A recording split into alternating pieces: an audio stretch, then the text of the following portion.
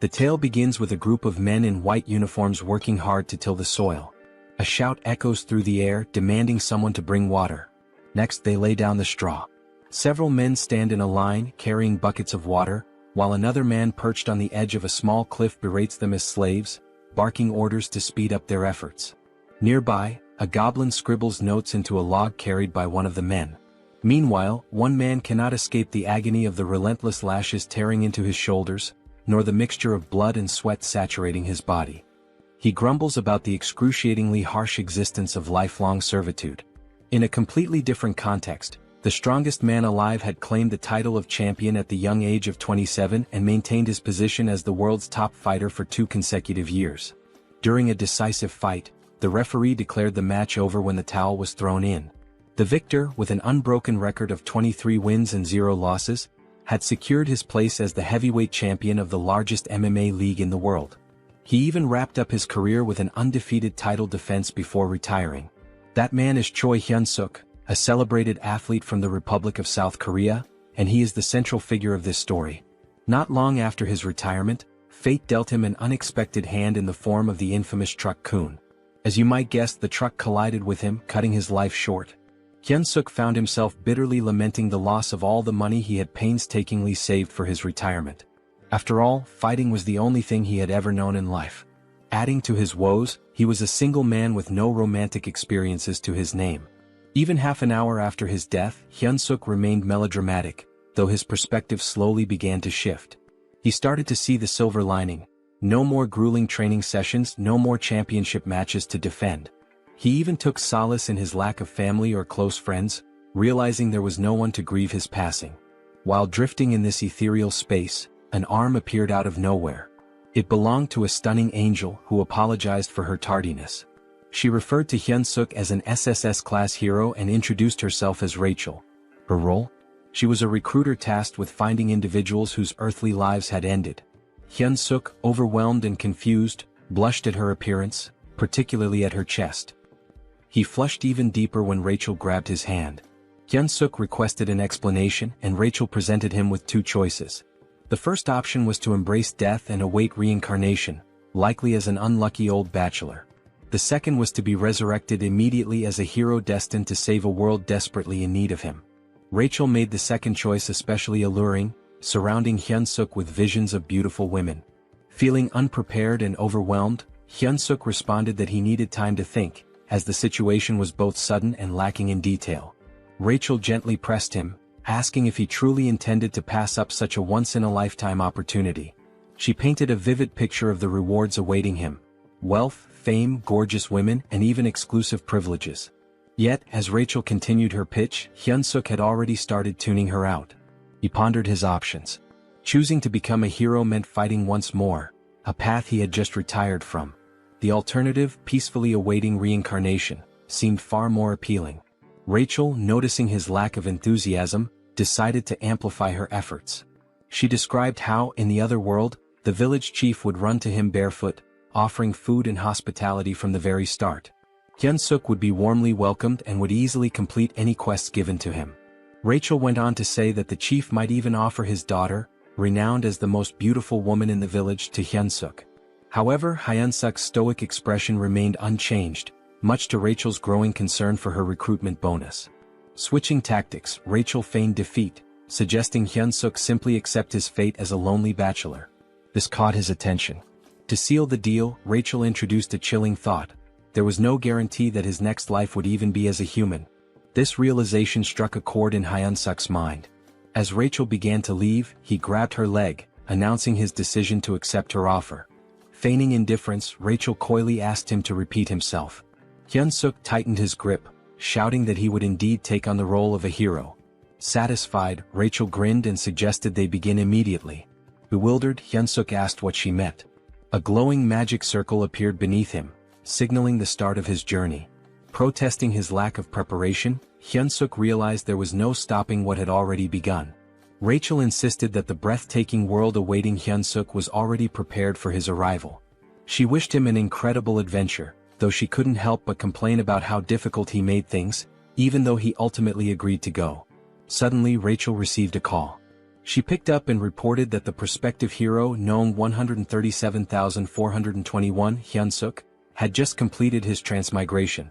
Meanwhile, Hyunsuk drifted into unconsciousness, only to awaken to someone telling him to open his eyes. He wondered if this could be the village chief Rachel had mentioned, the one with the most beautiful daughter. The story seemed to be unfolding as expected, until an unexpected punch landed in his stomach, jolting him awake. Irritated, Hyunsuk lashed out, asking if the person had a death wish, but he stopped mid-sentence. The figure before him didn't look human, it was wearing a wild boar skull adorned with horns. This strange creature was fuming, accusing Hyunsuk of slacking off in the slave dormitory. Hyunsuk, thoroughly confused, hesitated. Could this bizarre creature possibly be the village chief Rachel mentioned? The thought seemed absurd, it looked more like a monster he was supposed to fight. Timidly he introduced himself as a hero. The creature looked puzzled and approached him, mocking the idea of heroes being idiots nowadays. Hyunsuk began to suspect something had gone terribly wrong but convinced himself that Rachel wouldn't deceive him. Was this monster his first quest? Trying to remain calm, he decided to take action in true Korean fashion. But before he could think further, the creature asked what he had just said. Without hesitation, Hyunsuk kicked the creature, yelling for it to die. He briefly celebrated his successful kick, until the creature grabbed his foot. The creature smirked, asking if Hyunsuk truly thought himself a hero. With a tired tone, it grumbled about how exhausting these self-proclaimed heroes were and wondered where they kept coming from. Hyunsuk found himself immobilized as the creature clenched its fist and taunted him, saying he'd feel better after a good nap. The creature tossed Hyunsuk into an underground prison. As Hyunsuk adjusted to his dim surroundings, a loud banging sound echoed through the area. Someone outside the door screamed to open it, demanding another round with the cow-headed monster. The door creaked open to reveal an irate goblin wielding a sword. The goblin barked at the noisy prisoner, threatening to boil him into soup if he didn't shut up. Terrified, Hyunsuk promised to stay quiet. After the goblin left, Hyunsuk started complaining to himself about the so-called beautiful other world. He wondered where everything had gone wrong. His biggest concern? Dying a virgin in this life too. Suddenly, a voice called out to him from a small window in the cell. The person on the other side asked if he was a newcomer. Hyunsuk, intrigued, asked who they were. The man introduced himself as a senior hero, about to embark on his own journey. He explained that they were currently trapped in the Demon King's army fortress, where humans were enslaved. Peeking through the window, Hyunsuk was shocked to see a fellow Korean. He respectfully addressed the man as his sunbae and asked how they ended up in this dire situation. The man, amused by Hyunsuk's politeness, teased him before yelling loudly to the other prisoners, asking if the self-proclaimed heroes were still alive. Voices erupted from every direction, claiming to be heroes. The room was packed with unfortunate souls who had met similarly grim fates in this world. Hyunsuk, baffled, asked what was happening. The sunbae casually explained that there were at least 100 heroes who had fallen into the Demon King's fortress. He pointed out that the red cow-headed creature Hyunsuk had encountered earlier was Reed Run, the head of the fortress. The goblin who had just threatened Hyunsuk was Jark, a notoriously cruel prison guard. The man then revealed the truth behind their predicament. It was all because of Rachel, the so-called angel. Hyunsuk's face twisted in confusion as the man cursed Rachel, referring to her as a wicked demon. The sunbae muttered bitterly, lamenting how things could have been different if not for her mistake. Hyunsuk, growing hysterical, demanded clarification. Were they not supposed to start their journey in this nightmarish place? The man confirmed his suspicions. He explained that other heroes who had been captured in different locations told him about proper starting points. Heroes typically began their journeys in peaceful cities or rural villages, even without powers. Hyunsuk's realization hit hard. The reason he was in this hellish situation was none other than the so-called angel Rachel. He remembered the angel's face clearly. A few days later, we find ourselves observing the 2nd Slave Squad of the 3rd Battalion within the Demon King's army. Humans were forced to work under harsh conditions, with goblins supervising them closely. The humans were even made to chant, "Let's crush the humans, let's devour the humans." Hyunsuk's body shook with exhaustion as he carried an enormous log, a goblin perched lazily on top. Eventually, a bell rang, signaling the end of the day's labor. The goblin ordered them to return to their cells. Back in his prison cell, Hyunsuk reflected on how the prison conditions almost seemed better in comparison. He recalled the angel's promise about special privileges for heroes. He decided to try a popular command often used in these scenarios, status window. To his surprise, it worked and his status appeared before him. As he examined his stats, he learned some basic information about his strength and abilities. Hyun-suk muttered something about what he had discovered, catching the attention of the man in the neighboring cell. The man, overhearing him, was surprised to learn that Hyun-suk already had stamina at level 1. Hyun-suk confirmed it and mentioned his strength stat was at 28. The man, recalling Hyun-suk's reputation as a former champion, was amazed. He hadn't expected Hyun-suk to be so exceptional, especially with stats exceeding 30 at level 1. Hyun-suk, however, dismissed the praise, pointing out that he was still just a slave. The man remained optimistic, assuring Hyun-suk that someone with his potential could definitely escape and become a true hero. Hyun-suk, unconvinced, feigned sleep. In reality, he was preoccupied with his low level, doubting it would help him break free. As the night deepened and the man finally fell asleep, Hyun-suk quietly got up to check his status window again. He noticed two intriguing options: mana that could grant superhuman strength and something called hero points. Hyun-suk realized that the other so-called heroes didn't seem to know about hero points, as no one had ever earned any. Suddenly, a familiar light appeared, and the angel re-emerged, flaunting her appearance. With a teasing smile and a playful pout, she greeted him with a cheerful, "Long time no see." She provocatively asked whether she should reveal some important information about hero points. Before she could finish, Hyun-suk grabbed the diminutive Rachel in his hands, his expression dark with frustration. He told her bluntly that he didn't care about hero points or anything else she had to say. At that moment, his priority was giving her a piece of his mind. Moments later, Rachel found herself tied up and dangling like bait on a fishing line. Apologetically, she explained that her magic circles had malfunctioned due to an unfortunate accident involving spilled coffee during a snack break. During her explanation, soundproofing magic was activated to ensure privacy. Hyun-suk questioned whether she had been punished by being assigned as his manager. Rachel clarified that her role was to be his personal fairy, a guide to assist him until he defeated the Demon King. Hyun-suk made it clear that he no longer cared about being a hero. Rachel, puzzled, asked him to elaborate. He explained that he had no intention of defeating the Demon King and would prefer to live a normal life. Rachel admitted that many prospective heroes chose that path, but she emphasized his extraordinary SSS-level potential. Hyun-suk argued that his potential didn't obligate him to anything. He confessed that he never felt it was his destiny in the first place.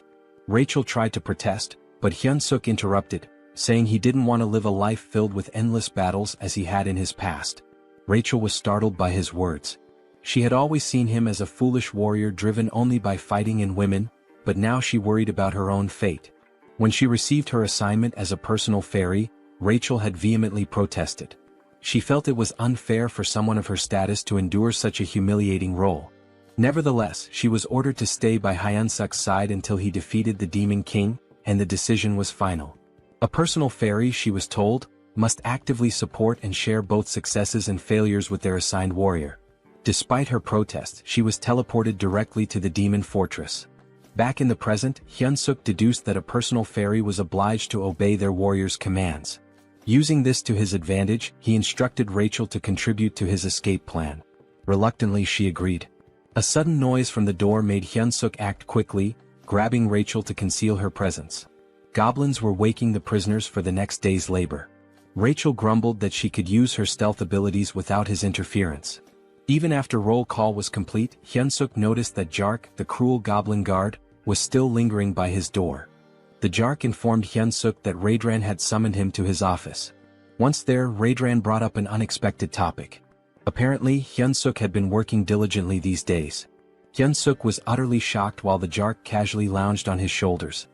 He couldn't believe that the foul-smelling goblin had actually complimented him. Raedran admitted that initially he had thought Hyun-suk was just another lunatic human, but seeing his recent efforts had changed his perspective. That was why Raedran proposed a new role for him, head slave. Hyun-suk was baffled and had no idea what Raedran was implying. Raedran elaborated, explaining that the workload had significantly slowed down recently, and someone needed to step up to manage the humans. Rachel anxiously hoped Hyun-suk would refuse the offer outright. She whispered furiously, pestering him to decline, even yelling that a hero should never submit to officers in the Demon King's army. Both Raedran and the Jark heard the commotion and asked what the noise was. Hyun-suk quickly shouted that he'd handle everything and ensure the humans worked harder. To distract them, he exaggeratedly bowed, slamming his head on the desk with a loud thud. Raedran was delighted. He confessed that, contrary to his first impression, he was beginning to like Hyun-suk. He even promised to write him a special recommendation letter to join the Demon King's army, if he continued to perform well. Hyun-suk was dismissed but felt despair deep down, watching his escape plans crumble. A few days later, the humans were chanting while working. Hyun-suk strutted around, smugly scolding one worker for being too slow. He mocked, "Even my grandma could run faster than that." With such an attitude, he looked perfectly suited for the Demon King's army. The system window popped up, revealing that his hidden skill, charisma, had increased. Due to his leadership experience, Hyun-suk exclaimed that being the head slave was the best. The other men exchanged worried glances, convinced he had lost his sanity. They whispered about him behind his back. Rachel, however, reprimanded him, warning that this behavior could land them in serious trouble. Hyun-suk dismissed her concerns, telling her to trust his plan. He added arrogantly, "A sparrow like you can't understand the strategies of a phoenix like me?" When a man collapsed to his knees, Hyun-suk scolded him harshly. The system window notified him that Reed-run's favorability towards him had increased. Hyun-suk saluted dramatically and thanked Reed-run, declaring his loyalty. Rachel exploded in frustration, reminding Hyun-suk of his desire for adventure and escape. Hyun-suk scratched his head, explaining sheepishly that he was simply following the system's guidance. He reasoned that obeying the system was part of being a hero. Rachel argued furiously, insisting that boosting the Demon King's army officials' favorability was absurd and completely unlike any hero quest she had ever seen. Hyun-suk stood firm, claiming it was the truth, even offering to read the quest description aloud. He read, "You who have found yourself trapped in the Demon King's fortress due to an idiot's mistake?" Rachel cut him off, arguing that the language was far too informal for a system message, which should always use neutral, precise wording. Hyun-suk shrugged, insisting that perhaps an SSS-level heroes system worked differently. The previous night, Rachel had made a scene, accusing Hyun-suk of accepting the head slave position too willingly. Hyun-suk retorted that she was the crazy one, not him. Out of nowhere, a system message had appeared, addressed to Hyun-suk. It stated, "You who have found yourself trapped in the Demon King's fortress due to an idiot's mistake might feel as frustrated as someone discovering an empty toilet paper roll. However, this is an opportunity. To become a true hero, you must gain the favor of the Demon King's officer, Red-run, and earn 100 hero points." Hyun-suk had been stunned at the time but realized this was his only viable option. Now back at work, Hyun-suk led the slaves in singing the Demon King's Third Army Corps song. Rachel was puzzled, realizing only high-ranking figures could alter quest objectives. She wondered why they would do such a thing for Hyun-suk. Suddenly, Jark approached Hyun-suk again, instructing him to follow him to Red-run's office. Red-run praised Hyun-suk for the significant increase in productivity among the slaves. Hyun-suk, feigning humility, attributed the improvement to Red-run's wise decisions. Rachel scoffed, muttering that such shallow flattery wouldn't work. But to her shock, Red-run seemed genuinely pleased, visibly flinching with satisfaction. The system window reappeared, announcing that Hyun-suk had achieved his favorability goal and successfully completed the hero quest. He earned 100 hero points, unlocking the beginner hero store with his first points. Both Hyun-suk and Rachel were astonished that the plan worked so effectively. With the favorability quest complete and everything progressing smoothly, Hyun-suk decided it was time to move on to the next phase of his strategy. He approached Red-run, asking permission to begin training the slaves. Red-run raised an eyebrow and questioned the request. Hyun-suk painted an idealistic picture, a group of slaves working in perfect harmony, trained to the point of discipline mastery, each performing the labor of 3 without slacking. He emphasized that with such efficiency, the fortress could be fully constructed within a week. Red-run, however, argued that humans were physically too weak to endure training while continuing their tasks. Unfazed, Hyun-suk added that if this plan succeeded, even the commander would heap praises on Red-run. This was enough to convince Red-run, who approved the training without much further thought. Back in his cell, Rachel was dramatically despairing over the situation. She lamented that her hero had completely lost his mind, not only submitting to the Demon King's army but now training slaves on their behalf. She felt utterly hopeless and dejected. Hyun-suk, irritated by her theatrics, snapped at her for being so noisy. He assured her he had a plan. Skeptical, Rachel asked if he was trying to make a fool of her again. Hyun-suk, quick-witted as always, retorted by asking if she thought he was her He then revealed his true intentions, using the slaves to stage a rebellion. Hyunsuk explained that the fortress housed around 3,000 human slaves, while the Demon King's army station there had only about 500 soldiers. Furthermore, a base for the Human Alliance was located nearby. In the chaos of an uprising, they could request reinforcements from the Human Alliance. Hearing this, Rachel's despair transformed into admiration, her eyes sparkling as she admitted he wasn't as foolish as she had thought. Hyunsuk then decided to check the rewards from the quest. Rachel, still skeptical, asked if he truly received hero points or if the whole quest was fabricated. Hyunsuk reassured her, explaining that everything he had been saying was true. He even shared that the hero store had been unlocked and decided to take a look. Hoping for something useful, Hyunsuk approached the store with high expectations. This, he thought, could be his lifeline and the key to gaining a real hero skill. When the status window revealed the store's offerings, Hyunsuk was shocked. The skills included Hold Your Breath, F rank, which improved breath control, and Shit Holding, a skill to endure bowel pressure longer. Hyunsuk sarcastically mused that shit holding should have been an SSS rank skill, especially useful in public emergencies. The other skills available were mundane, cooking, cleaning, and laundry. Confused and furious, Hyunsuk questioned how these were hero-appropriate skills. Rachel, laughing at his frustration, explained that the store was still at level 1. She assured him that collecting more points and leveling it up would eventually unlock better options. Still fuming, Hyunsuk lashed out, telling Rachel to shut up and calling her a swindling fairy. The next day, the slaves saluted the Demon King as Hyunsuk commanded them to sing the Third Army Corps song. At his signal they began. We, the great Demon King army, defeat humans, eat humans. Forget all the suffering when you catch them. Nothing under the sky compares to the Demon King's affection. Reed Run observed the performance, feeling pleased with his decision to allow Hyunsuk to train the slaves. Suddenly, the door to his quarters burst open as Jark entered with urgent news.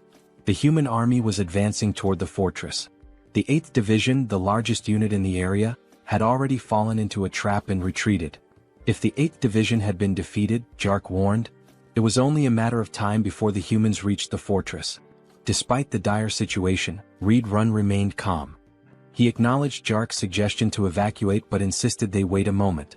He declared that since ancient times, wars were won or lost based on supply lines. The first rule of war, he stated, was never to lose a competent supply officer. With that, he instructed Jark to leave while he took care of Hyunsuk before following. Meanwhile, Hyunsuk scolded the slaves, asking if they were prepared to follow his orders. Hearing a commotion, he sighed, suspecting that combat training might once again be interrupted by Reed Run's constant surveillance. Checking the status window, Hyunsuk noted that while his abilities had improved slightly, it wasn't enough to launch a rebellion. He muttered aloud, hoping for an unexpected event that could help him increase his power quickly. Before he could finish his thoughts, Reed Run landed abruptly beside him. Reed Run tapped Hyunsuk's shoulder and called out to him, catching him off guard.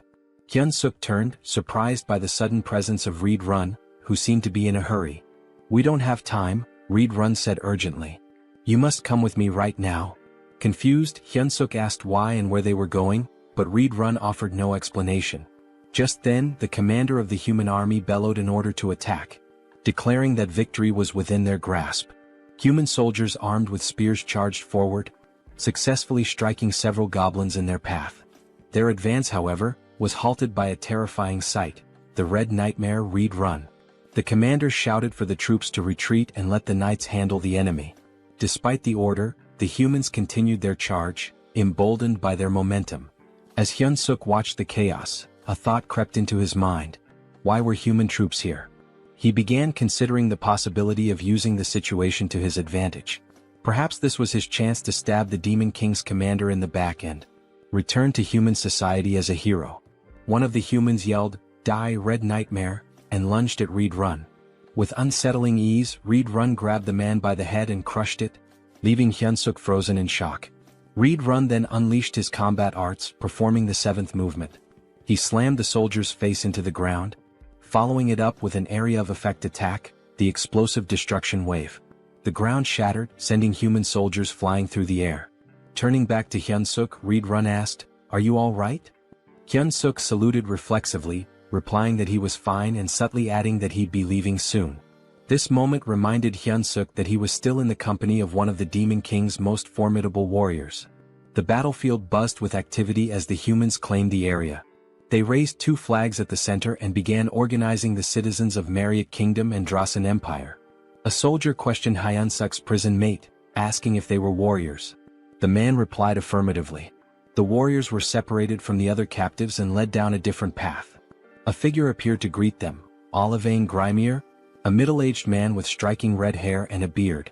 He was a duke of the Dresden Empire and commander of the Allied forces. A soldier approached Olivane, reporting that the evacuation had been completed. Olivane praised the soldier for his efforts. The soldier also mentioned that those claiming to be warriors had been drafted. Olivane gave the order to begin. "All soldiers to your positions," he commanded. Moments later he gave a chilling order, "Annihilate all the warriors before us." Meanwhile, a carriage traversed the forest. Inside, Hyunsuk sat in sullen silence, bidding farewell to his dreams of adventure and his imagined second life. Across from him, Reed Run sat stoically. Hyunsuk couldn't help but think about how Reed Run had effortlessly dispatched everyone chasing them. Their pursuers were no longer a concern. Rachel, attempting to cheer Hyunsuk up, remarked that moments of crisis often present opportunities. She suggested they head to the headquarters and properly assess the Demon King Army situation. Hyunsuk, unimpressed, told her to shut up. Breaking the silence, Reed Run admitted, "I must have fallen asleep for a moment." He looked at Hyunsuk and asked, "Did you say something?" Hyunsuk quickly covered, claiming he was just mumbling about how honored he was to accompany someone like Reed Run. Reed Run, seemingly touched, expressed his appreciation. He informed Hyunsuk that they were nearing the 3rd Corps headquarters and encouraged him to look forward to it. "Once we arrive," Reed Run added, "I'll officially enlist you in the Demon King's army." Hyunsuk turned pale but managed to force out, "It's an honor." Rachel too panicked silently. At the headquarters, a guard announced Reed Run's return, prompting the gates to open. Reed Run gestured for Hyunsuk to follow, stating that he would take him directly to the commander. "It's an absolute honor to meet the commander so soon," Reed Run remarked, though his body language hinted otherwise. He warned Hyunsuk to be on his best behavior in the commander's presence if he wanted to live. Recalling an old saying about surviving even in a tiger's den by keeping one's wits, Hyunsuk steeled himself and vowed not to give up. At the commander's door, Reed Run announced himself and was granted entry. As the door opened, Hyunsuk heard a woman's voice, making him wonder if the commander was human. The figure before them was striking, a woman with long ears, claw-like nails, and her eyes obscured. Her jaw and neck bore a different hue, adding to her otherworldly appearance. She lounged in her chair, wearing stilettos, exuding an aura of command. "Welcome back, Reed Run," she said with a smile. She observed that he had gained even more muscle since their last meeting. This woman was Hemis, the commander of the Demon King Army's 3rd Corps. Reed Run responded with a compliment, remarking on how her beauty had become even more radiant. Hyunsuk felt his cheeks flush. He couldn't believe that such a stunning woman was a commander. Hemis smiled graciously and thanked Reed Run for his kind words. Meanwhile, Hyunsuk was panicking internally, unsure of how to respond. Should he also compliment her beauty? He wrestled with the thought as Reed Run shifted the conversation. Reed Run admitted his shame for failing to defend the fortress. Hemis dismissed his guilt, explaining that the blame lay with the 8th Division commander, not him. She added with a sharp tone, "I should have already made a bag out of his hide." Hyunsuk felt his breath hitch. Hemis continued, noting that the 8th Division commander had returned alive, but as a disgrace. The pressure Hyunsuk felt in her presence was overwhelming, far surpassing anything he had experienced before. He clenched his fists, doing his best to conceal his trembling. Changing the subject, Hemis turned her attention to the human Reed Run had brought. Reed Run introduced him as Hyunsuk, the individual he had reported about earlier. He announced that he had brought Hyunsuk to officially enlist him in the Demon King Army. Hemis stepped closer, inspecting him. "He's cute," she commented casually. She expressed her anticipation for his performance, especially since he had been chosen by Reed Run. Hyunsuk, though flustered, managed to stammer out that he would do his best. Hemis, however, remarked skeptically, "With that body you won't last long in the Demon Army." She turned to Reed Run, asking if he agreed.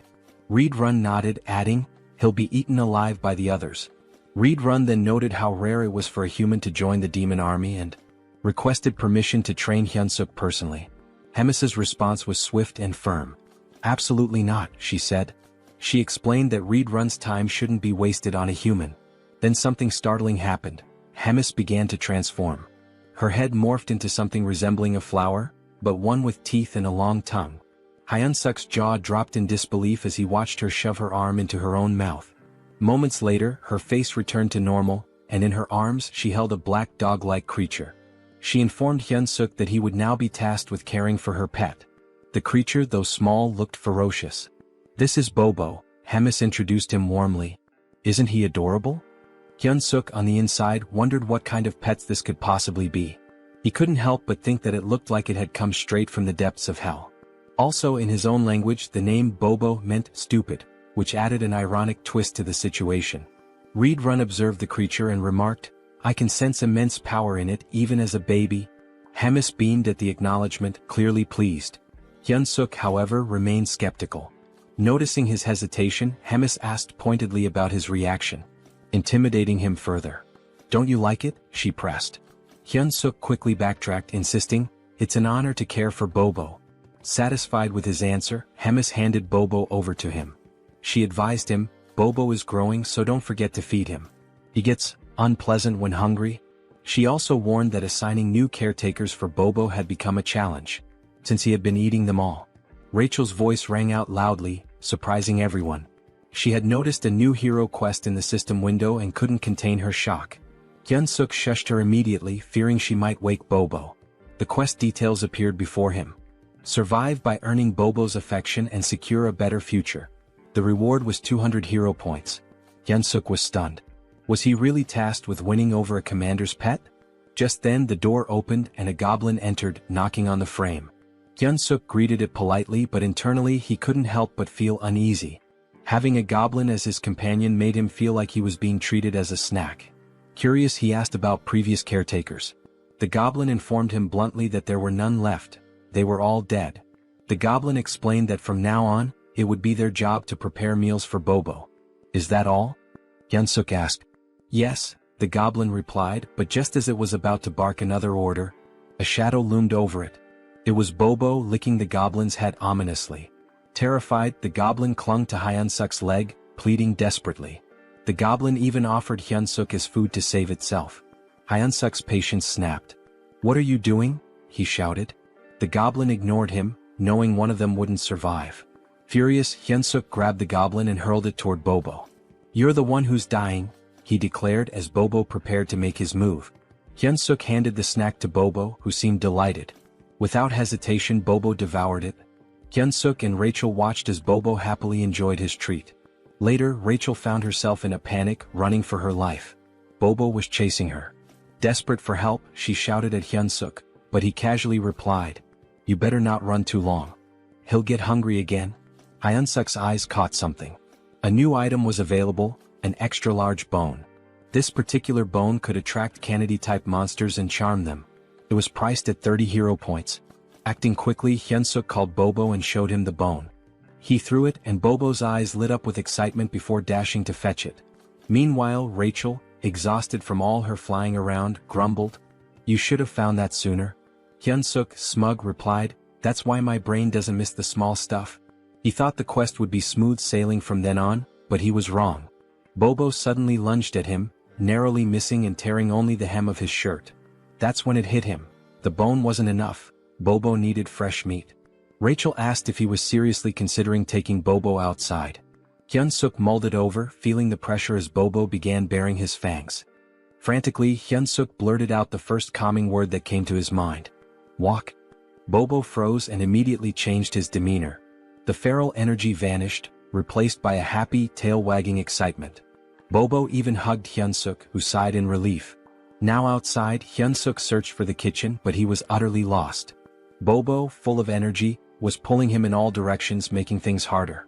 Rachel, scanning the area, admitted she couldn't smell any food.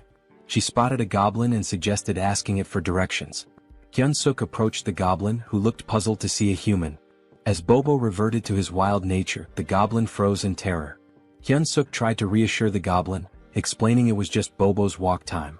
The goblin, still horrified, asked why a human was walking Bobo. Bobo licked the goblin's face and Hyunsuk firmly told him, "You can't eat him."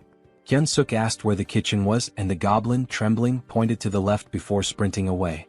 Rachel and Hyun-suk stared after him, stunned, before bursting into laughter.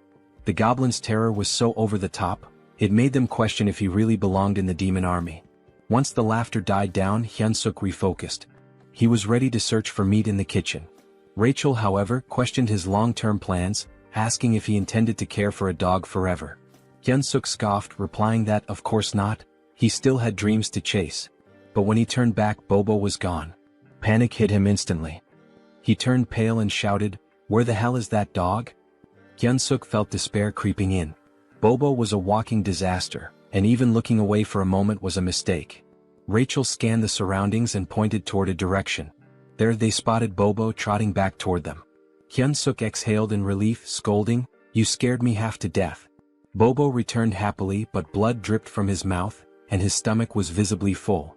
Suddenly they heard shouting, "Commander Regis is dead." A vow for revenge echoed through the air.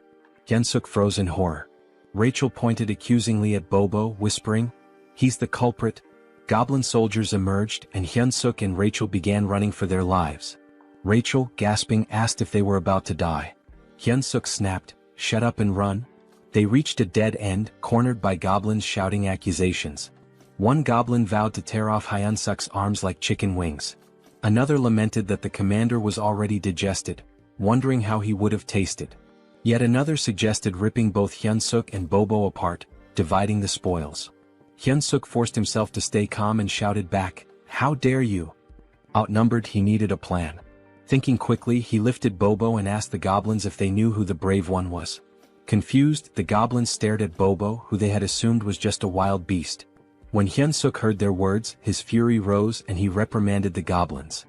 He declared that this adorable yet lethal creature was none other than Bobo. The goblins hesitated, recalling that Bobo was rumored to be Commander Hemis's pet, but they dismissed it. They assumed it was just another deceitful trick from a human. Still, some goblins began to worry that Hyun-suk might actually be telling the truth. Hyun-suk questioned how they could fail to recognize Bobo, calling it a disgrace. The goblins stared at him, baffled by his confidence. Hyun-suk, maintaining his composure, commanded Bobo to unleash his beast mode. Without hesitation, Bobo obeyed, transforming into a ferocious predator, saliva dripping as if anticipating a meal. Hyun-suk addressed the goblins again, reaffirming, "This is Bobo." He then ordered, "Bobo, bite him." Bobo let out a deafening roar and pounced on the nearest goblin. Blood splattered as Bobo's teeth tore into his target. Hyun-suk watched the grisly scene unfold, casually remarking, "A dog without a muzzle sure gets messy." When Bobo finished, only the goblin's bones remained. Turning to the others, Hyun-suk asked mockingly, "Anyone else doubt who Bobo is?" The goblins frantically apologized, claiming they had no idea it was really Bobo. At that moment, a system notification appeared before Hyun-suk. It revealed that his extraordinary charisma had subdued numerous demons, increasing his hidden charisma stat. Hyun-suk grinned, pleased with the recognition. Just then, a voice from behind interrupted him. A calm but commanding presence addressed the group, wondering aloud about the commotion. It was Commander Hemis. She surveyed the scene, amused, commenting that the cute newbie was causing quite the stir outside. Hyun-suk felt his blood run cold. Standing in her office had been nerve-wracking enough, but now facing her here was even worse. Hemis chuckled, clearly entertained by Hyun-suk's audacity in using her name and Bobo to survive. Hyun-suk bowed deeply, admitting he had committed a severe offense. Hemis raised an eyebrow, confused, as she had actually intended to compliment him. She admired his resourcefulness and wit, contrasting him with the less clever demons she often dealt with. "You've got guts too," she added with a smirk. Hyun-suk stammered out a hesitant thank you, unsure if her words were genuine praise or a veiled threat. Hemis elaborated, sharing how the demon army relied heavily on brute strength, often creating unnecessary chaos. When Hyun-suk inquired what kind of trouble she meant, she cryptically replied, "You'll find out soon enough." She shifted the conversation, once again suggesting he consider becoming an executive in the demon army. Hyun-suk was stunned, feeling entirely unqualified, but Hemis dismissed his self-doubt. "You can't keep using my name and Bobo forever," she declared. She explained that the army had a decisive duel system where one could claim their opponent's rank. She gave him 1 month to prepare for a battle. If he won, she would extend her protection for another month. If he continued to succeed, he might even rise to the rank of battalion commander and prove useful. Hyun-suk hesitantly asked what would happen if he lost. "You'll regret surviving the battle," she replied coldly, implying that failure would lead to a fate worse than death. Left with no other option, Hyun-suk accepted. Hemis even chose his opponent on the spot. Rachel, standing nearby, sighed dramatically, predicting she would be saying goodbye to him in a month. Hyun-suk glared at her, reminding her that she was the one who had claimed he had SSS rank potential. Rachel shrugged, explaining that potential only indicated possibility, not certainty. "You're a fairy," Hyun-suk snapped, "but you can't even be supportive." As he fumed, Hyun-suk noticed something unsettling. The doors ahead were streaked with blood. He wondered aloud if it was truly the kitchen. Cautiously he pushed the doors open. Inside, a towering red-skinned ogre-like figure greeted him. "You must be the human our commander mentioned," the monster said, introducing himself as Kulkin, the demon army's chef. Kulkin asked what business Hyun-suk had in the kitchen. Hyun-suk remained outside the threshold, explaining he was just there to get a snack for Bobo. Kulkin's eyes narrowed as he realized that Bobo's caretaker had changed yet again. However, he refused Hyun-suk's request outright, leaving him dumbfounded. Kulkin explained there was no reason for him to help a human. The only order from Commander Hemis was to spare Hyun-suk's life. Desperate, Hyun-suk asked if there was any way to negotiate, emphasizing that the food was for Bobo.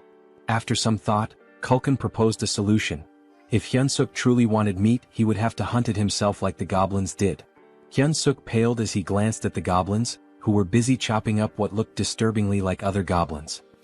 He realized with a sinking feeling that Kulkin's idea of hunting was far more gruesome than he had anticipated. The next thing we knew, Hyun-suk found himself standing before a colossal, ferocious wild boar. He had been informed that this creature would be his dinner tonight, if he managed to kill it.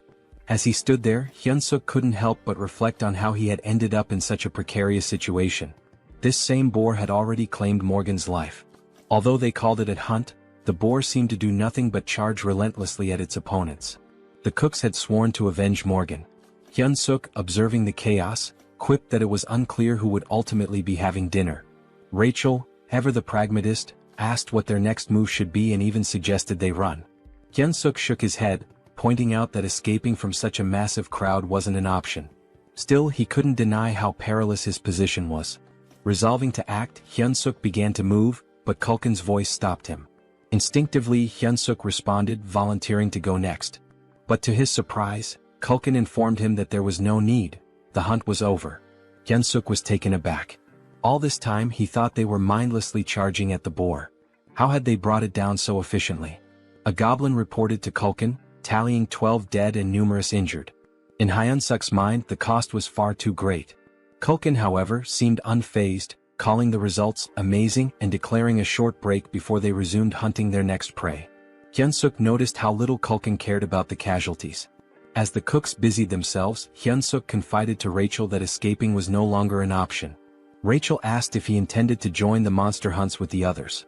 Hyun-suk replied with a firm no, explaining he had no reason to. He mulled over his predicament and concluded that the only way to increase his stats was to level up, which meant he needed experience points. Rachel agreed with his logic but asked where he planned to find such experience in their current situation. Shamelessly, Hyun-suk inquired if he would still earn experience points if he only landed the killing blow. Rachel confirmed that he would, though she called his plan disgraceful. Her confirmation fueled Hyun-suk's determination. He thanked her and told her they should get moving. Hyun-suk knew his options were limited. He had to grow stronger within a month, especially if Commander Hemis's threats were genuine. Approaching Kulkin, Hyun-suk expressed his desire to participate in the next hunt as a member of the brave demon army. Kulkin stared at him, making Hyun-suk nervous. Had he overstepped? But Kulkin grinned, declaring that he liked Hyun-suk's audacity. Hyun-suk, relieved, offered his thanks while slipping in a few compliments to appease Kulkin further. Much to his surprise, Kulkin assigned Hyun-suk the role of leading the next hunt. Kulkin explained that for their group, the leader's position was the most honorable, reserved for exceptional cases. Hyun-suk, feigning humility, protested that he couldn't possibly stand before the noble demons, adding that the other cooks might object to him taking charge. Kulkin, unbothered, simply gave him a thumbs up. Their exchange was interrupted by an urgent call for Kulkin. "What's wrong?" the chef asked. A cook reported a monster invasion. describing the sound of the monster's cry as a signal that an urn had arrived. Hyun-suk, confused, asked if they were in danger. Culkin dismissed the concern, though he added that urn meat wasn't particularly good. Drawing a knife from his back, Culkin rallied everyone to arm themselves, announcing that they would hunt the urn and add its meat to the dinner menu. Hyun-suk saw this as an opportunity. All he had to do was stay close and land the final blow. Rachel handed him something. A system notification appeared, showing a slight boost to his health and strength for 3 minutes. Rachel confidently brushed off his gratitude, but instead of thanking her, Hyun-suk bonked her on the head, grumbling about why she hadn't used it on him earlier. Motivated, Hyun-suk sprinted to position himself for the last hit. As he ran, he forced himself to focus on his goals. He pictured a noble blonde lady, no less than 5 children with bunny-like features and a peaceful retirement. He wasn't planning to die again as a defeated, loveless loser. With renewed determination, Hyun-suk leapt into the fray, punching the urn with all his might. The monster fell, and with its death came a flood of system notifications. Hyun-suk was stunned to see his level increase by 4 from a single killing blow. At this rate, he realized he could hit level 20 within a single day. Elated, Hyun-suk felt empowered. Finally, he could grow stronger. Moments later, a trembling cook approached the dead urn, raising a butcher's knife. Before the cook could act, Hyun-suk casually elbowed him, claiming his arm had slipped. He laughed maniacally, his grin wide and menacing. It was almost as if he had lost his mind when he declared that every last hit in the world was now his to claim. Time passed and more monsters were slain. Rachel, visibly drained, asked if they were finished now. Hyun-suk smirked and praised his buff bot companion for her assistance. All the monsters had been dealt with, and it seemed like the cooks had wrapped up their butchering. But upon closer inspection, he realized the cooks were already gorging themselves on the fresh meat. One of them even shouted for a larger serving, leaving Hyun-suk utterly baffled. Culkin caught sight of him staring and called out, asking what had captured his attention. Hyun-suk questioned whether it was acceptable for the cooks to indulge in the army's food like this. Culkin responded nonchalantly, explaining that it was one of the cooks' privileges, especially since monster meat spoils quickly. He added that for common soldiers, having fresh meat was a rare and special opportunity. The chef even admitted that enjoying good food was the main thing keeping him going. A flood of questions raced through Hyun-suk's mind, like what kind of privilege this was or how they managed without a labor union. Despite his skepticism, the chef offered him a portion of the meat, saying he had earned it as a warrior. Hyun-suk hesitated, staring at the meat and contemplating how much the cooks had risked for it. Eventually he took a bite. The flavor wasn't bad, there was a strong smell that oddly enhanced the taste, but overall the meat was bland and chewy. Hyun-suk couldn't help but think that, back in South Korea, this kind of meat wouldn't sell for long. The realization struck him. These cooks were risking their lives for mediocre meat. His thoughts shifted to an idea. What if he created a dish better than this? It dawned on him that he could win their loyalty through their stomachs, earning their favor and becoming the kitchen's god. He opened the Hero Shop interface, much to Rachel's surprise. After spending points on a skill and an item, he revealed his purchases: a cooking skill ranked F costing 50 points, and a seasoning loaded with MSG for 20 points. Rachel looked at him in disbelief, scolding him for wasting points on salt. Hyun-suk dismissed her criticism, explaining that she was underestimating its potential. He demonstrated, sprinkling the seasoning over the meat. The transformation was immediate. The aroma became rich and the meat turned juicy and inviting. Hyun-suk felt triumphant, imagining himself as the god of this new culinary world. He presented the enhanced meat to Culkin, who initially declined, saying he was already full. But Hyun-suk insisted, claiming he had poured his soul into the dish and could die happy if Culkin tasted it. Reluctantly, Culkin took a bite. The flavor transported him to his childhood. He remembered his mother asking if he wanted meat for dinner, a memory so vivid it brought tears to his eyes. Afterward, Hyun-suk left with a bag of meat, a gift from the chef, who reminded him that it would stay fresh for only 2 days. When Hyun-suk returned, Bobo charged at him, startling him. Quickly, he handed over the meat, calming Bobo instantly. Hyun-suk encouraged Bobo to eat to his heart's content, pulling out every piece of meat from the bag. Bobo devoured it happily, and Hyun-suk even promised to bring more tomorrow, earning a boost in Bobo's affinity. This also completed their hero quest, awarding them 200 hero points, exactly as Hyun-suk had planned. Rachel noticed his success and pointed out an item on his screen that could enhance his stats. When she asked why he hadn't used it, Hyun-suk explained that he avoided it because he didn't know how it worked, blaming at certain idiots who had skipped the tutorial. Rachel, unfazed, reassured him that it wasn't too late. She began explaining how bonus points worked. Strength increases power. Stamina boosts endurance and resilience. Agility improves reflexes and speed. Mana corresponds to magic. When Hyunsuk asked about charisma, Rachel explained it was a hidden stat that couldn't be leveled up with bonus points, only through proper training. She advised him to balance the stats equally, but Hyunsuk disagreed, believing it would be more effective to focus solely on strength. Rachel was taken aback by his train of thought.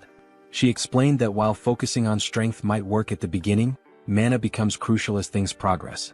It's clear that a body enhanced by mana far surpasses one built purely on muscle training.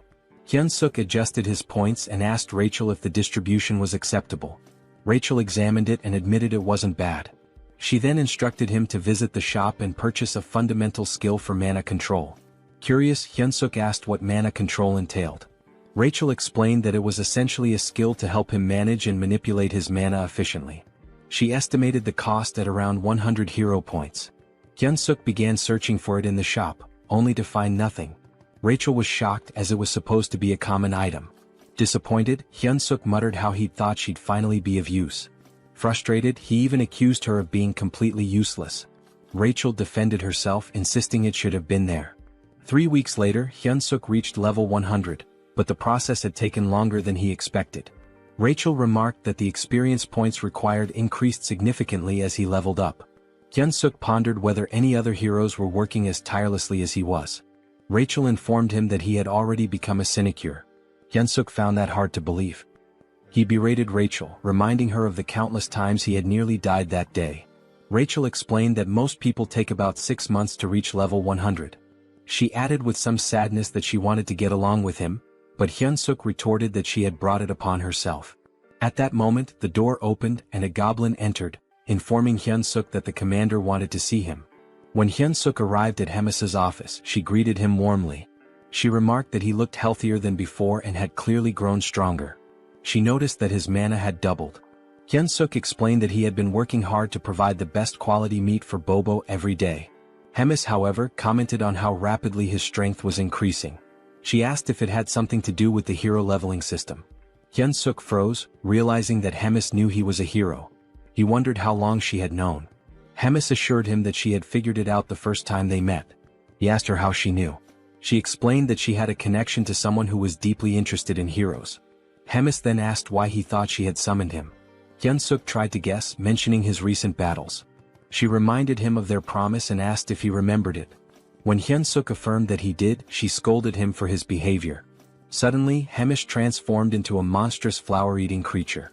She expressed her frustration with how quickly he was leveling and warned him to work harder if he wanted to survive. For her, it was all about entertainment. Hyunsuk recalled how crowds are most thrilled not by flashy performances or easy victories but by dramatic, unexpected twists. He realized she had set him up against an opponent he could never hope to beat. Rachel, panicked, yelled, asking what his plan was. Hyunsuk told her to stay calm and let him think. He reasoned that his best course of action was to gather as much information as possible about the opponent before the battle. Hyunsuk intended to study their strength carefully. Rachel pointed out that they only had the opponent's name, questioning how he planned to identify them. Hyunsuk revealed his plan to buy an item from the hero shop called the Combat Power Meter. The device, costing 50 hero points, would measure an individual's strength, stamina, agility, and mana. Hyunsuk intended to use it to gauge his opponent's power level and then train against someone with a similar level. Rachel sighed, teasing him for only being clever in critical moments. Hyunsuk fired back, saying it was better than always being useless. They tested the combat power meter on Rachel first. Her combat power was 375. She admitted she couldn't tell if that was high or low, so she suggested measuring Hyunsuk's. Hyunsuk handed her the device, waiting for the results. However, Rachel appeared confused. Hyunsuk asked if she had seen anything. Rachel hesitated, then claimed the device must be broken, as she couldn't comprehend why his stats were higher than hers. Hyunsuk's strength was revealed to be 1,560. He smugly asked Rachel if she was sure she wasn't the weaker one between the two of them. Rachel, feeling dejected, admitted she had a strength level of 10,000 just a month ago. Hyunsuk asked if the combat power meter had worked properly despite her doubts. They checked Bobo's combat strength, and the damn dog had an insane 47,422 strength. Rachel felt utterly humiliated knowing that both she and Hyunsuk were weaker than a dog. Hyunsuk found the situation amusing, joking that maybe Bobo's breed had received a buff. Stepping outside, he decided to survey the strength levels of other orcs. He noticed that goblins, who looked the weakest, had considerably lower stats compared to the other orcs, most of whom had numbers comparable to his own. Suddenly, someone announced Captain Bulkman's arrival, prompting everyone to salute. As the captain passed by, Hyunsuk used the combat power meter and discovered Bulkman's strength was an impressive 14,300. Hyunsuk observed that individuals with combat strength over 10,000 typically held commander-level positions. He confirmed with Rachel whether his opponent was truly a platoon leader. Rachel affirmed this, adding that the opponent's name was Kirkin. Rumor had it that Kirkin was an orc with the intelligence of a pig. Hyunsuk reasoned that a platoon leader should only have around 3,000 strength, meaning he might have a shot if he leveled up some more. Determined, he searched for Kirkin. When he found him, the combat power meter showed Kirkin's strength at 6,671. Rachel bluntly stated that the situation essentially meant Hyunsuk was being sent to die. At that moment, Hyunsuk received a hero quest. The system window displayed a notification, stating that his odds of defeating Kirkin were almost zero. However, because persevering through impossible situations was his defining trait, he was being given a chance. He needed to raise his combat strength to 3,000 within a week. The reward? 300 hero points. Hyunsuk sarcastically commented on how perfectly timed the quest was, jokingly wondering if the system was spying on him. Despite the grim odds, he accepted the challenge, realizing it was a do-or-die situation. He resolved to outwit both his observer and Hemis to survive. The next morning in the kitchen, Hyunsuk made his presence known. Kulkin greeted him and took note of the goggles Hyunsuk was wearing, finding them intriguing. He asked where Hyunsuk had gotten them. Hyunsuk casually replied that he'd seen others wearing them and decided to get a pair himself. Kulkin speculated that it must be a trend among the younger generation before quickly changing the topic. He instructed Hyunsuk to get ready for the hunt. Curious, Hyunsuk used the combat power meter on Kulkin and discovered his strength was an overwhelming 35,230. This perplexed Hyunsuk as it far exceeded the typical strength of a captain. Looking around, he realized that even the other cooks had high combat strengths due to their constant battles with demonic beasts. This gave Hyunsuk an idea. If he could spar against someone with a similar strength level to Kirkin, he could prepare himself better for the upcoming fight. Hyunsuk requested permission from Kulkin to spar with one of the cooks, explaining that it would help him improve and contribute more effectively. Kulkin initially dismissed the idea, stating that Hyunsuk was already strong enough for a human and didn't need to rush things. However, Hyunsuk subtly threatened Kulkin, saying he'd eat the high-quality meat for himself if he wasn't allowed to spar. Reluctantly, Kulkin relented and asked Hyunsuk to choose his sparring partner. Later, as the cooks prepared for the hunt, they were surprised to learn that Hyunsuk was planning to fight Golbachev, a cook with a combat strength of 2,620. Some wondered if this would be Hyunsuk's last day alive. The goblins, however, voiced their discontent, as they didn't want to lose Hyunsuk, who provided them with delicious meat. Hearing the commotion, Kulkin silenced the goblins and warned Golbachev not to kill Hyunsuk during the sparring session. He instructed him to go easy and not overdo it. Golbachev, looking rather dim-witted, agreed. However, Kulkin clearly doubted his sincerity. The spar began. Hyunsuk, brimming with determination, charged at Golbachev. Golbachev reminded himself of Kulkin's warning not to kill Hyunsuk. When he swung a punch, Hyunsuk skillfully dodged, observing that Golbachev's movements were largely instinctual. Capitalizing on this, Hyunsuk launched a counterattack. The fight felt oddly familiar to him, reminiscent of battles he had consistently won in the past. In the blink of an eye, the match concluded, with Hyunsuk declared the victor. The goblins were in disbelief. Golbachev had been taken down so quickly that some hadn't even registered what had happened. Hyunsuk, equally shocked, realized he had defeated Golbachev with a single kick. This unexpected victory sparked a newfound confidence in him, making him believe he might have a shot against Kirkin after all. At the northern edge of the Black Fortress, near the Great Forest, Hyunsuk replayed the spar in his mind. The fact that he had knocked out an orc with double his strength using just one kick reinforced his belief that combat strength was merely a number and not an absolute measure. He concluded that with a bit more improvement he could secure an easy win in his upcoming fight. Just then, a goblin approached Kulkin to report a large number of Talas appearing up ahead. Kulkin, visibly annoyed, asked if they were within Tala's territory. Hyunsuk, curious, asked what the problem was. He questioned if it was because Tala's meat tasted bad. Kulkin clarified that their meat wasn't too unpleasant. In fact, their bone marrow was considered a great delicacy. However, Talas lived in groups and had remarkably strong maternal instincts. If anyone harmed their young, it would lead to serious trouble. Hyunsuk assumed the hunt would stop there, but Kulkin, craving their flavorful meat, decided to proceed. He commanded everyone to attack, declaring that Tala's meat would be their snack for the day. He ordered them not to let any Talas escape and to slaughter them on the spot. The creatures resembled spiders with skull-like structures on their bodies. Hyunsuk slyly shoved a goblin, feigning an accident, and seized the opportunity to land final blows to rack up XP. After some time, the group had amassed a collection of slain Talas. Hyunsuk delivered the finishing blow to the last one, leveling up as a result. Rachel praised him for being a pro at stealing final hits. Accepting the compliment, Hyunsuk explained that this was precisely why he enjoyed working in the kitchen. Suddenly, an overwhelming pressure enveloped the area, catching Hyunsuk off guard. As he turned, someone screamed. The Talas queen had arrived. Her fury was palpable as she saw the pile of dead Talas. With a growl, she expressed her rage. Curious about her strength, Hyunsuk used his goggles to assess her stats, only to find her power was immeasurable. The horrifying reality was clear. They had just mercilessly killed her children. Hyunsuk spun around to ask the chef what to do, only to find him fleeing. The chef shouted for everyone to survive and meet again later. Hyunsuk thought bitterly about the chef's irresponsibility when a loud noise drew his attention. Someone barked orders for everyone to scatter. Weak goblins were being torn apart as the enraged Talas queen screamed, her cry so deafening that Hyunsuk had to cover his ears to endure it. Rachel alerted him to look behind, and when he turned, he saw hundreds of Talas charging toward him, led by the queen herself. Naturally, Hyunsuk bolted as fast as he could, with goblins in the distance screaming for help. He knew that if he paused for even a moment he'd be dead. Eventually he stumbled upon a cave and hesitated, wondering if it was safe. Rachel reassured him it was empty, claiming she had scouted it earlier.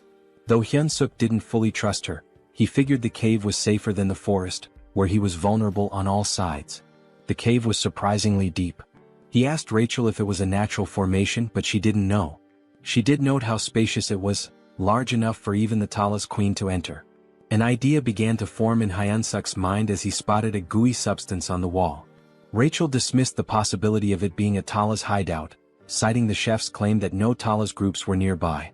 However, the sticky residue unsettled Hyunsuk. Were these spider webs? Then he saw them eggs. Realizing the cave was a Talas nest, he knew it wasn't a safe place after all. Just as he decided to leave, glowing green eyes emerged from the shadows. A fully grown Talas charged at him. Hyunsuk sprinted as fast as he could, with Rachel frantically asking if they were heading in the right direction. Hyunsuk admitted he had no idea. This was his first time in the cave too. Suddenly he stepped on something, lost his footing and slipped. Panicked, he grabbed the first object he could find and hurled it at the Talas. The creature caught the object in midair, an egg. To Hyunsuk's surprise, the Talas stopped attacking, seemingly distracted by the egg. He turned to Rachel for an explanation. Rachel theorized that the Talas might have found the egg appealing due to its round, smooth and moist texture, noting that it resembled a Talas egg. Inspired, Hyunsuk grabbed another egg and taunted the Talas, declaring he wouldn't take any more of its nonsense. The Talas panicked, confirming that his strategy was working. Taking a firm stance, Hyunsuk hurled the egg. The Talas scrambled to catch it, reacting almost desperately. Rachel observed the Talas's impressive agility and physique, likely enhanced by its monstrous nature. She questioned Hyunsuk about his next move. Hyunsuk, exasperated, asked what options he had left when there were still over 100 eggs scattered around. Despite the situation, Hyunsuk even dared to taunt the Talas when one of the eggs cracked. He mockingly told the Talas that he could probably catch better than it could. Hyunsuk ordered Rachel to fetch him another egg, but she informed him that they were down to the last one. Panic set in as Hyunsuk turned pale, realizing he had seriously messed up. The Talas let out a furious growl and lunged at them. Hyunsuk quickly ordered Rachel to cast a buff spell. The Talas queen was seething with rage, but Hyunsuk noticed that she was already drained from chasing after the eggs. He steadied himself and focused, knowing he could seize victory. As the Talas queen charged at him, Hyunsuk prepared his ultimate attack, Paradise Reincarnation Shot. Instead of retreating, he confronted the monster head-on, delivering a powerful strike that defeated the Talas. Several system notifications popped up, confirming that Hyun-suk had leveled up. Rachel rushed over to check on him, asking if he was alright. Hyun-suk admitted he wasn't, joking that he felt like he was dying right then and there. He suggested they find a safer spot. To his surprise, Rachel revealed that she could also use healing magic. Hyun-suk praised her, remarking that investing in mana points had really paid off. Rachel, however, modestly explained that her magic wasn't very potent and could mostly just stop bleeding. Hyun-suk allocated his newly earned stat points and decided to head back. At level 108, his stats now stood at Strength 56 plus 2, Agility 53 plus 2, Stamina 55 plus 2, Mana 53 plus 2 and Charisma 27. He felt a sense of accomplishment with his now balanced stats, even though he wasn't sure how to utilize them all just yet. He considered it an investment for future endeavors. Suddenly a familiar voice echoed in the cave. It was Kulkin, delighted to see Hyun-suk alive.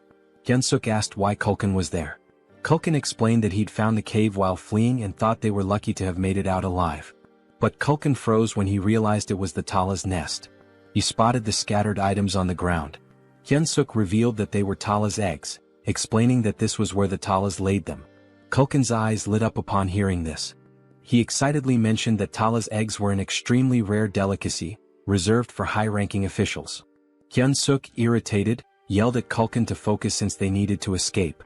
Kulkin remarked that the Tala's queen was likely already in the cave and admitted that defeating her would require someone of division commander rank or higher. He resigned himself to the idea that the egg would be his final meal. Suddenly voices echoed from the entrance. The surviving goblins had arrived, along with the head chef. Kulkin acknowledged those who barely made it and offered them a taste of the precious egg. Hyun-suk silently vowed not to let this be his last meal, especially since he hadn't yet enjoyed his wife's 5-dish spread. Determined, he refused to die in such a pitiful place. Meanwhile, in Hemis's office, someone greeted the commander, commenting on his usual stiff demeanor. She inquired if he had completed his assigned mission. Reedrun reported that he had successfully captured the Holy Empire's next saintess as instructed. Impressed, Hemis praised Reedrun for infiltrating a fanatical cult in just 3 weeks. She patted his head, causing him to blush. Their moment was interrupted by a knock at the door. Annoyed, Hemis remarked on the interruption. A goblin informed her of an urgent report regarding the cooks sent to gather ingredients. Hemis dismissed it at first, assuming it was a routine issue, but the goblin clarified that the incident was severe. The Tala's queen had appeared, leaving most of the cooks, including Kulkin, dead or missing. Hemis asked about Hyun-suk, to which the goblin reported that he was also missing. Hearing this, Reedrun's expression darkened. Back in the cave, the goblins were toasting with Tala's eggs, resigned to their fate.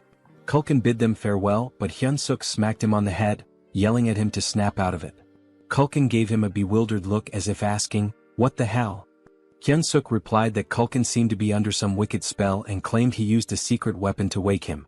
With a triumphant grin, Hyun-suk pulled out a new item, the Beast Encyclopedia, Demonic Beast Edition. The encyclopedia contained detailed information on nearly all demonic beasts and required 50 hero points to acquire.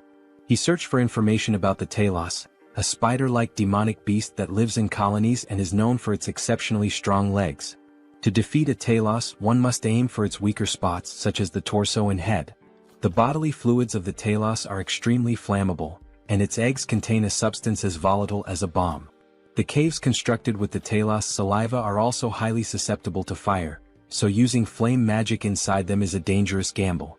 Hyun-suk turned to Kulkin, asking if he could wield fire magic. Kulkin admitted he could, but only for simple attacks like shooting flames. With a resigned sigh, Kulkin advised Hyun-suk to abandon his efforts, warning that the Talos carapace was too tough for his flames to penetrate. Hyun-suk dismissed his concerns, stating that he had no intention of burning the Talos directly. Gathering the group, he unveiled his plan. He emphasized that they needed to survive so they could continue enjoying delicacies like the Talos eggs. The goblins, however, thought his plan was futile. Hyun-suk cleverly tempted them by promising an unlimited feast of premium demonic beast meat as a celebration if they made it out alive. Their eyes sparkled with renewed determination, and Kulkin, drooling at the thought, eagerly asked about the plan. Pleased with their motivation, Hyun-suk explained the details, stressing that no matter what, they must not stop running until they reached the exit. With the plan set, they moved out. Soon they encountered a swarm of Talos. Hyunsuk signaled Kulkin to prepare his flames. At the right moment, Kulkin unleashed fire, causing part of the cave to erupt in an explosion. Rachel observed the chaos and asked Hyunsuk what he had done. He explained that by allowing the fire to spread, the remaining eggs deeper in the cave would act as a distraction. This would keep the Talos occupied long enough for them to escape. Hyunsuk instructed the goblins to stay focused on surviving and to throw an egg as a diversion if needed. With only one egg left in his possession, they had to locate the exit before using it. As they pressed on, Rachel spotted light ahead.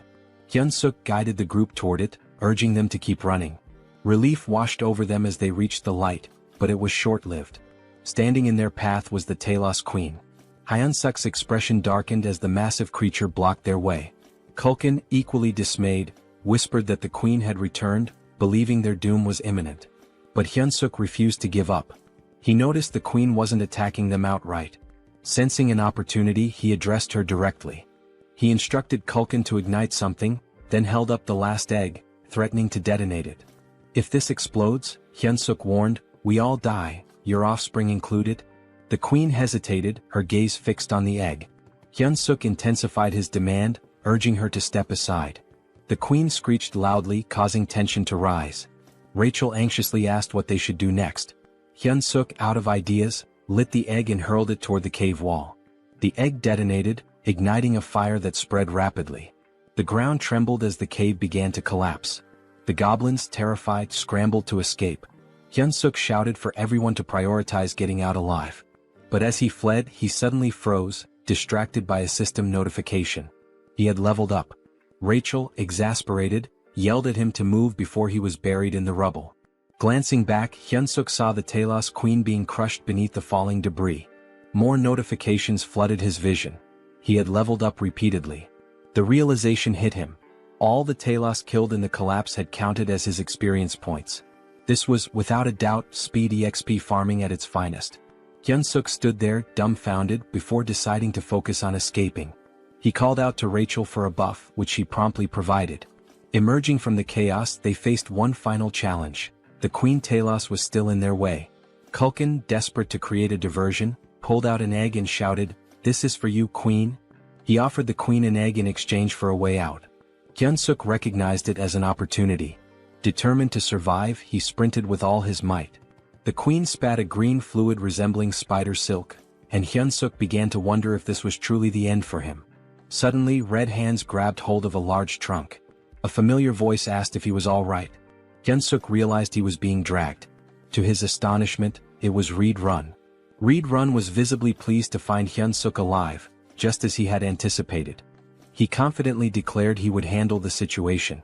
Reed Run wielded the massive trunk and struck the Talos Queen with a devastating blow. The Queen emitted a deafening screech as Reed Run assumed a combat stance. Hyunsuk couldn't hold back his admiration and exclaimed how incredible Reed Run was. He couldn't believe what he was witnessing. Later, at the Demon King's Black Castle, they discovered grim news. Out of the 105 goblin packs in the Demon King's army, only 6 had survived. 99 were either dead or missing, including Kulkin. In Bobo's room, the enormous beast whimpered and clung to Hyunsuk, straddling him like a child. Hyunsuk consoled the emotional Bobo, teasingly saying he had returned from the dead just to see him. Rachel commented on how fortunate they were to have survived, crediting the cow-headed figure. Meanwhile, Bobo kept licking Hyunsuk's face affectionately. Hyunsuk replied to Rachel, saying they should cherish their moments of peace, as the looming finals could very well get them killed. Rachel asked for clarification. Hyunsuk explained that finals were approaching fast. Rachel observed that Hyunsuk had matured significantly, and she wasn't wrong. Thanks to the collapsed cave, Hyunsuk had gained a staggering 75 levels in one fell swoop. His current level stood at 200, but Rachel remarked that it still felt inadequate. Hyunsuk shared her sentiment, especially when faced with an opponent boasting over 6,000 battle power. Rachel tested him with a question. Would attaining 6,000 battle power make him as strong as an orc? Hyunsuk replied that it wasn't solely about power level. Rachel confirmed his answer, explaining that such strength also relies on magic. She urged him to master magic if he hoped to confront such adversaries. Hyunsuk admitted it wasn't as simple as it sounded. Rachel reminded him of a moment when he had inadvertently used magic in the past. Hyunsuk, puzzled, was unaware of having done so. Rachel confessed that it was far too basic to be called magic. Hyun-suk finally understood. The surge of power he had felt back then was indeed magic. Their conversation was abruptly interrupted when the door swung open. Both were caught off guard as Reed-run entered. Hyun-suk asked why someone like Reed-run would visit such a modest room. Reed-run informed him that he was there to summon him to meet the great commander at Hemis's office. When Hemis saw Reed-run, she inquired about his unusual presence. Reed-run explained that he had a personal matter to discuss. He requested permission to teach Hyun-suk the art of battle. Hyun-suk was shocked. Hemis asked for the reasoning behind this. Reed-run explained that Ork Harkin, a platoon leader, had been exhibiting extraordinary potential and seemed suited for the position of deputy battalion commander. If things continued this way, Hyun-suk was certain to lose. Reed-run expressed his belief in Hyun-suk's immense potential and his desire to witness what Hyun-suk could achieve in the future. Hyun-suk was dumbfounded, certain the commander would reject the proposal. To his surprise, Hemis approved. Reed-run expressed his gratitude and Hemis dismissed them, stating she had work to attend to. Before they left, she noted how much stronger Hyun-suk had grown since their last meeting. While she admired his rapid development, it also irritated her as it posed a threat to Kirkin. She resolved to grant Kirkin something to even the odds. Reed-run led Hyun-suk to his personal training ground, a vast space that amazed Hyun-suk. He reflected on how much respect Hemis had for Reed-run. Reed-run, observing in silence, noticed Hyun-suk's body was brimming with mana, yet he couldn't utilize any of it.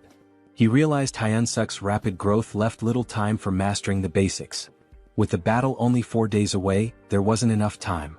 Reed-run concluded there was only one solution. He clenched his fist and declared that pain was an integral part of growth.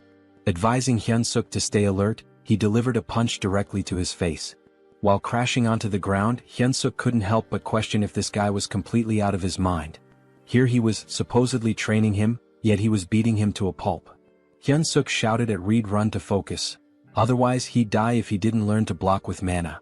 Determined, Hyun-suk tried to shield himself from Reed-run's incoming kick by raising his forearm. He quickly leapt backward to create some distance.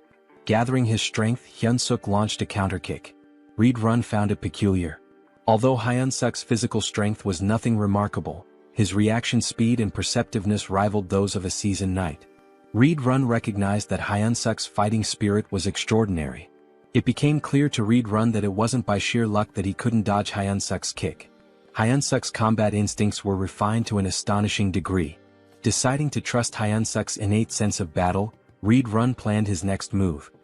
He reminded Hyun-suk of the wager with the commander, emphasizing that without mastering mana, he had no chance of defeating Kirkin. With a cold resolve, he added that it was better to die here than suffer defeat in front of everyone. Then with a powerful punch, Reed-run hurled Hyun-suk into the air. Hyun-suk realized in that moment that Reed-run wasn't bluffing. Another hit like that might actually kill him. His mind wandered to his unfulfilled dream of getting married and having adorable children. But Reed-run wasn't giving him time to reminisce. He was already pursuing Hyun-suk mid-air, leaving Hyun-suk with only two choices: die or block the attack. Praying to God, Hyun-suk clenched his fist and prepared to retaliate.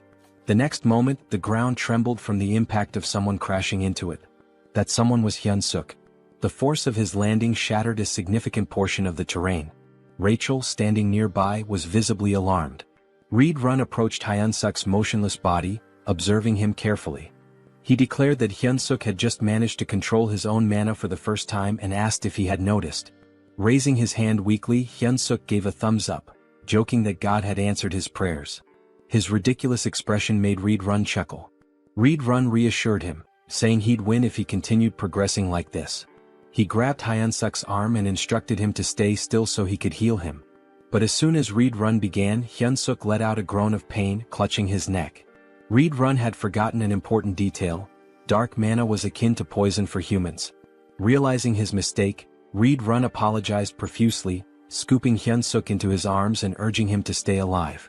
In this world, certain powers inherently counter each other. Dark mana counters regular mana.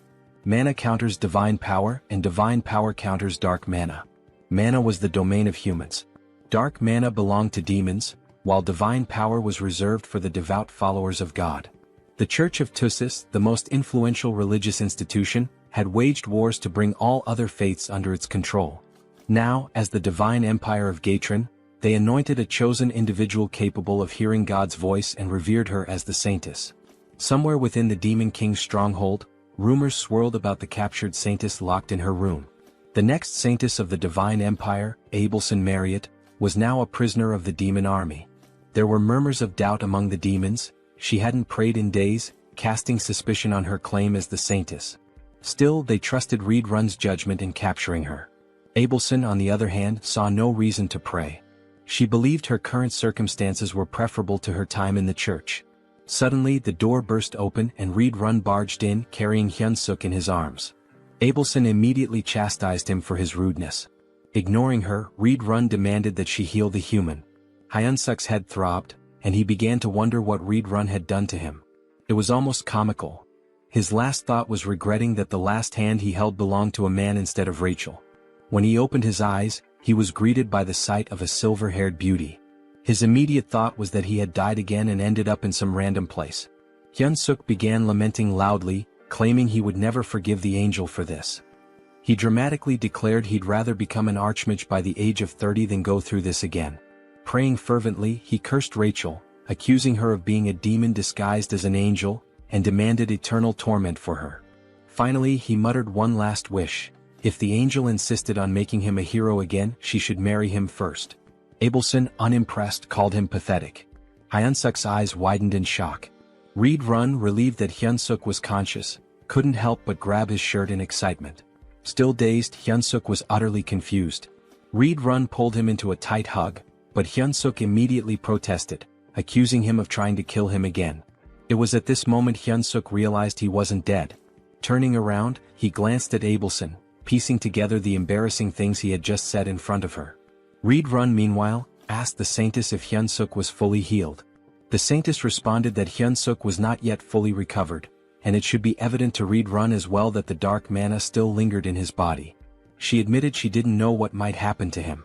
Reed Run asked if her divine power couldn't erase the dark mana.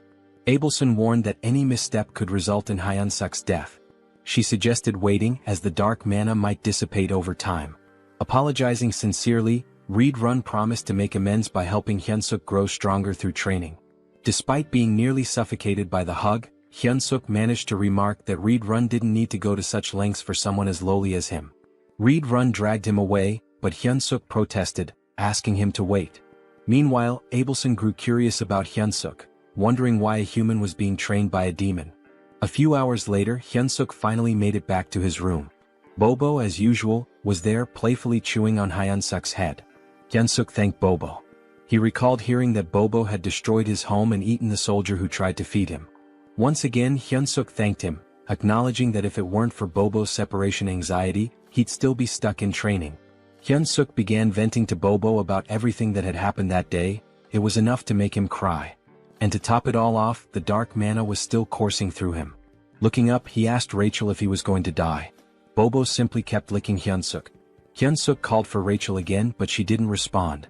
Rachel was crying, devastated that her hero had been ruined and corrupted. She told him that he wasn't the same hero anymore. Hyun-suk was taken aback. Shouldn't he be the one crying after everything he had just been through? Eventually, Rachel calmed down and confessed that all of the misfortunes were her fault. The dark mana in Hyun-suk's body, his near-death experience, it was all on her.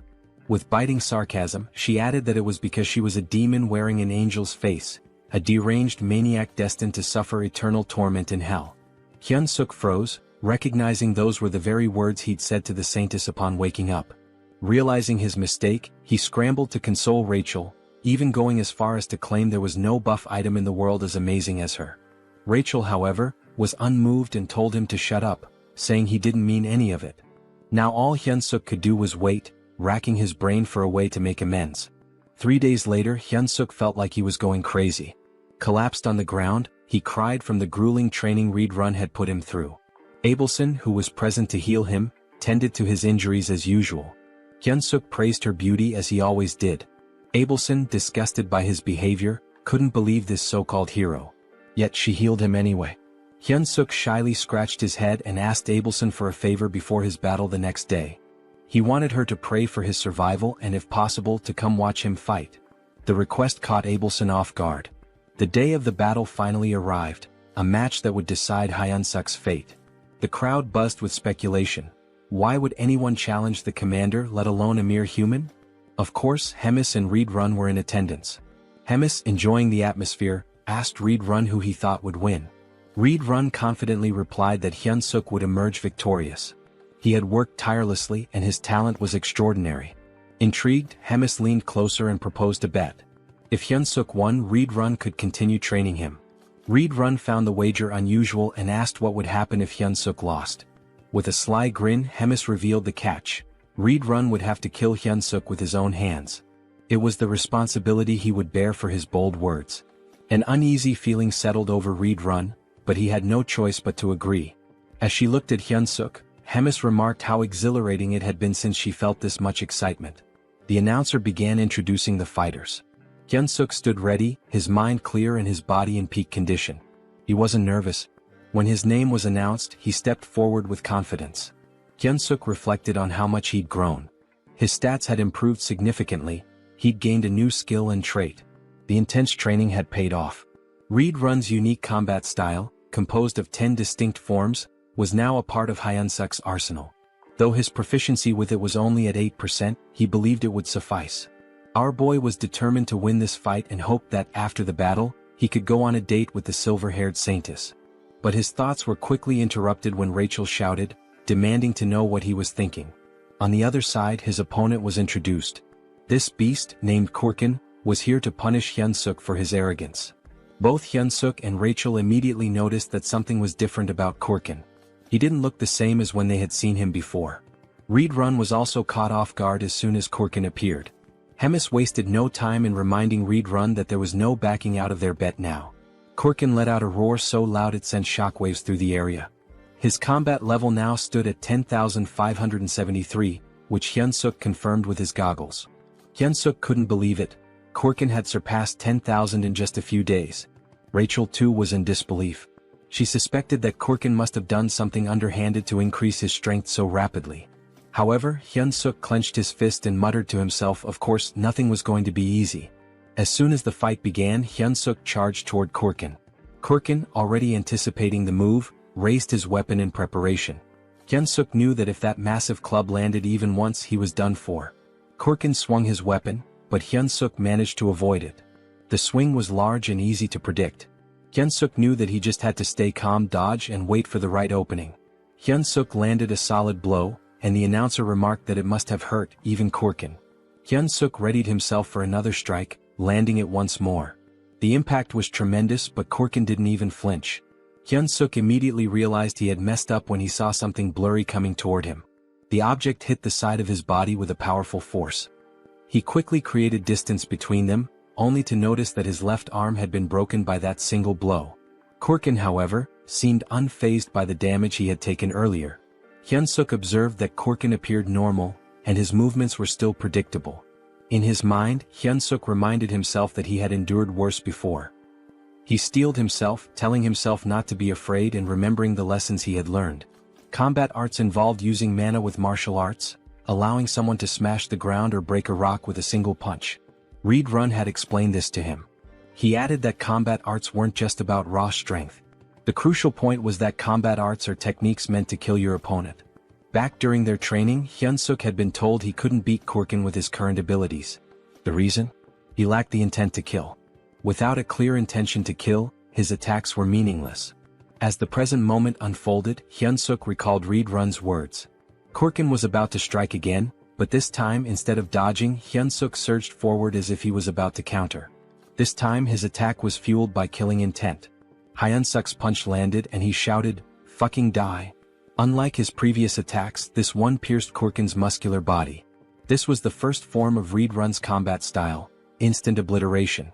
And as the name suggested, the arena was obliterated in the process. As the dust clouded the arena, Abelson wondered who had won. When the dust finally settled, Korkin's body was revealed, a massive hole torn through his chest. "Welcome to the Donut Club, ugly ass," Hyunsuk thought to himself as he raised his fist in victory. It was official, the weak human Choi Hyunsuk had won. Despite his victory, Hyunsuk's body trembled, and he realized that if he used Reed Run's technique again, it might just kill him. Meanwhile, Rachel was celebrating. She told Hyunsuk that he had pierced straight through Kurkin's heart.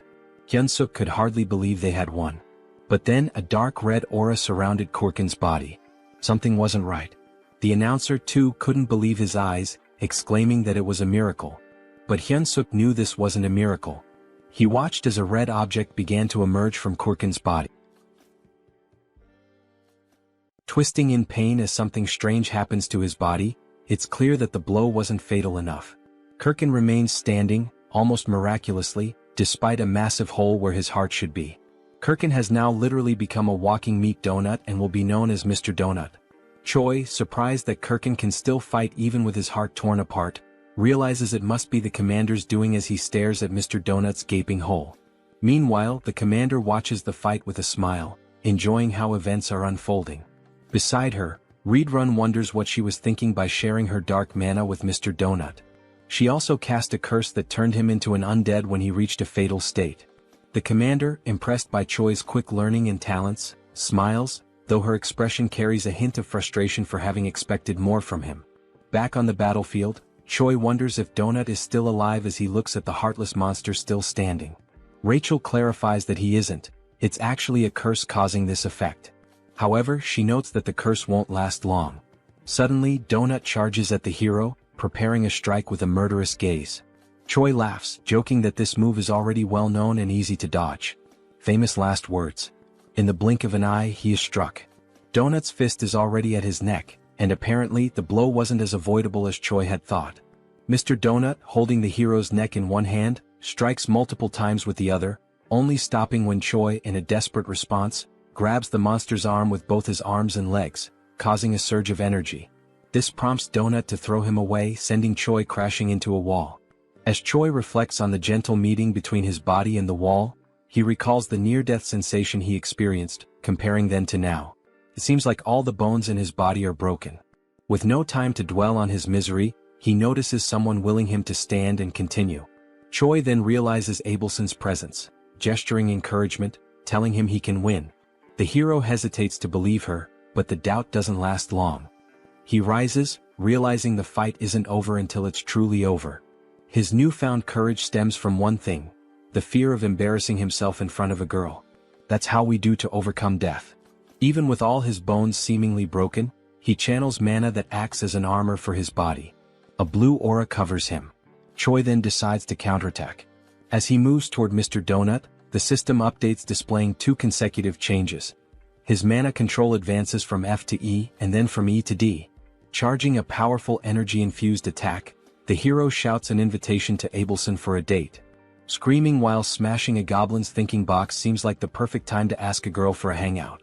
The attack drives Donut's head into the ground, but it isn't enough to neutralize him, but it was almost.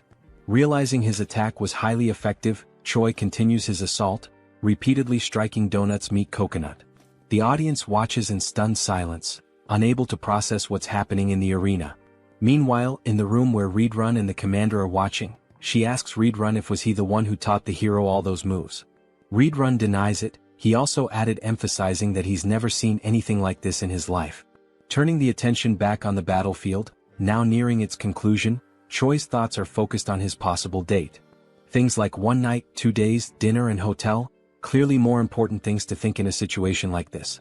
However, he knows he must remain cautious while collapses in exhaustion. As a result, the commander tells Reedrun to be careful. Choi is a monster. She reflects that having a hero serve the demon army will be fun, even though Choi's face reminds her of someone she isn't fond of. Sometime later, the hero wakes up startled in his cabin, bandaged, and in the company of Dog and Rachel standing nearby. Before he can ask where he is, Rachel informs him he's obviously in his cabin.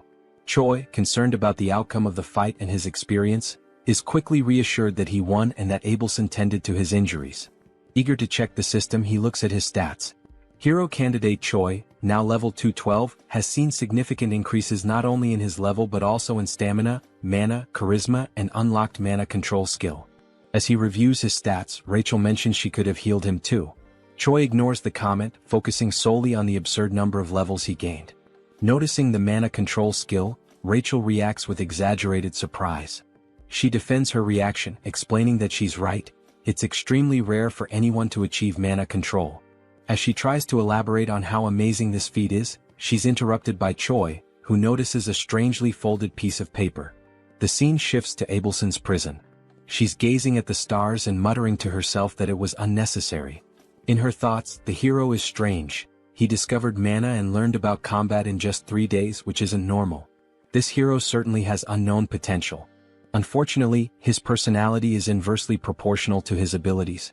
Abelson wonders if her prayers were answered or if Choi is simply pure talent. In the end, it doesn't matter. To her, he's the hope she needs. She then knocks on a door, seeking a favor, and Reedrun at the other side answers, offering his help. When Reedrun asks what she needs, she says she wants to take a walk. Back in Choi's room, as he reads the letter, he's surprised to find it's a positive response to his date request with Abelson. She now wants to see him at the courtyard. The hero will finally have the time of his life. Moments later, the time for the meeting finally arrives. Choi, anxious, still doesn't know how to act in this situation. He wonders if he should ask for her number, but there aren't even cell phones in this world. Rachel advises him to forget about this situation and return to his room, complaining that he always ignores her words. But she can't finish her sentence as she's suddenly grabbed fiercely by Choi, who plans to throw her aside. However, just as he prepares to do so, Abelson appears in front of him, accompanied by 2 others. Choi, clearly caught off guard, announces Abelson's arrival, questioning who the other 2 are. Abelson replies that they are her escorts.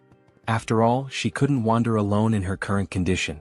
Choi, with sadness, quickly remembers that she's confined as a hostage of the Demon King's army. Breaking the tension, Abelson expresses her desire to start with a walk.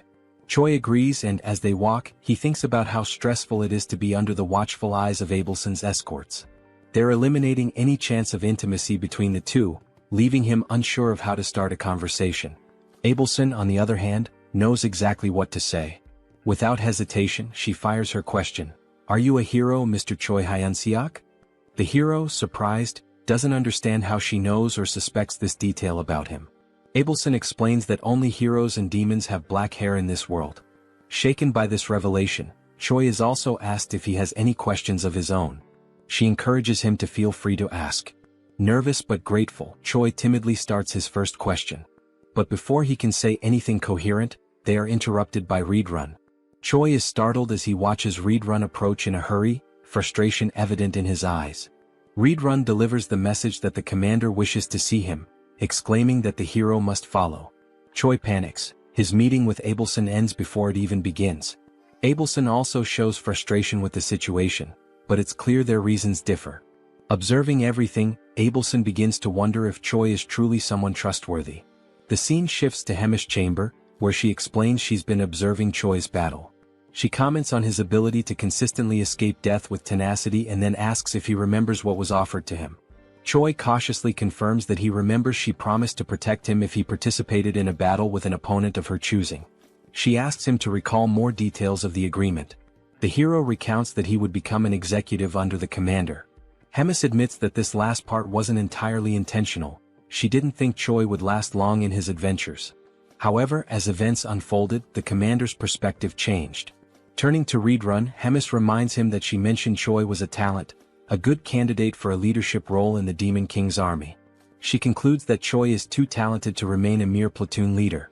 Referencing significant losses among the Cook's company, the commander highlights the shortage of meat supplies, fearing they might have to resort to cannibalism. Choi, confused, understands the statement but not why he needs to hear it. Hemis then declares that he will lead the Cook's squad. Choi is now free to take any initiative needed to restore order to the kitchen. Hemis ends by asking if he will be able to accomplish this task. Hesitant, Choi responds that he will do his best. The scene changes again. Now alone with Rachel, Choi is sarcastically asked how it feels to be a Demon King squad leader despite being a hero on paper. Choi, matching her tone, declares he's so happy he could die. As he heads to his new workplace, the hero tells Rachel he notices her lingering bitterness. Rachel just grunts. Adopting a new attitude, Choi arrives at his destination and begins his duties by confronting a suspicious creature in the kitchen. The creature, one of the servants, mocks him by referring to Choi as a slave. Determined to assert his new position, Choi shouts at the servant as he approaches him. The servant looks confused and suddenly Choi strikes him with a blow to the chin, knocking him out while declaring himself the new commander. Choi then shouts for everyone to gather in the kitchen. Surveying the crowd, The hero notes the strongest one has a power level of 3,500. Still, the group is too small, prompting him to wonder where the others are. Initially numbering 300, now there are only 20. Choi realizes the gravity of the situation, knowing the difficulty of his task and the consequences of failure.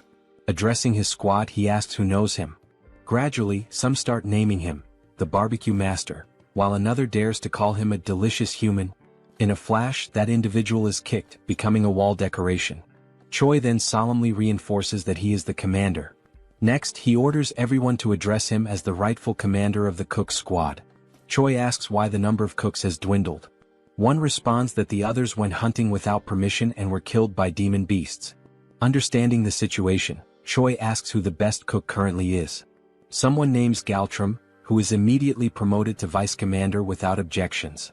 With everyone dismissed, the hero wonders how he'll gather 200 people for the squad. However, he quickly comes up with an idea. The next day, the fairy, the dog, and the hero set out to recruit cooks with a plan in mind. Searching high and low, Choi reflects on how some are easily replaceable while others are irreplaceable. Then he finds someone. With a kick as his greeting, Choi invites the individual to become a chef. The individual, irritated by the treatment, attempts a counterattack but is swiftly knocked down again by the hero, who begins persuading him with arguments. Informing him that he'll be the first of the day, Choi promises him a high-ranking position if he accepts. As a senior, he won't be bothered by many, on the contrary, he'll do the bothering. The future senior begins to waver, especially after learning that his first mission will be to recruit 5 juniors. Thus, it becomes clear what Plan A is, a pyramid scheme. Meanwhile, somewhere else, someone is feasting on a large and succulent steak. His name is Doris, and he is a commander of the 3rd Battalion in the Demon King's army. As he eats, he mentions that the place is more peaceful than usual and that this elegant meal is proof of that peace. Suddenly, a goblin bursts through the door to alert Doris that they have a problem. Doris, wiping his mouth calmly, asks what it is and whether the goblin could be more elegant next time. The goblin, still catching his breath, reports that most of the battalion members have left. Doris questions whether they abandoned their posts since they have no other duty but to serve him. Terrified, the goblin clarifies that this is not the case. They have been summoned to join the army's cooking division. Still chewing on his steak, Doris mentions that the new head of the kitchen is a human whom Commander Hemis loves. He then advises them to be more careful next time. The goblin shouts, saying that this is not a situation he should let slide so easily. He adds that they have already taken 200 of his soldiers to serve as cooks. This leaves Doris stunned, as he cannot believe that his entire battalion abandoned him so quickly. Now outside, the soldiers summoned by Choi Hyun-seok are gathering. Rachel tells Choi that more than 200 people have already assembled. Choi, resting his hand on his chin, smugly declares that this is thanks to his intelligence. He then adds that they have enough culinary soldiers and that he will finish recruiting soon, but a sudden noise catches his attention, prompting him to look. The noise was caused by the goblin, who was perched on Doris's shoulder, pointing at the soldiers who had left the battalion. Choi's first thought is that this is not a good omen. Adjusting his glasses, he comments that he has no idea what's going on or who these people are, but they seem to be angry about something. After putting on his glasses, the device itself issues a warning, stating that it cannot measure power levels exceeding 50,000. This surprises Choi. The glasses also warn that if used beyond their designated limit, they might malfunction. Choi mutters that he should end this quickly and run away before getting into more trouble. Doris shouts, asking whether Choi Hyun-seok, the human who takes care of Bobo, is present. As Choi turns to flee without leaving a trace, Bobo suddenly appears and barks affectionately at Doris, leaving Choi with no escape. Choi halts his retreat, gathers his courage and introduces himself to the commander, asking what brings him there. Doris introduces himself as the commander of the separated 3rd Battalion. Then, slightly irritated, Doris demands to know who the hell Choi thinks he is to question what a commander is doing there. He points at the former battalion members and asks Choi whether he truly believes there is no reason for him to be there. This catches Choi off guard and makes him nervous, as even he had not realized that those scoundrels had brought along all their fellow unit members. Doris then invites Choi to have a conversation in his office. With no other options, Choi agrees. He has a sinking feeling that things have been going too smoothly to be true. Now in Doris's office, the commander asks whether this was really not intentional. Choi insists that he would never do such a thing. He explains that he simply selected the bravest soldiers, and it just so happened that they were all from the 3rd Battalion. Doris is surprised and thinks that the army's commander must favor this human.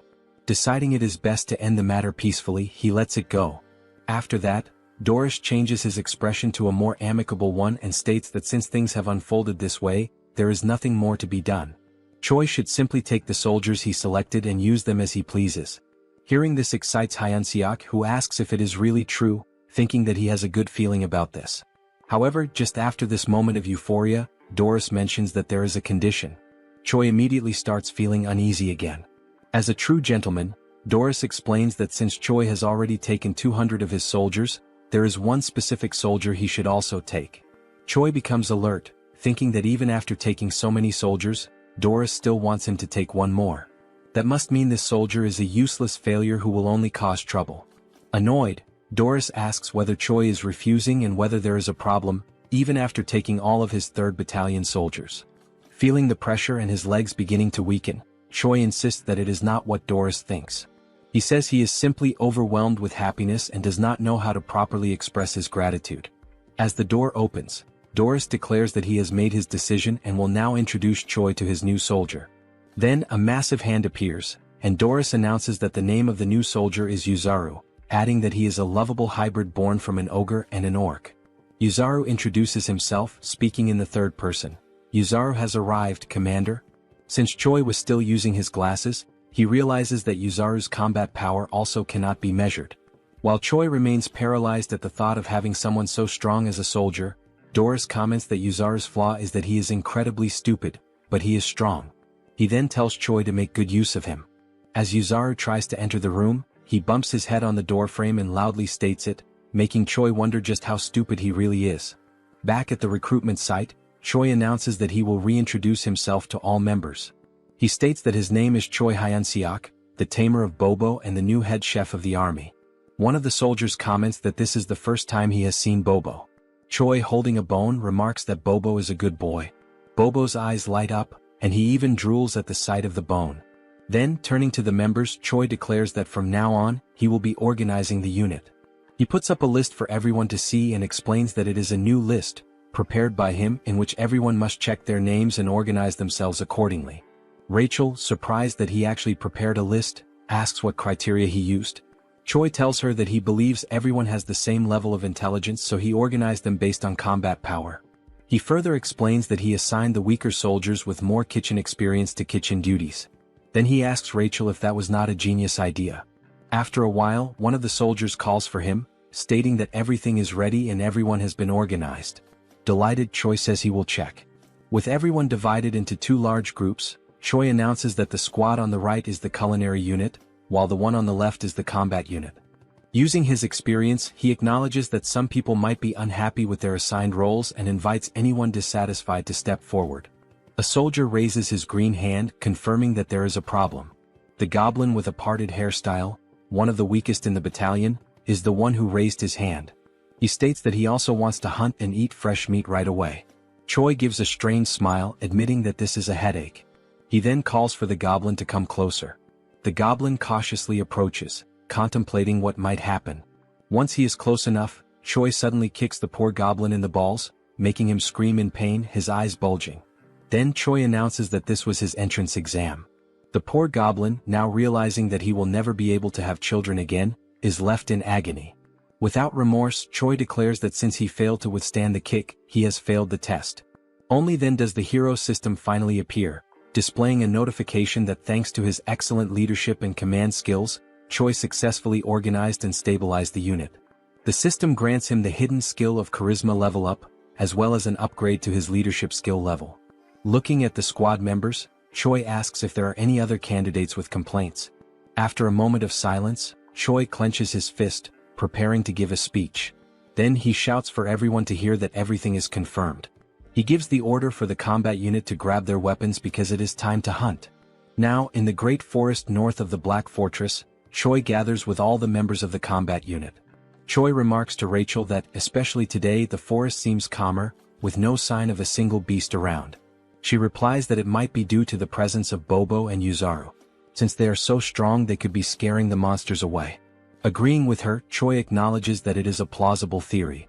Then we see Bobo and Yuzaru looking cuter than ever before. Choi grumbles, saying that those two are his best soldiers, and he simply cannot leave them behind. Rachel then suggests that they use bait to lure the monsters.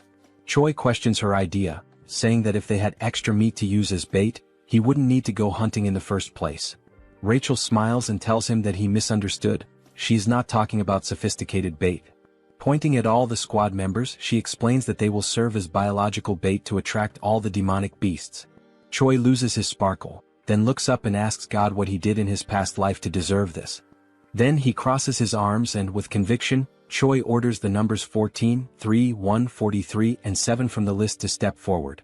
Rachel, not understanding the significance of those numbers, asks him about it. He responds by saying that those were the numbers he bet on in the lottery back on Earth, lamenting that he could have been the winner. Still tearful, Choi gives the command that the operation will begin now. He then orders Yuzaru to grab member number 14, which excites the giant.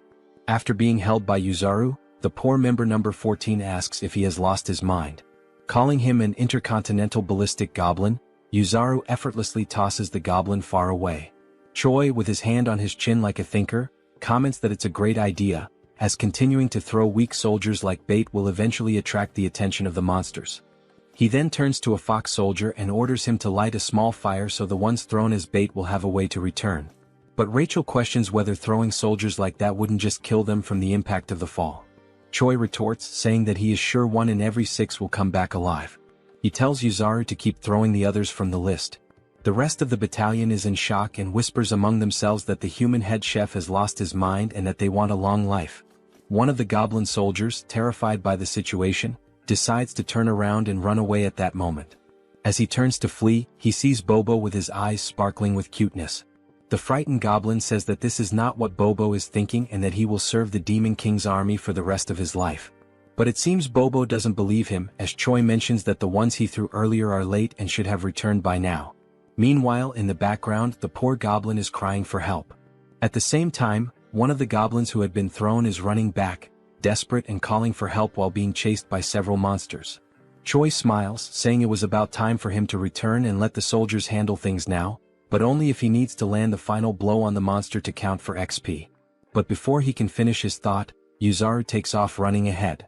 He is simply too strong to leave the last hit for anyone else. As Yuzaru takes down the monsters one by one, he shouts that he loves fighting, leaving nothing for Choi.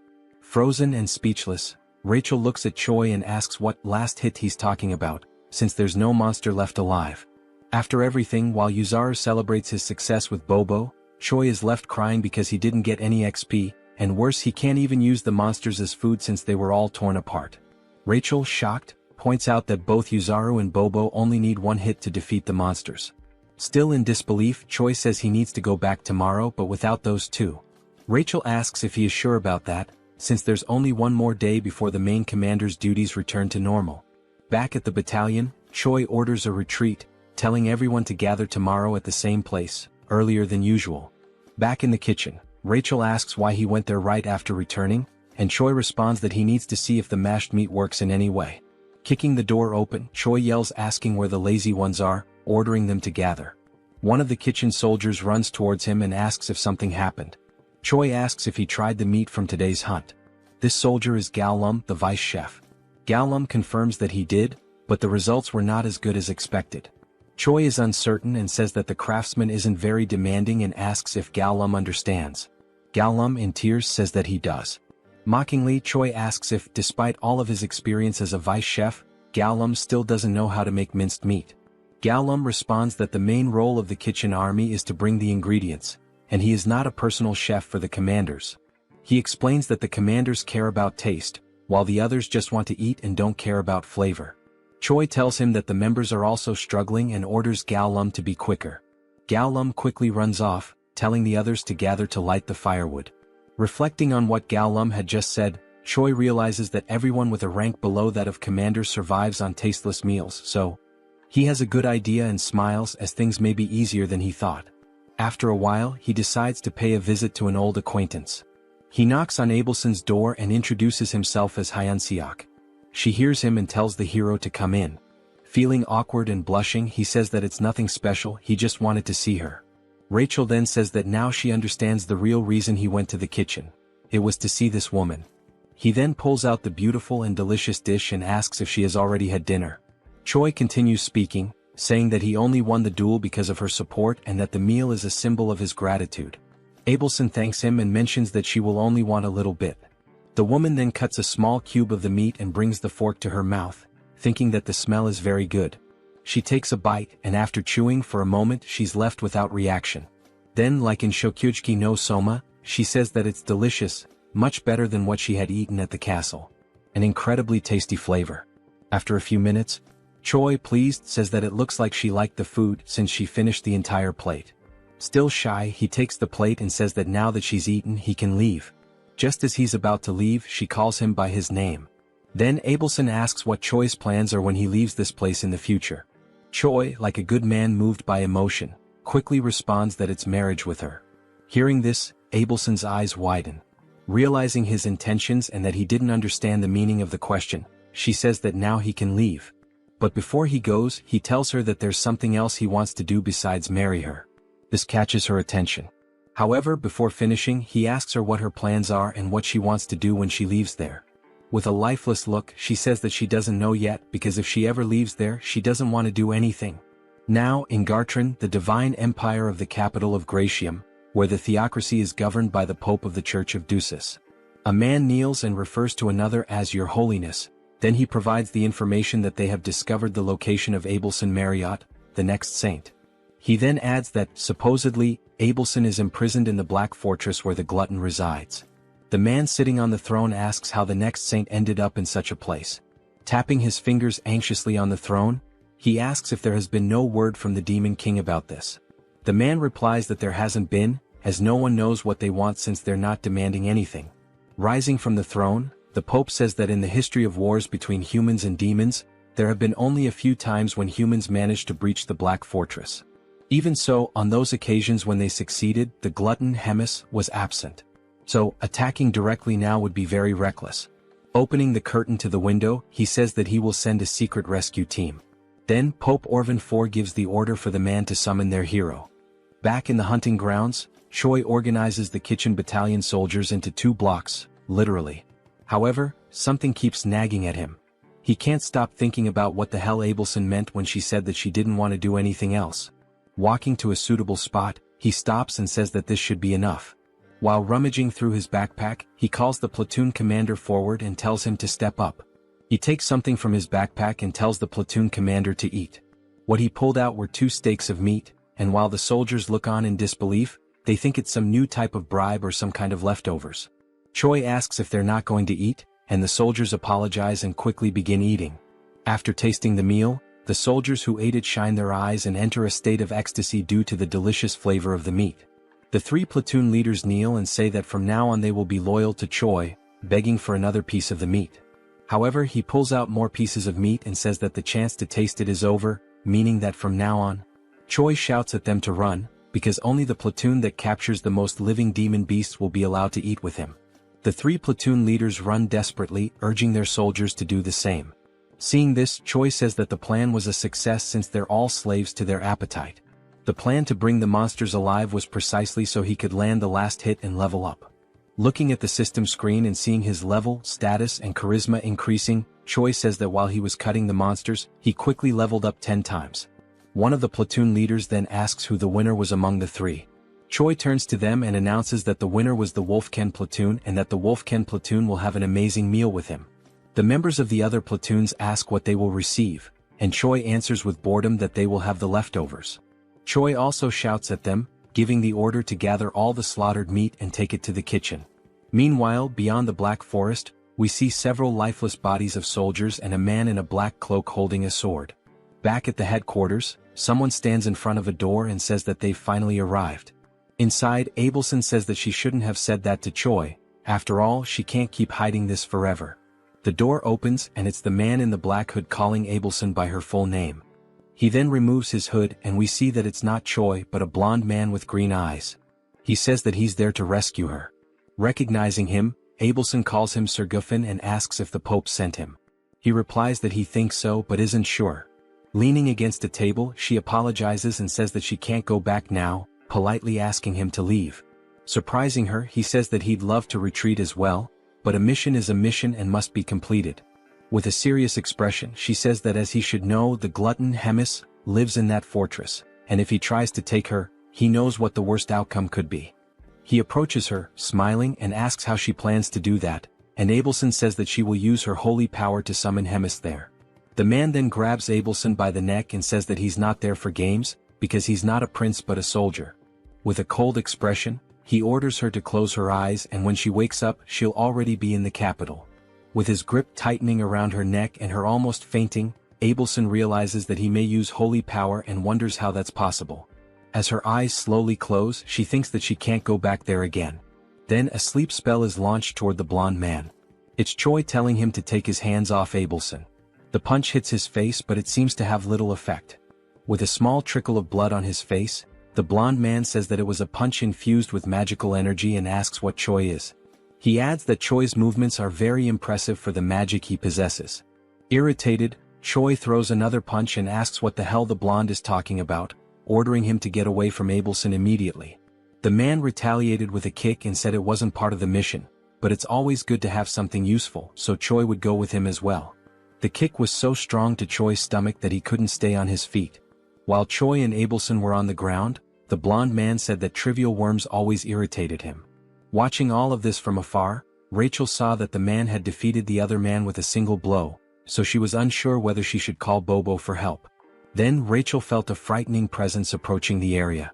Inside the room, the man looked at a teleportation scroll and said that there was nothing he could do, but to bring another person with him, he needed to alter a few terms. Then someone arrived behind this man. The person asked the blonde if something wasn't going well. Was Hemis? Smiling, she asked if the man needed help. The man quickly turned around and was shocked to see Hemis in front of him.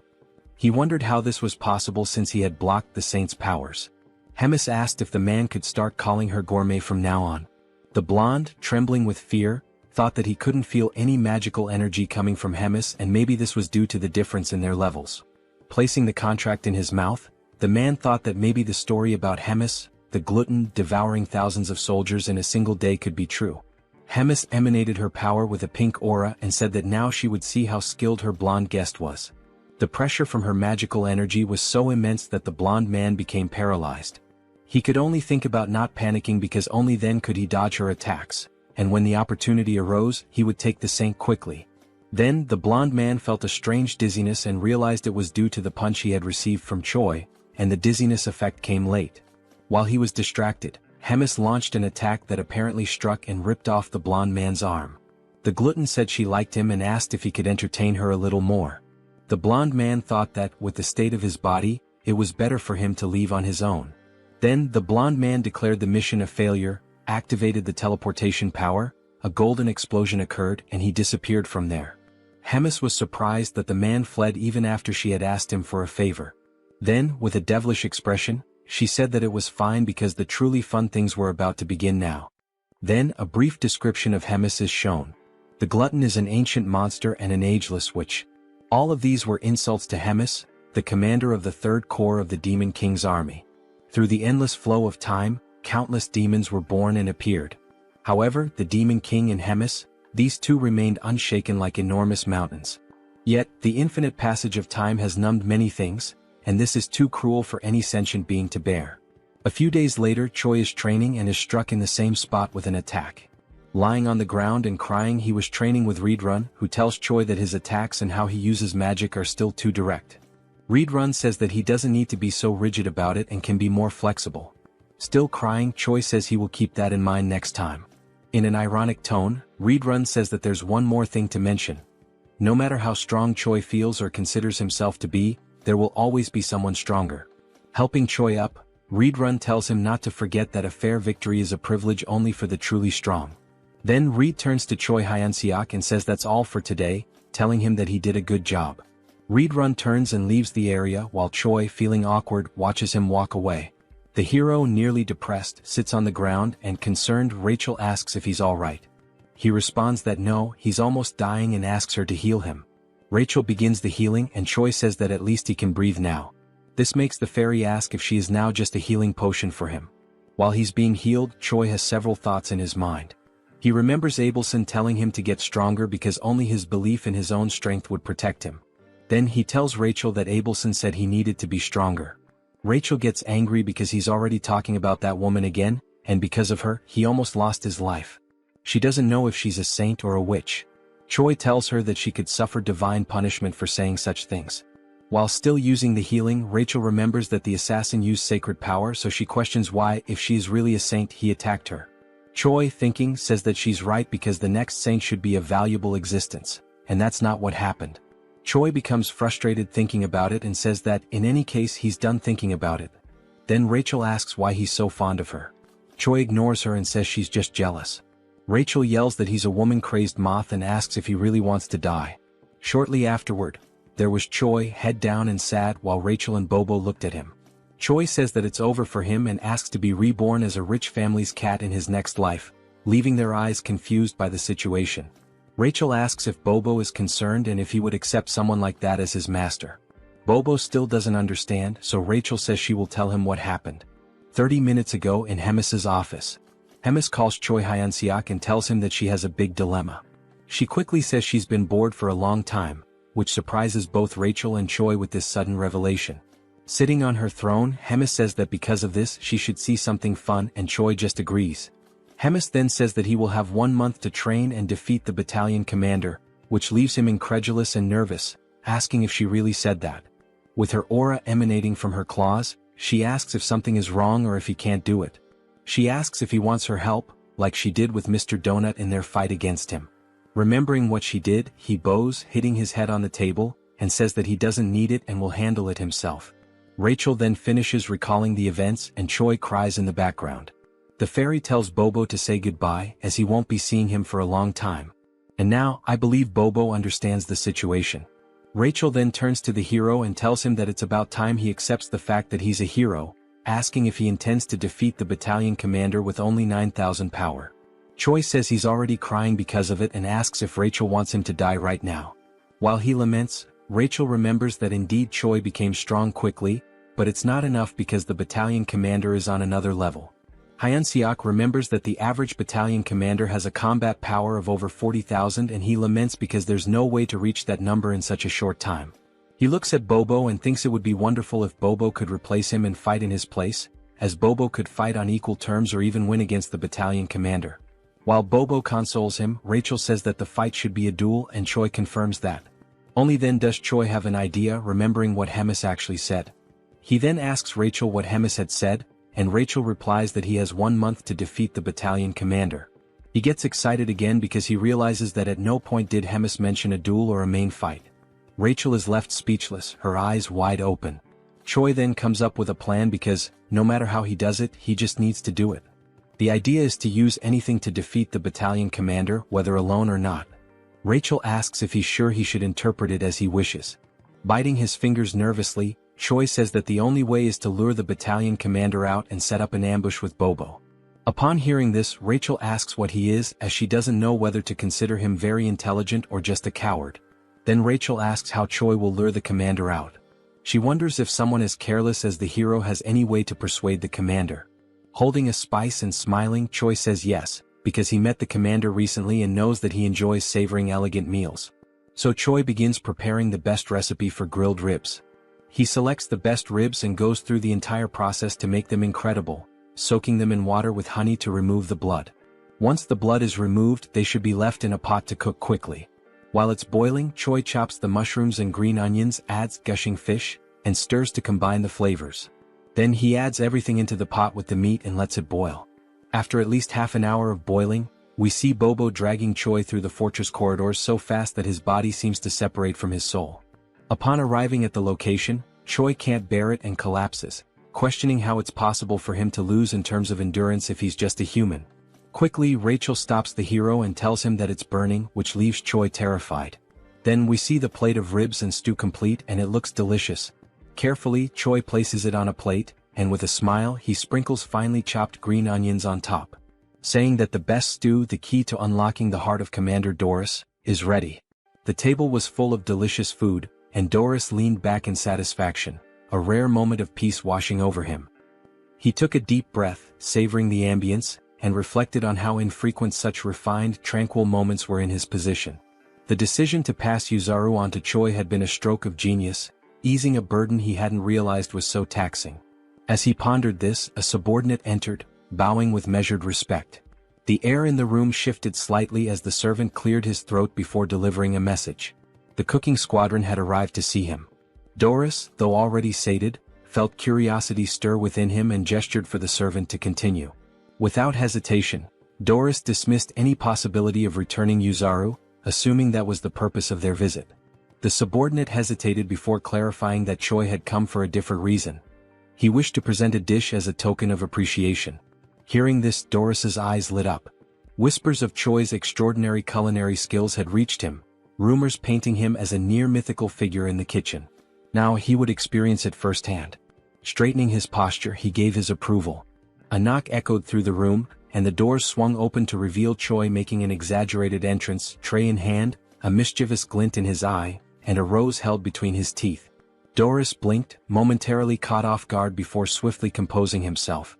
Choi set the tray before him with a theatrical bow, expressing his gratitude for the opportunity that had led to his new title in the kitchen. Doris, unimpressed by words, expected the food to speak for itself. With a humble nod, Choi lifted the cover from the dish, revealing a steaming serving of urine ribs. A rich, tantalizing aroma filled the room, causing Doris to salivate despite himself. The presentation was impeccable, almost divine. Drawing in the fragrance, Doris found himself overwhelmed. Across from him, Choi watched knowingly, confident that one bite would send him into a world of indulgence. The moment Doris tasted it, disbelief overtook him. His widened eyes and forward-leaning posture betrayed his astonishment. The dish transcended human capability, reaching a level of perfection he had never imagined. Encouraged by the reaction, Choi suggested introducing more dishes in the future. Doris, without hesitation, accepted, willing to eat anything he prepared. As Choi exited, Rachel, standing by the door, struggled to contain her reaction. Doris, still enraptured by his meal, casually remarked on Choi's favored status. Barely making it outside, Choi gripped the doorknob, trembling. He and Rachel exchanged a glance before both succumbed to violent nausea. Rachel wiped her mouth, staring at Choi in disbelief. He acknowledged his actions, fully aware of the consequences. When pressed on his intentions, he made it clear. He would continue feeding Doris until the day came when he was nothing more than a pig fattened for slaughter. Meanwhile, inside the dining hall, Doris remained blissfully unaware, savoring each bite. A week passed. Doris sat before another grand meal, yet his appetite had noticeably waned. With a sigh, he idly prodded his food, burdened by looming concerns. An upcoming duel for the battalion commander position weighed on his mind. His growing influence had drawn unwanted attention, and failure meant forfeiting his title. Yet he accepted the stakes with a sense of dignity. Choi, realizing that a week of careful planning had failed to consider external threats, forced a smile and assured Doris of his impending victory after he invited him to watch the duel. The next day at the Grand Training Grounds, Rachel attempted to lift Choi's spirits with sarcasm. Choi, unimpressed, remained convinced that Doris stood no chance after everything he had been fed. Roger, the Demon King's 3rd Army Corps Regiment commander, initiated the duel. The challenger, a humanoid figure with a horned skull, stepped forward. Opposite him, Doris ascended the stairs, panting from the effort. Yet, upon spotting Choi, a smirk surfaced on his lips. Roger signaled the start. Doris barely reacted at first, his enthusiasm lacking, until the moment arrived. In a single motion, he seized his opponent's weapon. A shockwave erupted, forcing the audience to recoil from the impact. As the dust settled, the challenger lay motionless. Roger, stunned, acknowledged Doris's overwhelming dominance and ended the match. Spectators dispersed, leaving Choi to contemplate his next move.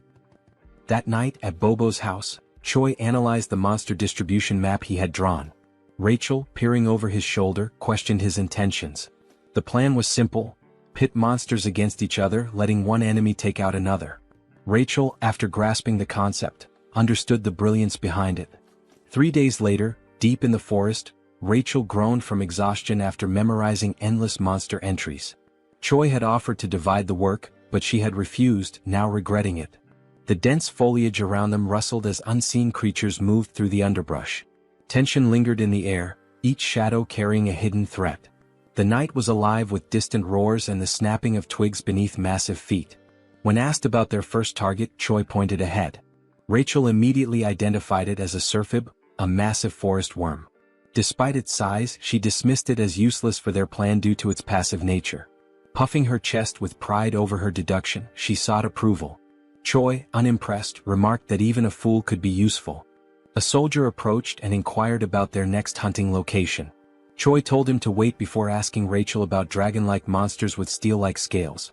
She replied that several types fit that description and that she would need to see it directly to identify it. This meant they had no choice but to face the creature head-on. Choi then announced to the cooking squadron that they would be sweeping the area clean. There was no need for captures. Everyone was free to kill to their heart's content. He even gave them permission to eat their prey immediately. The soldiers were ecstatic. They felt that their commander had finally come to his senses, celebrating the opportunity to eat their fill.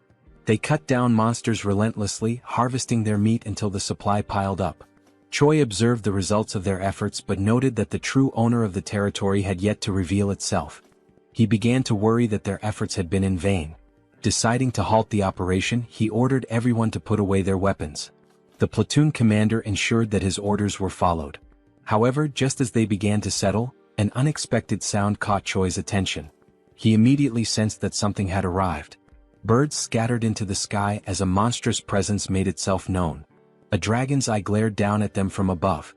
The creature, Nidrak, was a beast of immeasurable combat power. The soldiers panicked at the sight of the dragon and scattered in fear. In response, Nidrak set the area ablaze. Choi, however, was pleased.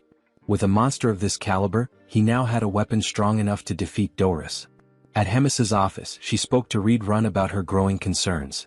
3 weeks had passed without any news from Choi. She speculated that Reed Run might have been training him for something extraordinary. He dismissed the notion, stating that their training was nothing out of the ordinary. Hemis then asked for his assessment of Choi's chances against the battalion commander. Without hesitation, Reed Run replied that there was no chance of victory. However, he did note that Choi had been getting close to Doris recently. This information caught Hemis off guard. She recalled how Choi had once claimed he would defeat the battalion commander, yet he seemed to be growing closer to him instead. This contradiction left her curious about his true intentions. At Doris's office, he continued eating, enjoying the grilled meat prepared by Choi. He thanked him for the meal. Choi, letting out a sigh, caught Doris's attention. Sensing something was wrong, Doris questioned him about it. Choi, putting on a pitiful act, claimed that there was a serious problem within the squadron. He hinted that this could be the last time he would be able to treat Doris to a meal. Alarmed by this statement, Doris pressed him for details. Choi then explained that the corps commander had requested a special type of monster meat, but the creature was far too powerful to handle. Choi continued his deception, reinforcing the illusion that their squadron was struggling to subdue a formidable monster. He named the creature Marbling, a name unfamiliar to Doris, who had only heard rumors of numerous injuries among the cooks. Choi reassured him of the monster's existence, emphasizing the danger it posed and the futility of sending more ordinary soldiers. Instead, he suggested that someone of Doris's strength could handle it effortlessly, promising that such a feat would not go unnoticed by the corps commander. The thought of recognition from Hemis stirred something in Doris. He imagined her regarding him fondly, her words lifting him from the status of a mere glutton to something more. The fantasy left him flustered. Choi, capitalizing on this reaction, assured him that he would relay his accomplishments personally, strengthening the illusion of camaraderie. Though Doris feigned reluctance, he ultimately agreed to help, seeing Choi as a friend. Choi expressed gratitude, but beneath his polite demeanor, his expression twisted into a sinister grin. The following day, the operation was set in motion. At the designated location, Choi gathered his forces, ensuring every step was carefully planned.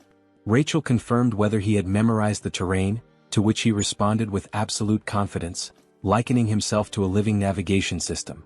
He then whispered to Bobo, subtly affirming that their true target was Doris. Yuzaru, lacking complexity in thought, simply prepared to execute his given task without question.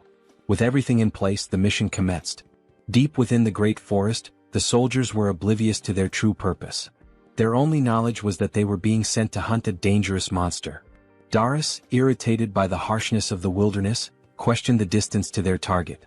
Choi assured him they were approaching Marbling's territory, all the while maintaining extreme caution. He understood that Doris was more formidable than he appeared, but he had faith that Nidrak would emerge victorious. Suddenly the atmosphere shifted. Birds scattered in distress, signaling an imminent threat.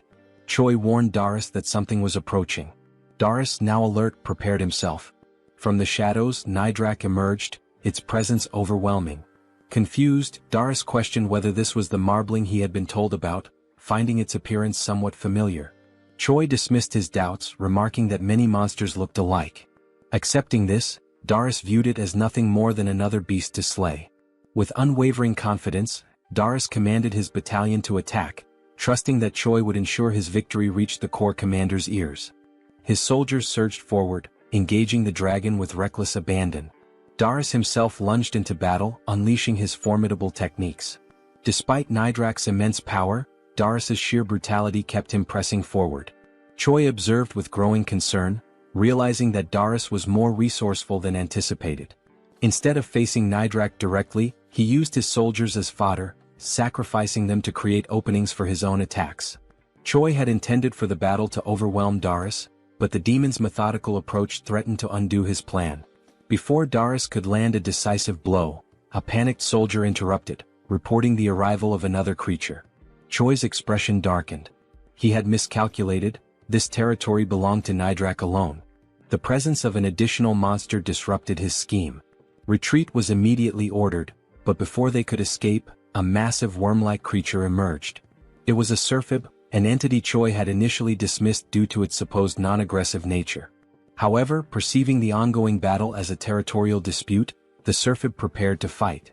Doris quickly called for a full withdrawal, but Rachel realized that allowing him to escape would jeopardize everything. Choi knew he had no other choice. With a swift, decisive motion, he launched an attack. Using the read-run combat style's first form, he struck Doris, ensuring he had no time to process what had happened. His voice rang out, demanding that the retreat be cancelled. He called upon the demons to stand their ground, invoking their pride and courage. The chaos intensified as the battlefield descended into further disarray. Amidst it all, Doris registered the pain and the deafening roar of battle around him. Doris felt a surge of rage as he questioned whether he was being betrayed by a mere primitive human. Consumed by anger, he called out Choi's name, determined to risk everything to confront him. Activating his skill, Full Bloom, he unleashed a devastating attack. Choi, unaware of what was happening, found himself with no escape.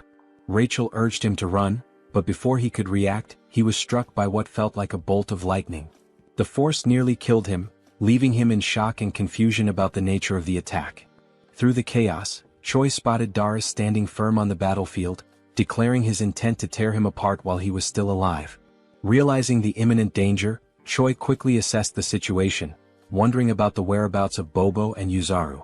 Meanwhile, Rachel scanned the battlefield and noticed that Surfib's attack had caught everyone in its range. Choi felt as though he had been left alone to face Doris, who was seething with rage. Despite Doris' overwhelming fury, Choi saw him coughing up blood, recognizing that his opponent was pushing himself beyond his limits. Deciding to stall for time, Choi sprinted as fast as he could, instructing Rachel to call out the monster clusters from the map she had shown earlier. She complied, reading them aloud as she saw them. If Choi continued straight, he would reach the warhound habitat. Doris, undeterred by the surroundings, pursued him relentlessly, showing no concern for the monsters in his path. Choi knew that while most creatures would avoid the strong, a habitat with younglings would provoke an aggressive response. Doris dismissed Choi's tactics as feeble tricks, determined to ensure his demise. Channeling his strength, he unleashed a level 3 technique, Falling Flowers. His power surged, fueled by his deep belief that promotion was the greatest weapon of a demon. With confidence in his overwhelming strength, he prepared to end Choi once and for all. However, something felt off. His body wavered, and he suddenly coughed up a significant amount of blood. Choi, having stopped to observe, listened as Rachel pointed out that Doris' demonic energy was depleting rapidly. Doris realized too late that he had reached his limit. Expending excessive energy while hunting demonic beasts had left him drained. Acknowledging the situation, he turned away, unwillingly accepting that he could not continue. Choi called out to him, questioning his retreat. Doris, though displeased, admitted there was no choice but to recover first. He vowed to return and exact vengeance, declaring that he would never forget this humiliation. Before he could leave, Choi refused to let him escape so easily. Calling out to him, he taunted the demon, stating that he had entered on his own terms but would not be allowed to leave so freely. Doris dismissed his challenge, ridiculing Choi for thinking he could be defeated by mere fists. But Choi was prepared. Activating Ride-Run Combat Art 7th movement, he unleashed the explosive destruction wave. To his surprise, Doris endured the attack, proving his resilience. The demon smirked, accusing Choi of underestimating him. Before the battle could continue, an unexpected presence arrived. A voice cut through the battlefield, observing the fight with amusement. Hemis had appeared, questioning the commotion unfolding before her castle. A sudden explosion sent Choi flying into a tree, leaving him disoriented and in pain. As he cradled his head, trying to grasp the situation, Doris turned to the Corps commander, pleading for her intervention. He insisted that he had not yet lost and argued that this was not the final battle. Hemis, unimpressed, silenced him immediately. She mocked his incompetence, incredulous that a human had managed to beat him so severely. Given their ongoing war with humans, she found the thought of someone like Doris holding the rank of battalion commander utterly disgraceful. The mere idea made her shudder. She resolved to eliminate him on the spot. Choi, seizing the moment, rushed forward and boldly declared to the Corps commander that he had successfully defeated the battalion commander. Without hesitation, he kicked Doris, sending his blood splattering onto Hemis' face. Acknowledging their previous bet, she considered the outcome and extended an invitation to Choi, indicating that they had much to discuss. As they spoke, Hemis learned that even a Serphib had joined the chaos at the end. Choi admitted he had not anticipated that development either. Curious about his thought process, Hemis casually suggested that perhaps cutting open his head would provide some answers. Hemis acknowledged that Choi had manipulated the situation against her, finding his methods cunning and distasteful. Despite her disapproval, she admitted his success but warned him that such an opportunity would not come again. If he ever resorted to deceit or caused trouble in the future, the consequences would be severe. At Bobo's house, Choi lay sprawled on the floor, drained from the recent events but relieved to have survived. Still recovering, he inquired about Doris' polymorph and the concept of promotion. Rachel speculated that it might be a martial art exclusive to demons and suggested consulting the cow-headed one for answers. As Bobo barked, Choi acknowledged the hardships the creature endured amidst the chaos, recognizing that the Corps commander had resolved the situation swiftly. Reflecting on the battle, Choi admitted feeling a shred of pity for Doris, believing he was not entirely a bad opponent. However, Rachel pointed out that he had delivered the final blow intentionally to secure all the experience points. In response, Choi offered a hollow apology, but beneath the hand covering his face, a wicked grin revealed his true thoughts. Curious about his progress, Choi checked his level and discovered that he had advanced significantly. However, his status window displayed question marks, which puzzled him. Assuming it was an error, he voiced his concerns, but Rachel dismissed the idea, insisting that the hero system could not possibly malfunction. She believed he was joking, but Choi remained serious before deciding to drop the subject.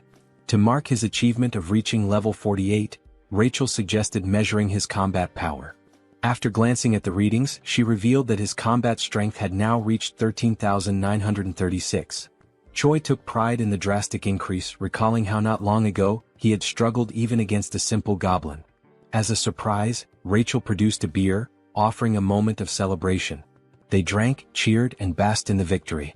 Yet, amidst the light-hearted moment, despite the calm, I could sense the impending danger and chaos. Sometime later, Choi returns to his inevitable routine, divided between sleeping, preparing, hunting, eating, cooking, training, and resting. He lives this loop of tasks daily and endlessly, regardless of how strong he becomes. While preparing for a training session, wrapping bandages around his hands, Choi wonders if he should find Abelson after training to clear up remaining doubts. Riadrun arrives, surprised that Choi showed up early for training, and they greet each other. Riadrun smiles while speaking with a tone of pride about Choi having defeated Doris and congratulates him. Choi thanks him shyly. Choi then takes advantage of the topic and decides to question Riadrun about something particular that happened during the fight against Doris. When asked if he knows anything about the technique called promote, Riadrun reflects with his hand on his chin, remembering it to be an informal style of ancient combat. The word informal makes Choi curious. Riadrun then explains that there are two forms of combat: formal, which involves movement, and informal, which is detached from formal structures. He also explains that, compared to formal combat, informal combat has significantly fewer variations. Since formal combat itself is already rare, informal is passed on more secretly. Choi then deduces that the difference is in summary something like attack damage versus skill damage. Riedrun continues, saying that despite everything, promote is a style that has been passed down for quite a long time. Any demon who uses demonic chi can learn it. However, it is an extremely dangerous ability that few dare to use. It has many side effects. Choi then asks if there is a possibility for him to learn how to use promote, since he possesses some demonic chi. Riedrun jokes about the amount of chi that Choi claims to have, emphasizing that besides being little, it is not natural to him, nor is it real demonic chi. Choi, in fact, seems to have ignored the warning that it is extremely dangerous. Choi uses the given argument that his chi is little to claim that the consequences may be mild and, in the worst case, Abelson could help. Riedrun, facing Choi's insistence, resists the idea of training such an ability. Choi, in contrast, is frustrated with the delay in giving a final answer. Desperate for approval, Choi throws himself to his knees, grabbing Riedrun by the leg. In an attempt to gain acceptance, Choi argues fiercely that without promote, he will die. He argues that all the fights are meaningless, where his life is reduced to being a tiny ant with an expiration date for the commander. Finally, he swears not to insist if a single attempt goes wrong.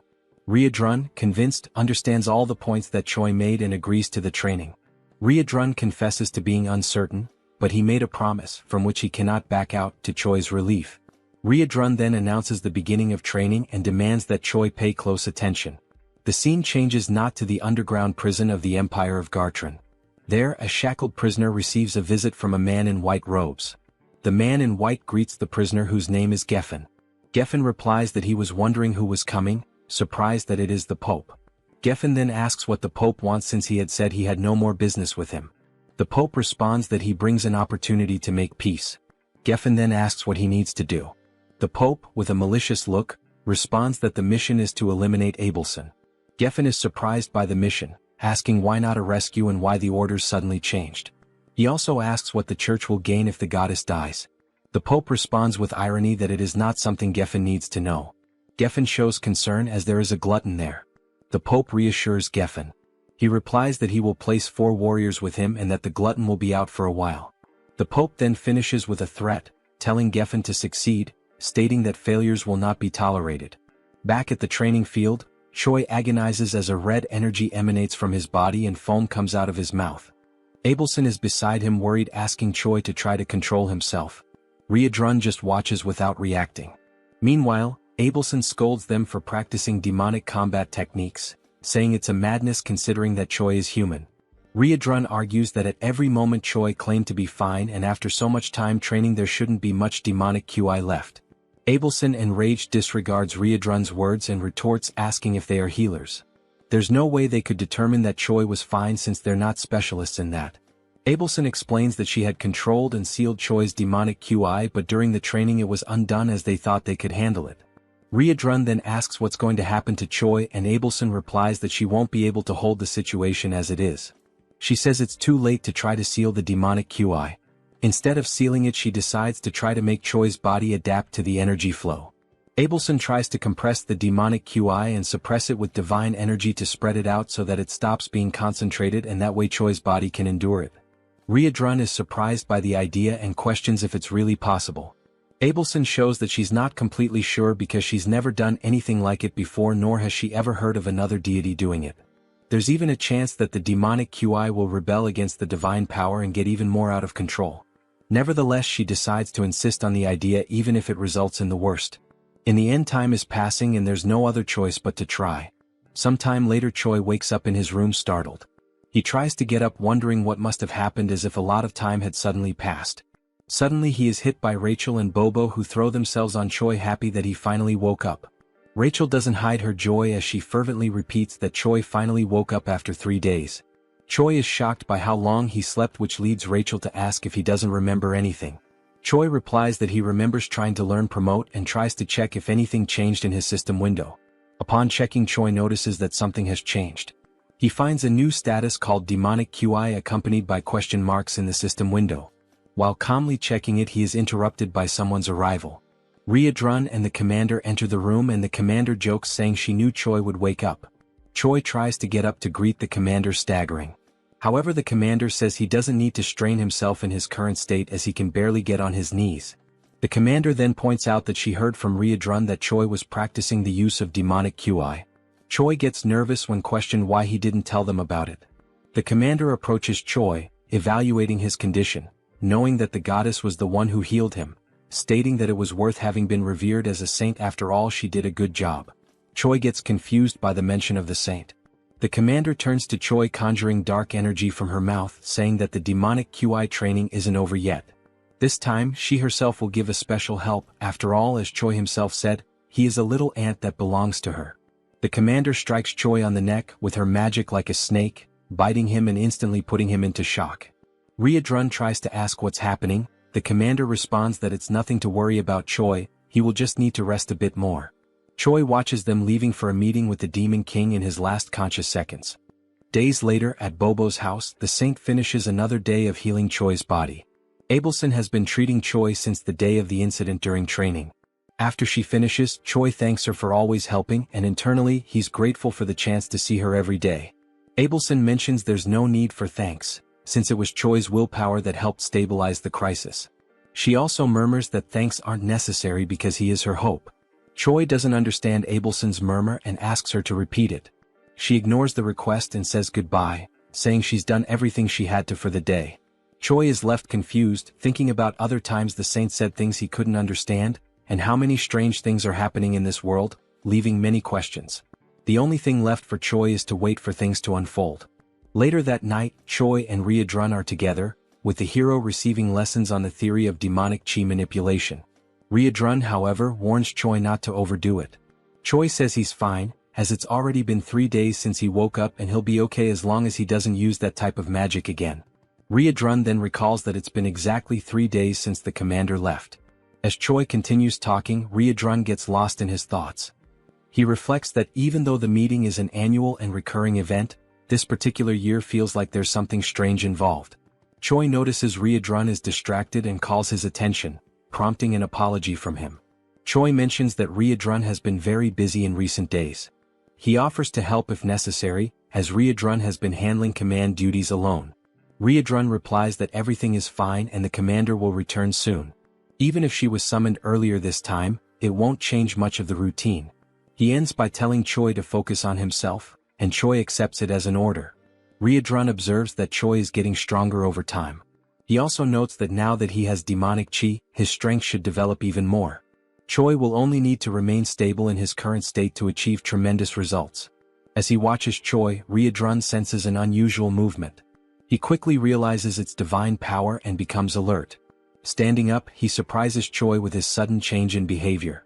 He then explains that he sensed the presence of someone with divine power in the castle who isn't the saint. Before Choi can process it, Riadrun confirms it's an intruder. Riadrun then orders Choi to stay quiet while he goes to investigate the situation.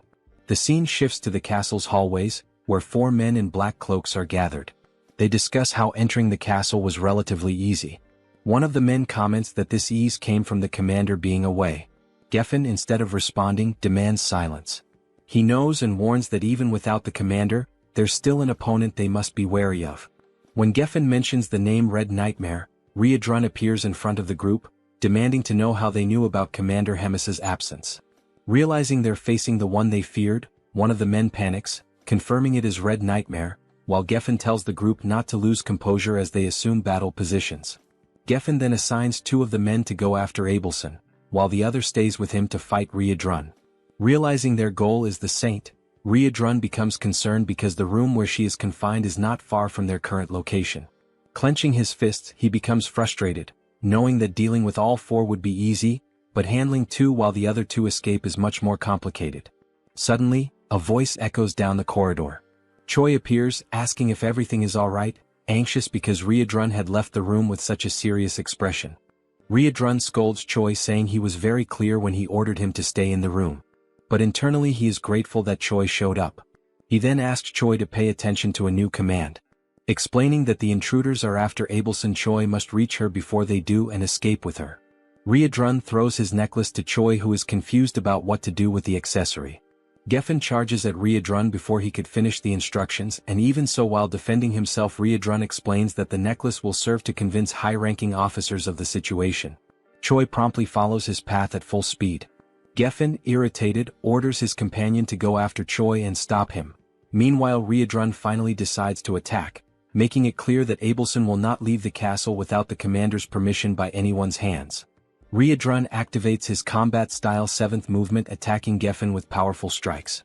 He also launches a blow called Explosive Destruction Wave, his eyes glowing red with determination. Meanwhile, Choi runs as fast as he can to reach Abelson's room. As he runs, a mission window appears. The mission this time describes that evil men are trying to kill Abelson and Choi must protect her, and who knows, maybe after that a romance might arise with a reward of 1,000 points. Knowing that the humans are actually trying to kill the saint makes Choi anxious. Another detail in the message that confuses him is the large amount of points awarded if he manages to complete the mission. Upon arriving at Abelson's room, Choi urgently announces that they need to get out of there immediately because humans are attacking. Abelson is caught by surprise and does not understand what is happening, so Choi explains that it is an attack from the same people who attacked previously. Meanwhile, in the nearby corridors, Riedrun's troops delay the intruders' advance. The comrades warn Choi not to waste time and to flee with the saint. Choi immediately grabs the saint by the hand and in a swift motion places her on his shoulder. With no time to apologize for the lack of courtesy, he runs carrying Abelson. The scene shifts to a room where a meeting is being led by the 3rd Commander Roger. He comments on Doris's defeat by a low-level human with a tone of disappointment. The memory of the commander asking him to take care of correcting everything while she's away takes over, and Roger wonders why he was chosen for such a task.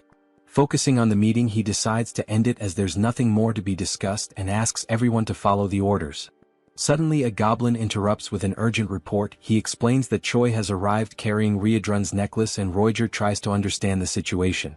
The goblin then explains that other humans are attacking the castle trying to find Abelson. Roger receives the message and becomes irritated with such inconvenience. Moments later, Roger encounters Choi accompanied by Abelson in a corridor, who intends to explain the situation in more detail. Choi then begins to tell that Riedrun detected divine power within the castle, and promptly went after the intruders who turned out to be humans seeking to put an end to Abelson. Roger does not believe that humans would attempt on the saint's life, and asks Choi to calm down, thinking it must be some mistake.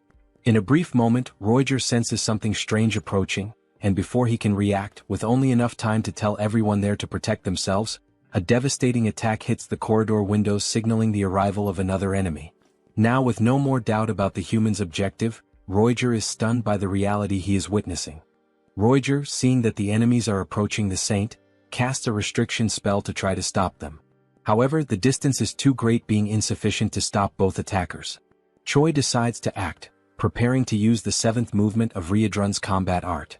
Before one of the enemies could reach Abelson, Choi hits him from behind with a powerful punch, knocking him out instantly.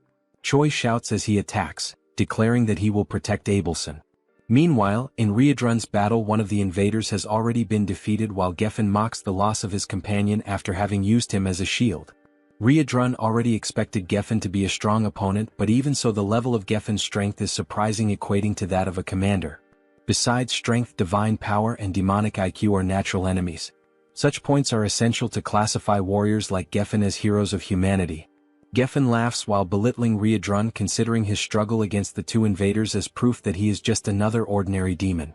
Riedrun keeps his composure, questioning how someone with no chance of victory can be so arrogant. Geffen asks who could possibly stop him now that the commander is not present and Red Nightmare is not all it was believed to be. Confident in his strategy, Geffen only needs to keep Riedrun occupied while his comrades deal with the weaker henchmen. Riedrun takes on a more serious stance as the enemy has demonstrated deep knowledge of the castle's defense strategies. Determined to end the clash, Riedrun declares he no longer has time for talk and will finish this quickly. Geffen smiles and asks how Riedrun plans to end the fight quickly, considering their powers are incompatible. Riedrun responds that pure brute force can overcome any incompatibility. Meanwhile, in Choi's fight, after knocking out one of the invaders, Choi hears the other one say he didn't know there was another hero in the Demon King's army. The man laments that he didn't expect 3 corrupted humans to be on the Demon King's side. Choi ignores the enemy's concern and warns that the invasion plan has already failed and that all castle allies are on their way. Choi also declares that no matter how strong this enemy may be, there's no way to fight an entire army and the best strategy is to surrender. The man scoffs at the hero's statement, asking if he's sure the invasion has actually failed. Nearby, Roger wonders when the hero learned Riedrun's combat arts, but also feels grateful that it allowed them to capture one of the invaders. The captured invader mutters something inaudible which soon reveals itself to be an incantation, a spell to use his own body as a sacrifice and quickly spread flames. He used sacred magic to burn himself completely, creating fire as a last resort, forming a wall of fire, a blaze that creates a kind of flaming arena. These flames are capable of killing a person with just a single touch. The man, now more confident, raises his sword while stating that not even the highest-ranking demons will be able to easily pass through the wall of fire, giving the hero the only option, which is to hand over Abelson. Choi is caught in distress, desperate, not understanding why the humans are interested in killing the saint. Choi desperately wants to know why they want to attack someone who is on their side. The man does not acknowledge Choi's statement, and when he tries to explain the obvious, Abelson decides to speak for herself. The divided empire abandoned God a long time ago. Choi is caught off guard by the information, and Abelson continues explaining that the only thing the empire needs is a puppet that obeys commands. For that it doesn't matter whether it is the real saint or not. Tired of the conversation, the man strikes his sword to the ground. He declares that he no longer wants to hear drama and will give the hero a 10-second head start. Choi finds himself under pressure, with no safe strategy to withstand a direct fight for long. The only thing that comes to mind is exactly the riskiest possible option. While the man begins his 10-second countdown, Choi starts activating Promote. Upon activating the first level of the magic, Choi immediately causes concern in Abelson, because she realizes what he plans to do. The saint tries to warn him that his body won't withstand it and tries to make him stop, but time is running out. Nothing will be able to convince Choi because he already believes that everyone is going to die, so the only thing left is to fight with everything he has. Pushing the technique to its limit, reaching full stage 2, Choi still hasn't given up on evolving Promote. He recalls Riedrun's instructions, who explained that Promote has 3 stages named Bloom, Full Bloom, and Falling Flowers. Each step taken increases the risk to the user, highlighting that Choi should never think of going that far. Although he must master the previous level before moving on to the next, reaching the 3rd level is too risky. But Choi saw no choice in the face of certain death. So he decides that if he manages to do it, this will be the only time. After 7 seconds, Choi finally reaches the peak. His heart feels like it's about to explode while his body screams for him to stop this madness. Rachel, desperate, cannot believe that even with the situation so dire, using Promote is the only solution. Choi, however, is completely focused, ignoring any contradiction. He has only one step left to take, which is to act. Because Promote has already reached level 3. With his body completely transformed, crimson eyes and dark aura, Choi asks Rachel to use her buff abilities. Time is up. The man is surprised to see a human using Promote, recognizing that Choi is not just anyone. Choi ignores the dialogue and announces the start of his offensive. He then dashes forward at high speed toward the man, who decides to defend against Choi's blows. He recognizes the level 3 of the ability, opting to defend because, being human, Choi will soon run out of stamina to keep attacking. Choi once again ignores the man's words, throwing even more punches against the sword. The enemy is confident that his victory will come simply by waiting, but Choi suddenly repels the sword with his fists, leaving the enemy disarmed and open to attacks. Before the invader could even react, Choi lands a precise, powerful punch right in the enemy's chest. The blow was enough to destabilize the man, who complains about the tricks Choi used. He watches as Choi prepares, astonished at a human who allowed himself to be corrupted by demon arts. Choi knows he's reaching the limit of what his body can endure from the technique, but he cannot fall, because he is the only barrier between the assassin and Abelson. Remembering that Promote, if pushed to the limit, can bring irreversible consequences, Choi finds a reason to go even further. There's a beautiful woman crying in front of him, and that is unacceptable. Dying for her to stop crying is undoubtedly a good deal. Now, with his body doomed to perish, Choi's only option is to move forward, surpassing all limits. There is no turning back. Choi decides to give his all to protect Abelson. The saint, witnessing Choi's unshakable will in his pursuit to neutralize the threat, reflects on the danger of using holy power on Choi, who is taken over by demonic chi. That would cause Choi's body to explode immediately. All that remains is for Abelson to pray for him. Choi, determined, advances toward the enemy, activating his combat arts. The man realizes that Choi is stacking attack types and laughs, considering it self-mutilation. Choi ignores the enemy's provocation and charges a jump, attacking with his instant obliteration strike.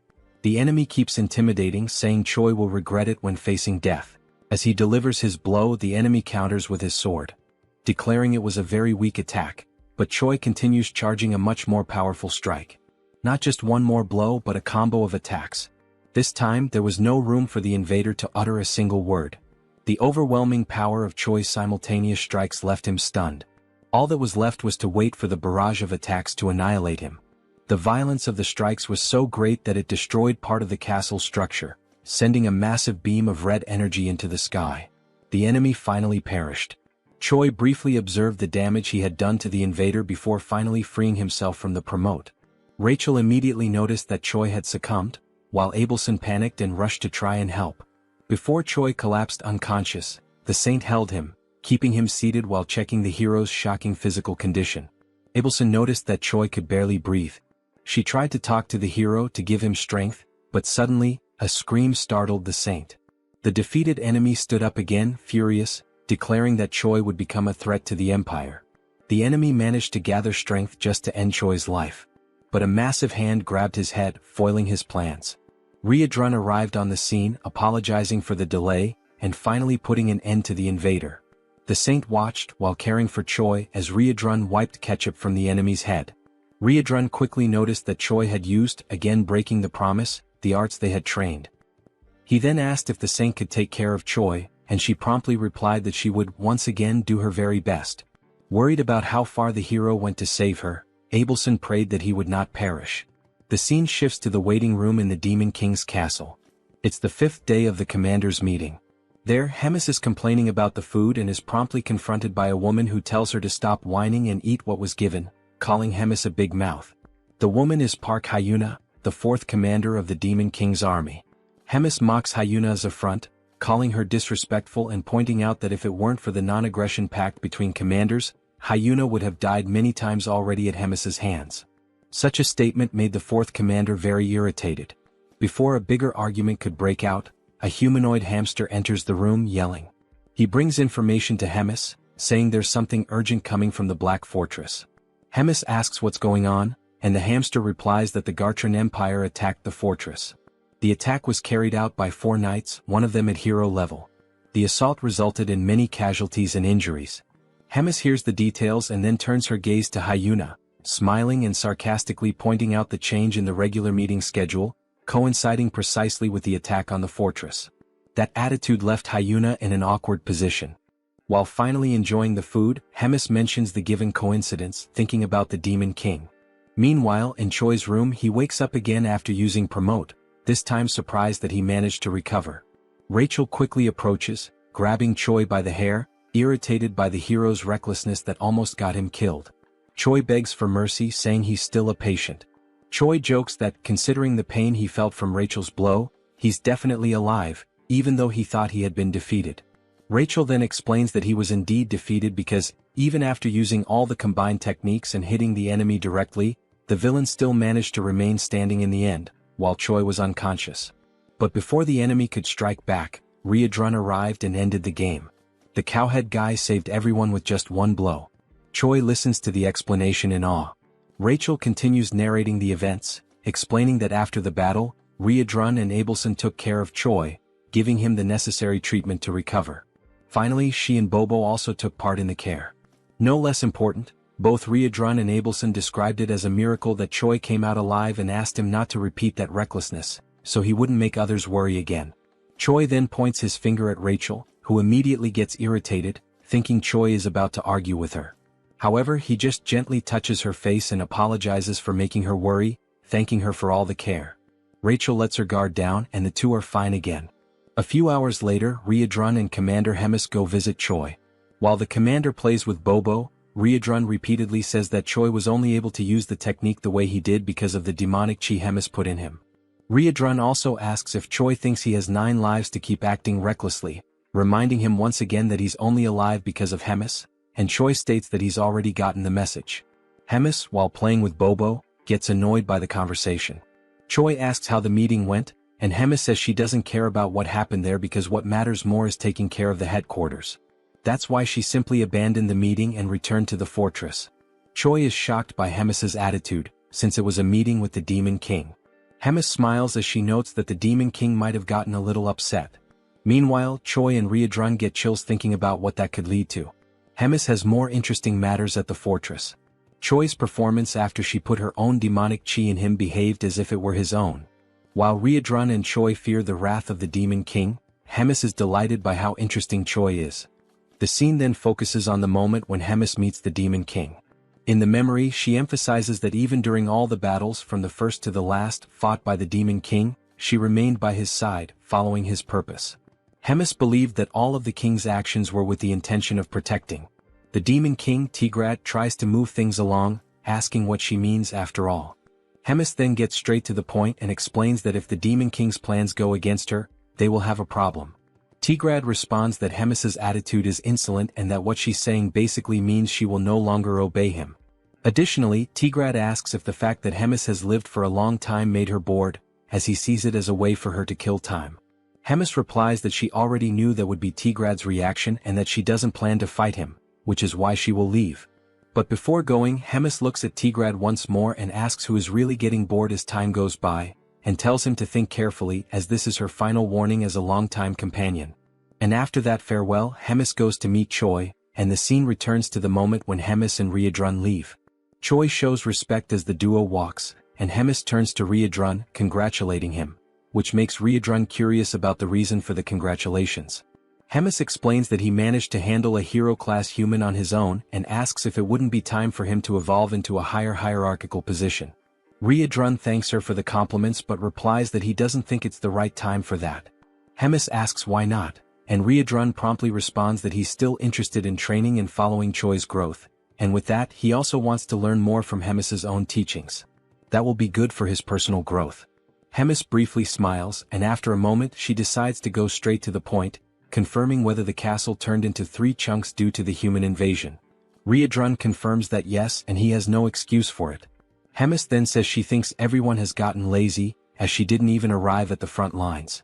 So she gets the idea to start a tournament to select a commander for the Third Army. The scene then cuts back to Choi, who is viewing his shop through the system. He notes that even after upgrading the hero shop to the intermediate level, he still has 950 points left, and it would be a waste to let them sit unused. He wonders if there's anything interesting he could buy. Rachel questions if, since he finished another quest and gained another 1,000 points, that was to be expected.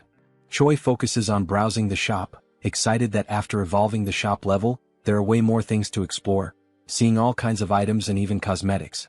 When asked by Rachel if he's actually going to buy something, Choi reflects that even though there are countless options, all of them are very basic and don't even offer bonus stats, considering their high cost. Rachel agrees, pointing out that all those items could be destroyed like paper by Hydro. Taking another look at the shop, Choi notices that some accessories have different options, but they're hard to understand. So he decides to first upgrade his combat power gauge. Before proceeding, Choi notices something and asks what this item called Wrath and Magic Creation is. Rachel then explains that it's not an item, it's more related to something like a unique skill from the creation system, where Choi can, for example, turn his kick into a skill and then level it up. Even though they're the same kicks, they'll probably hit harder. Choi reflects on Rachel's words.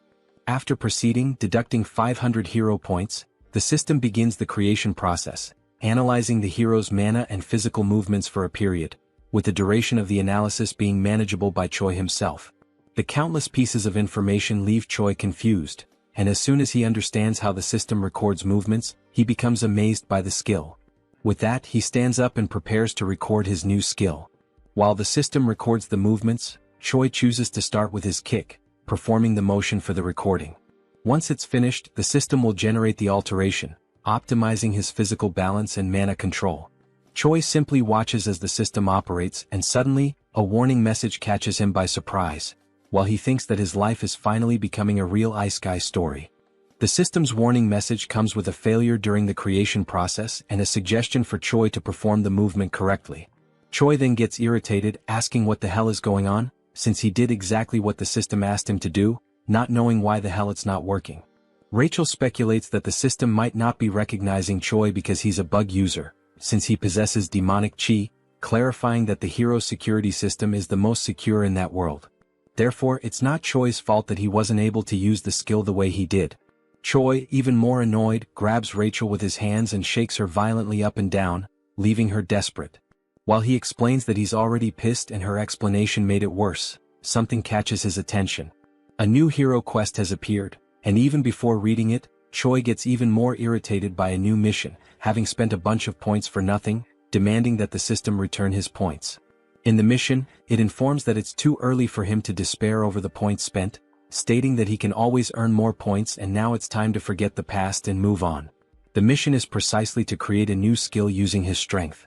Sometime later at Riedrun's training field, Choi begs his master once again on his knees to help him. Riedrun confirms Choi's request, saying that he needs help to develop his personalized wrath, and Choi confirms it. Riedrun takes a moment to analyze, then responds to Choi saying he'll help him. Choi, with teary eyes, is left speechless by the answer, and Riedrun adds that he was already planning on giving Choi some training anyway. Riedrun turns and informs that the training has just begun, and Choi promptly follows him. Moments later, the two are sitting in a moment of concentration, marking the beginning of that training. The session continues with more strikes and some physical exercises, which may be the ones that leave Choi quite exhausted. At the end, Riedrun and the saint observe Choi resting in his room again, with some bandages and his feet positioned in a bizarre way. Marking day 1, Choi smiles, grateful for having completed the day, and after getting up to pull himself together, he checks the system window informing that he completed a mission. Choi's combat power increases, and he then reflects on having managed to create his personalized wrath. It's a modified version of Riedrun's martial arts style, and the name Choi gives to this new style will be Nobilis. On the day of the tournament, the host greets everyone, introducing himself as Jark, explaining that this time's event will be to select 1 company commander and 13 battalion commanders.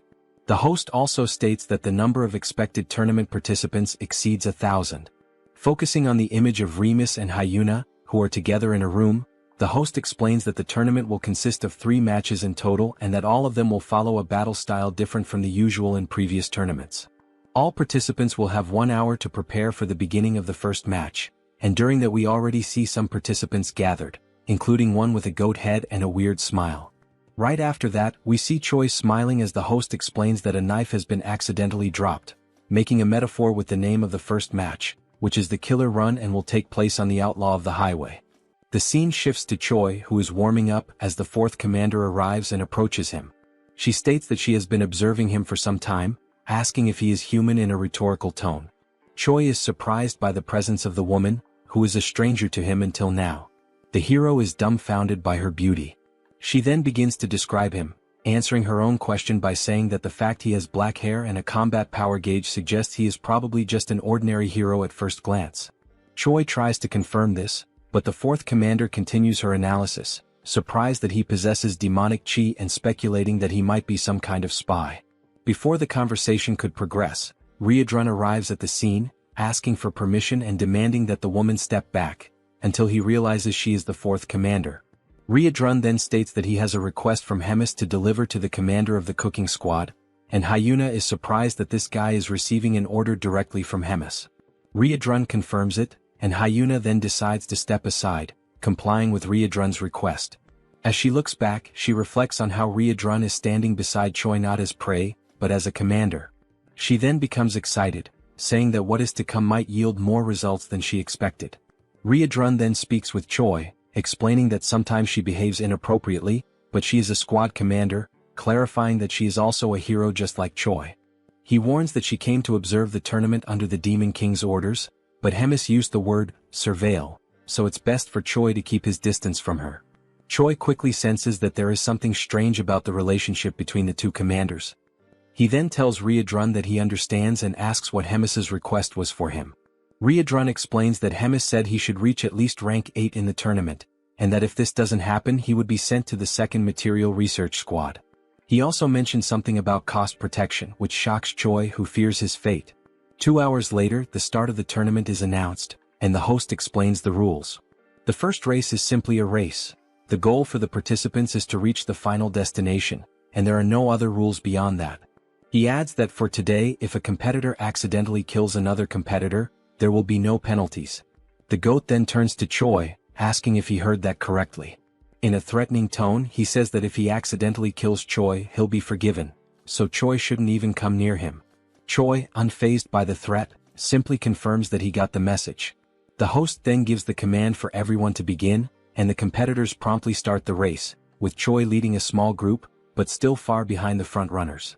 One of the competitors who can fly mocks those who cannot, and soon launches a magical attack directly at the group Choi is in, prompting Choi to ask Rachel for a shield to protect him.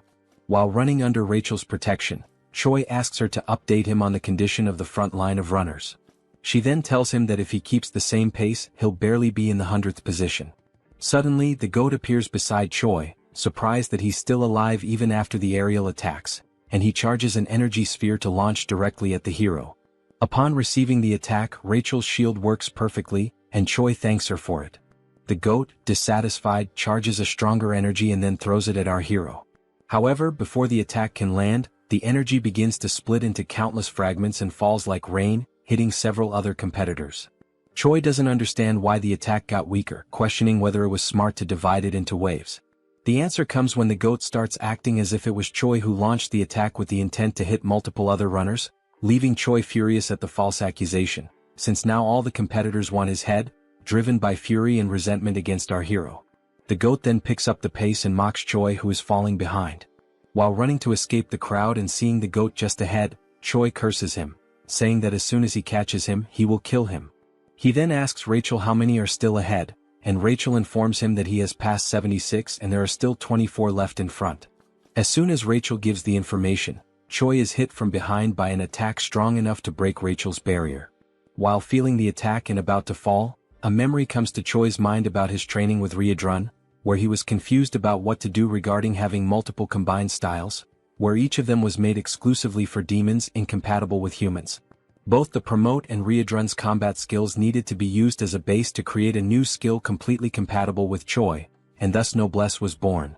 As soon as he activates the skill back focused on the race, the system informs him that his magic power evolved from rank D to C, and also that the level of demonic chi evolved from rank E to C.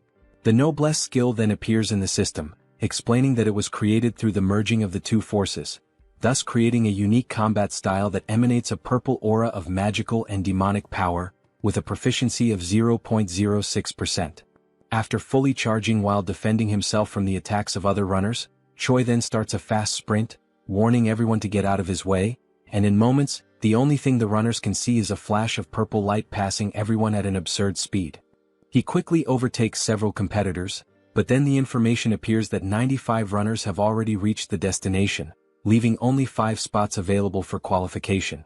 Determined, Choi accelerates even more, fast enough for Rachel to barely hold on to keep up. Suddenly, the goat looks back, noticing Choi's approach, surprised that he is already so close. As he approaches, Choi enjoys the situation, grateful for finding the goat right at the end of the race. He then activates Rachel's third combat form, charging an attack, getting even closer to the goat, and as soon as he reaches him, he hits him from behind, saying for the goat to accidentally die. The goat then flies at an absurd speed toward the wall, completely destroying the structure. Meanwhile, observing both amidst the confusion, the host explains that the 99th and 100th positions were filled by Choi and Whole Goat.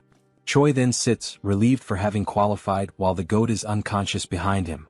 Choi gives thanks and the goat quickly gets up, enraged, cursing Choi and threatening him with death. But before anything could happen, the host intervenes, saying that the race is over. He then explains that the 100 people who passed the first round will have the second stage in 3 days, and everyone else is dismissed. Meanwhile, that night, in a forest near the Dark Fortress, Hemis and Park Hyuna are in a forest location, and the fourth commander asks Hemis if she is really going to release a certain thing inside the tournament. Without answering, Hemis only focuses on what is ahead, greeting Modem, saying how long it has been since they last saw each other. The creature, emanating a red aura, explains that indeed it has been a long time, exactly 97 years, 3 months and 11 days, and asks what can be done for Hemis. The creature is Modem, Hemis's familiar, with a strength of 198,532. Hemis then explains that what Modem needs to do is capture all the participants' flags. Modem confirms he understands, and then Hemis asks him not to be reckless with the task, because if there is a decent participant, Modem needs to go easy on him. Hyuna, hearing this, says that the big mouth is getting too soft. Hemis questions why she is being seen as soft by the fourth commander, and then asks if she knows why demons are losing to humans. Before receiving any kind of answer, Hemis justifies the question by answering it herself, saying that demons are fighting too fairly. They try to solve everything through brute force, and if they lose in strength they do not retreat, and in the end they end up dying. And this is accepted very simply. But unlike demons, if humans are at a disadvantage, they avoid the fight and manage to return later with schemes to unbalance the battlefield. And that is why the Demon King's army keeps losing to weak humans, ending the explanation with a finger pointed at Hyuna's face, who is perplexed by the situation. To break the tension of the moment, Hemis adds that the fourth commander needs to study a bit more, leaving Hyuna irritated by the provocation. Next, the rules for the next phase of the tournament are explained, detailing that groups of 4 people will be formed randomly and each group starts with 2 flags. After 48 hours, the teams with the most flags will be classified for the next round, with a limit of 10 spots. Those teams that do not have any flags will be disqualified, regardless of their position. Hearing the explanations and after the groups are formed, the GOAT is happy with the composition of his team because they are using Choi as bait to attract other participants and collect their flags. Choi is also somewhat content with the strategy, saying that it is brilliant, but deep down he is wondering what kind of bad luck made him end up on the same team as the GOAT. But in the background, with no expressions, are the other team members, one being a hawk and the other looking like Arbok. The 4 of them make up Team 9. The GOAT, still excited with the results, declares that they just need to wait because with the number of flags they currently have, they are practically already classified. But Choi watches him, reflecting on how annoying the GOAT is. It is then shown that Choi's team is in 4th position with 4 flags, but that was not the current position just moments ago. The ranking rose abruptly, and once again the team's position rises to 3rd place without them having done anything. Seeing this, everyone is surprised, wondering what is happening. Suddenly, a steel foot approaches the group, and Choi hears the sound of metal, making him look back and notice the presence of Moten with his extreme strength and intimidating presence.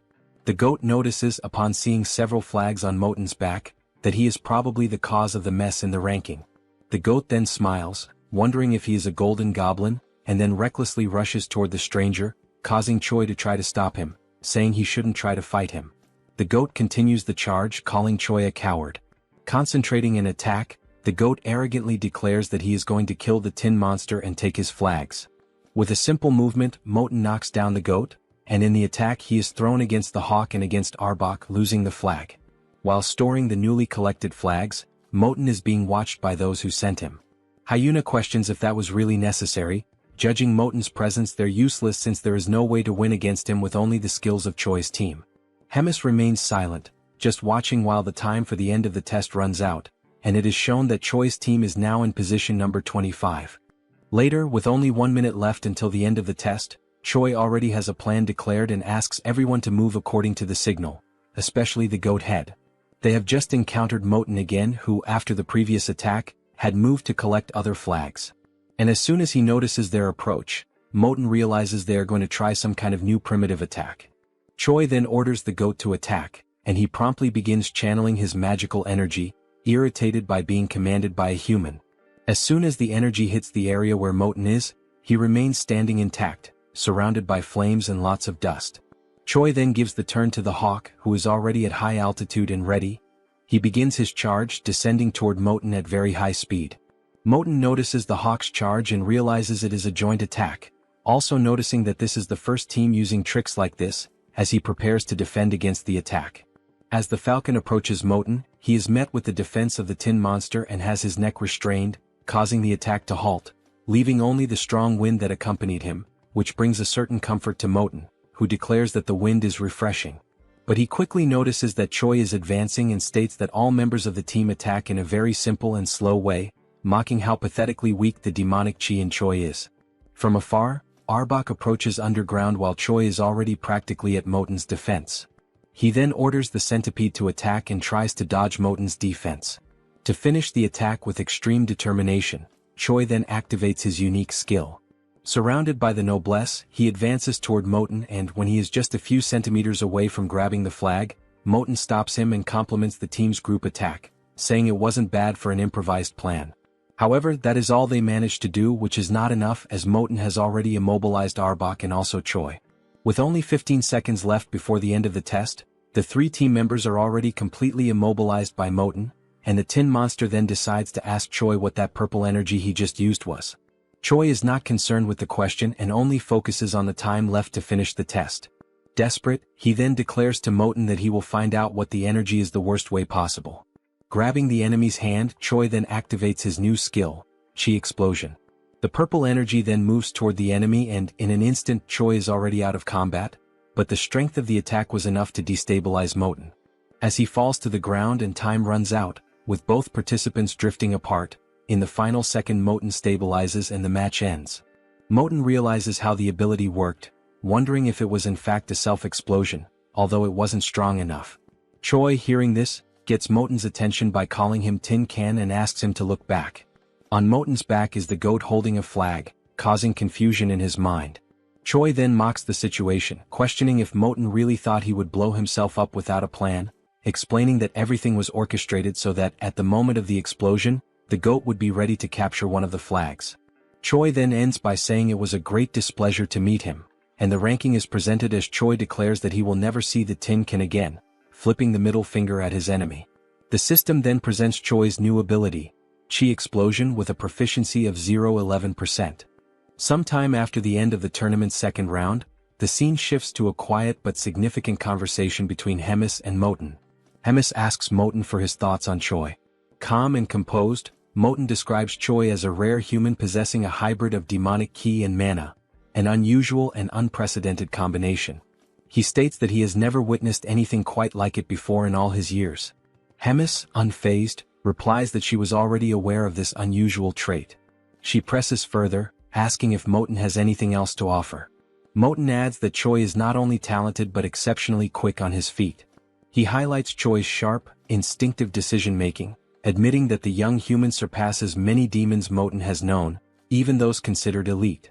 Hearing this, Hemis quietly reflects on the implications. She begins to consider that the direction of the demon army may need to evolve. She muses that, should she choose to pursue her own path, the future could unfold in unexpected, and possibly thrilling ways. The narrative then transitions to the divine empire of Gartrum, where the atmosphere is somber. The Pope mourns the loss of Geffen, a hero-level figure who perished during a mission, a warrior of great promise taken out in a vile and humiliating manner. The mood in the room is tense, laced with both grief and strategy. In the same chamber, a man seated nearby asks what will be done about Abelson. The Pope pauses in silence before coldly announcing that, despite her popularity, Abelson is merely the princess of a small, insignificant kingdom. With finality, he declares her removal as a candidate for sainthood and orders that she be publicly branded a heretic, an ally of the Demon King's forces. Next, the Pope shifts his focus. He asks if Hemis is causing trouble again.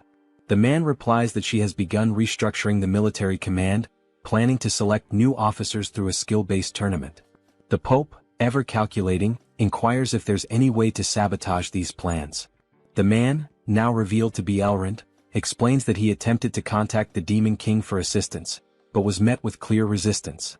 It seems that interfering with Hemis's efforts could risk provoking the Demon King himself.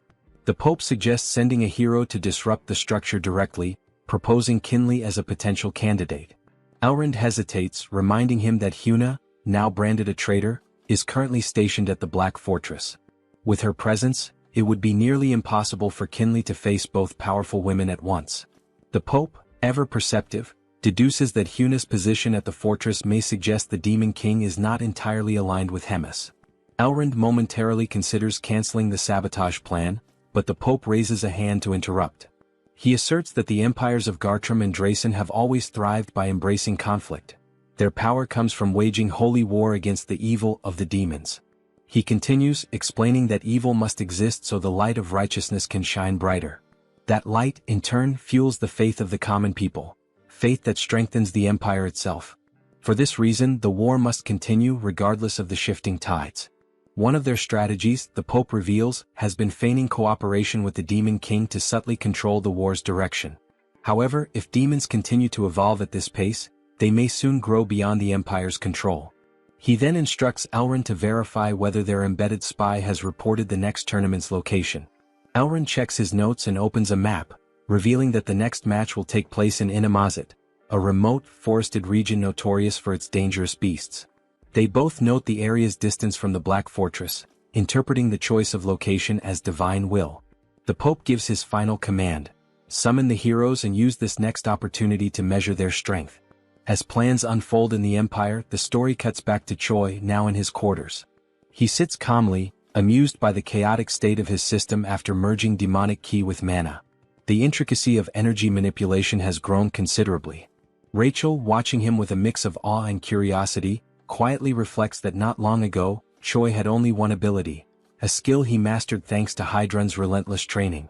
Choi focuses on the fact that Hydrun's combat style variations have now been officially registered in his skill window, with both Noblesse and Magic Explosion recorded as distinct entries.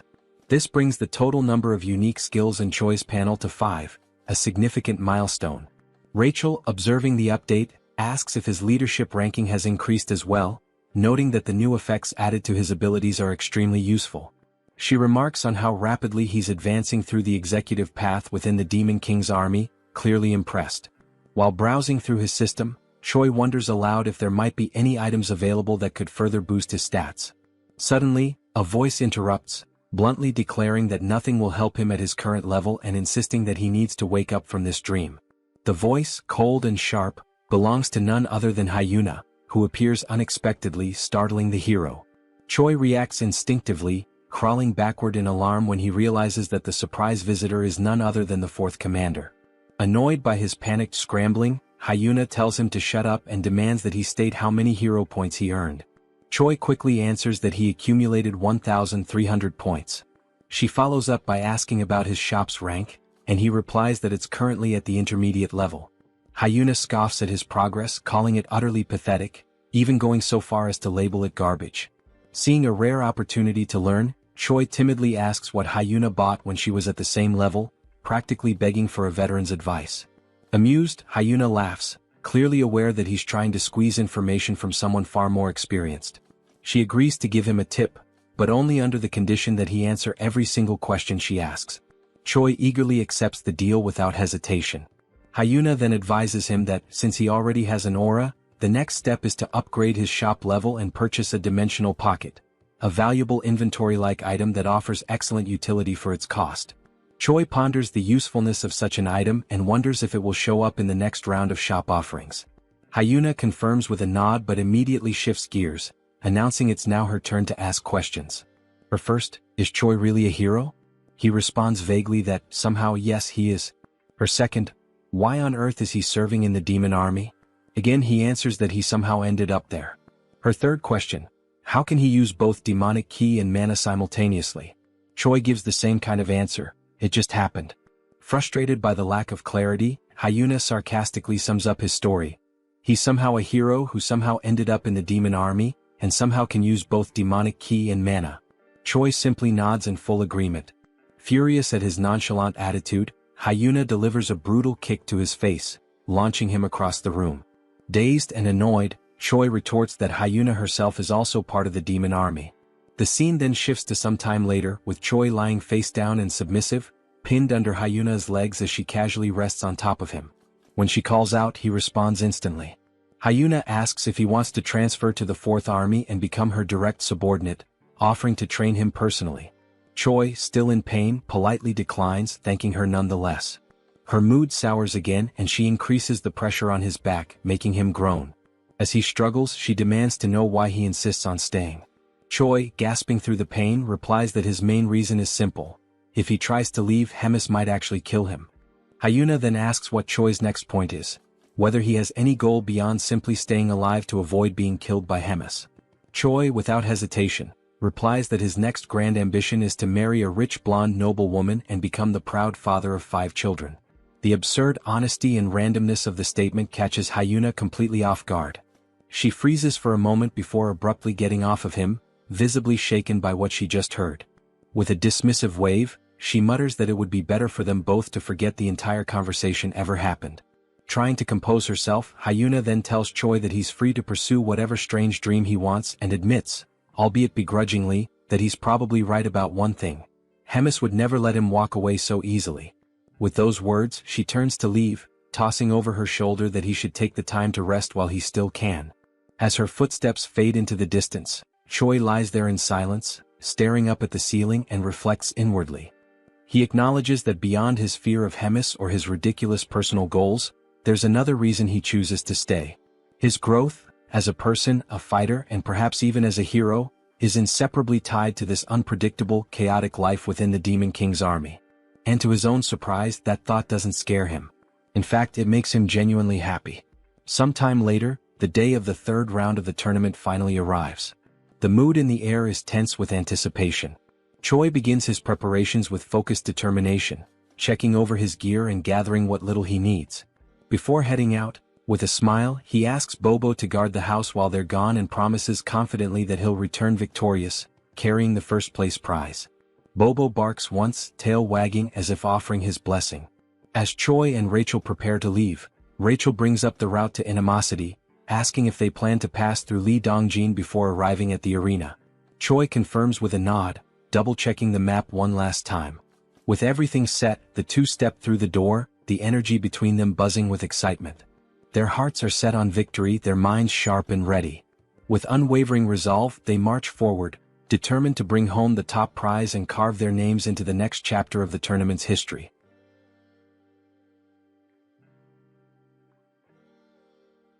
The scene moves forward to the beginning of the third day of the tournament, where Choi is hunting monsters. He notices that he is gaining 1 level for each monster he defeats. At this point he has already leveled up 4 times and wonders if it is actually real. The monsters he is defeating are dryads, generally female individual creatures, classified as plant-type demonic beasts. These monsters typically serve to assist in the reproduction of other monsters by exchanging pollen. While holding the body of one of the defeated dryads, Choi questions why he is gaining so much experience. During this moment, a purple sphere floats above him as part of the current training round. On this third day, the challenge is for participants to survive in the demonic beast forest, and the event will continue until 10 out of the 24 participants are eliminated. Each participant has been given a magical item for the day. This item is the same purple sphere that Choi is suspicious of. The sphere is used for military tracking, made by Hemis and composed of demonic energy capable of locating individuals. Its main function is to inform the organizers of the position of everyone in the tournament, essentially acting as a GPS. Rachel approaches the sphere, astonished by the magical skills of the Demon King's army, impressed by their ability to create such complex spells. Choi decides to move on quickly before someone comes and steals the monsters he has defeated. Suddenly, he is struck on the head by an object thrown by someone, causing him to fall to the ground and lose possession of the monsters he was carrying. The attacker expresses joy at finding him and Choi tries to recover from the hit. The attacker is revealed to be the goat, who is now furious and determined to defeat Choi once and for all. Meanwhile, elsewhere, the tournament host seems bored, finding the task of overseeing the event annoying. He questions why he is always assigned to jobs he compares to guarding a doghouse door, while other guards assist in watching the portal to Inamazet. One of the guards tries to motivate the host, saying he shouldn't talk like that because guarding the portal is important. It is the only one connected to the main gate, and if it breaks, something bad could happen. The host agrees but insists that it is unlikely anyone would show up in such a remote location. Far away, a presence appears, and the portal guardian quickly senses strange creatures. He channels his energy to scan them and identifies a group of humans, guessing they might be monster hunters. However, he chooses to ignore the potential threat since he doesn't sense any special magic from them. The guardian considers that it would be troublesome if he took the initiative to attack and they ended up finding the portal. He decides to wait, reasoning that Inamazet is very large and they probably won't encounter the tournament group. Despite sensing something odd, he continues with his farewell and chooses to leave the strangers alone for now. Back at the confrontation between Choi and the goat, the new enemy tries to intimidate the hero, claiming to have immense power and that Choi should beg for mercy. Noticing Choi's indifference, the goat tells him that if he won't plead, then he should run as there is no shame in fleeing. Scars on the back are not dishonorable for those who fight with their fists. Choi, annoyed, asks Rachel if it wouldn't be better to just kill the goat already. Sensing the shift in Choi's demeanor, the goat immediately changes his own behavior to one of submission, begging Choi not to kill him, warning that he would regret it. This confuses Choi, who doesn't understand the reason behind the threat of regret. The goat then reveals that he possesses very valuable information, prompting Choi to ask what it is. The goat explains that all demons currently have Choi at the top of their target list. Choi is skeptical and asks why, if that's true, they aren't all after him already, since he is supposedly the common enemy of them all. The goat suddenly begins a countdown, leaving Choi confused.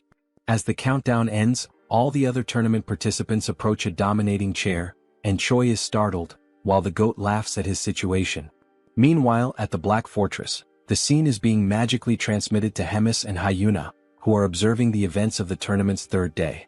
Hemis admits she didn't expect everyone to target Choi and laughs, calling it shameful. Hyuna reprimands her, saying this is not a moment to laugh. The transmission is abruptly interrupted by the Guardian, who reports that humans are attacking and attempting to destroy the gate. He explains that the enemy group is composed of highly equipped humans using stealth devices, and somehow they know the exact location of the gate. The transmission ends, and Hemis immediately assigns Riadrun to take action. Riadrun quickly understands the gravity of the situation and offers to act at once. Hemis notes how well prepared the attackers are and declares that information must be leaking from somewhere. As she speaks, Hyuna watches in shock. Hemis then raises her voice, demanding to know where the leak is coming from, while Hyuna reacts again, visibly shaken. Back in the forest, having escaped the other participants, Choi is distressed, questioning why the contestants are breaking tournament rules and why those monitoring the stage are doing nothing to stop it. Rachel urges him to remain silent so as not to compromise his hiding spot. 2 participants are seen nearby, searching for Choi. They briefly scout the area but soon decide the hero isn't there and leave, planning to wait for the next tracking update. Choi stays hidden a bit longer to be sure, then collapses to the ground, overwhelmed and fearful of dying. He wonders how he will survive the ordeal. Rachel tries to comfort him, reminding him that his level progression has been going well and suggesting they could defeat more monsters nearby. She asks if Choi has anything in his shop that could help. He agrees it's a good idea and starts to search, though unsure if anything there could truly help him survive. Just as he finds something possibly useful, a dark cloaked figure approaches, interrupting his search.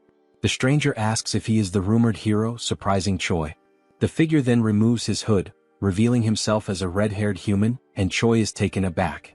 The rest of the group reveals their faces too, all fixing their strange gazes on the hero. Though they are all human, something about them feels unusual. The leader apologizes for not introducing himself earlier and tells Choi his name is Andrew Taylor, and that he is also a hero. At that moment, Choi's system interface appears, presenting him with a mission: survive at all costs and eliminate all the villains with a reward of 1,000 hero points. Choi quickly attempts to deceive the enemy group's leader by pretending to be a rookie hero. He energetically introduces himself as Choi, the new hero, and casually asks what brings them to such a lowly place. Andrew, the leader, replies that they are hunting demons. Choi agrees, saying it's a noble mission and that eliminating demons brings justice. Choi then stands up and prepares to leave, claiming he will go crush some demons too and wishes them luck. Suddenly, Andrew draws his sword and slashes at Choi, narrowly missing. Choi is startled by the sudden attack.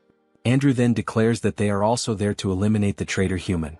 As Andrew readies another strike, the tournament participants arrive at the scene, also searching for Choi. The goat mocks Choi, claiming there's no way he can escape. Some of the participants behind the goat notice another human nearby and speculate that Choi may have the ability to duplicate himself. Andrew becomes confused by the statement, while Choi quickly analyzes the situation and begins to unfold an emergency plan. He boldly calls on everyone to recite the chant of the Demon King's army's third command. Everyone is surprised and doesn't quite understand what Choi is doing. Andrew is also confused by his actions. Choi then loudly begins a speech, declaring they are the mighty army of the Demon King. As he speaks, a blue aura begins to radiate from him. As he continues, the goat and the other competitors are unsure of the next step and ask if they should devour the humans ahead. Choi confirms and urges everyone to eliminate the enemies of their father, the Demon King, as true warriors. At that moment, the system announces the activation of a hidden status called Charisma and Leadership, and notes that morale among allies has increased. Choi raises his voice and commands the group to charge. The participants begin discussing among themselves, and the goat comments that Choi isn't wrong. Another participant agrees, saying they are an army either way. The goat then reinforces Choi's words, proclaiming that they should all advance and destroy the humans. Empowered by Choi's blue aura, the group charges into battle. In the midst of the crowd, Choi is thrilled that his plan is working and vows to remember their bravery. As they rush forward, Choi runs in the opposite direction, joyfully declaring that they will all meet again in Valhalla. As he flees, Choi reflects that they probably won't last long and that fleeing is his only option.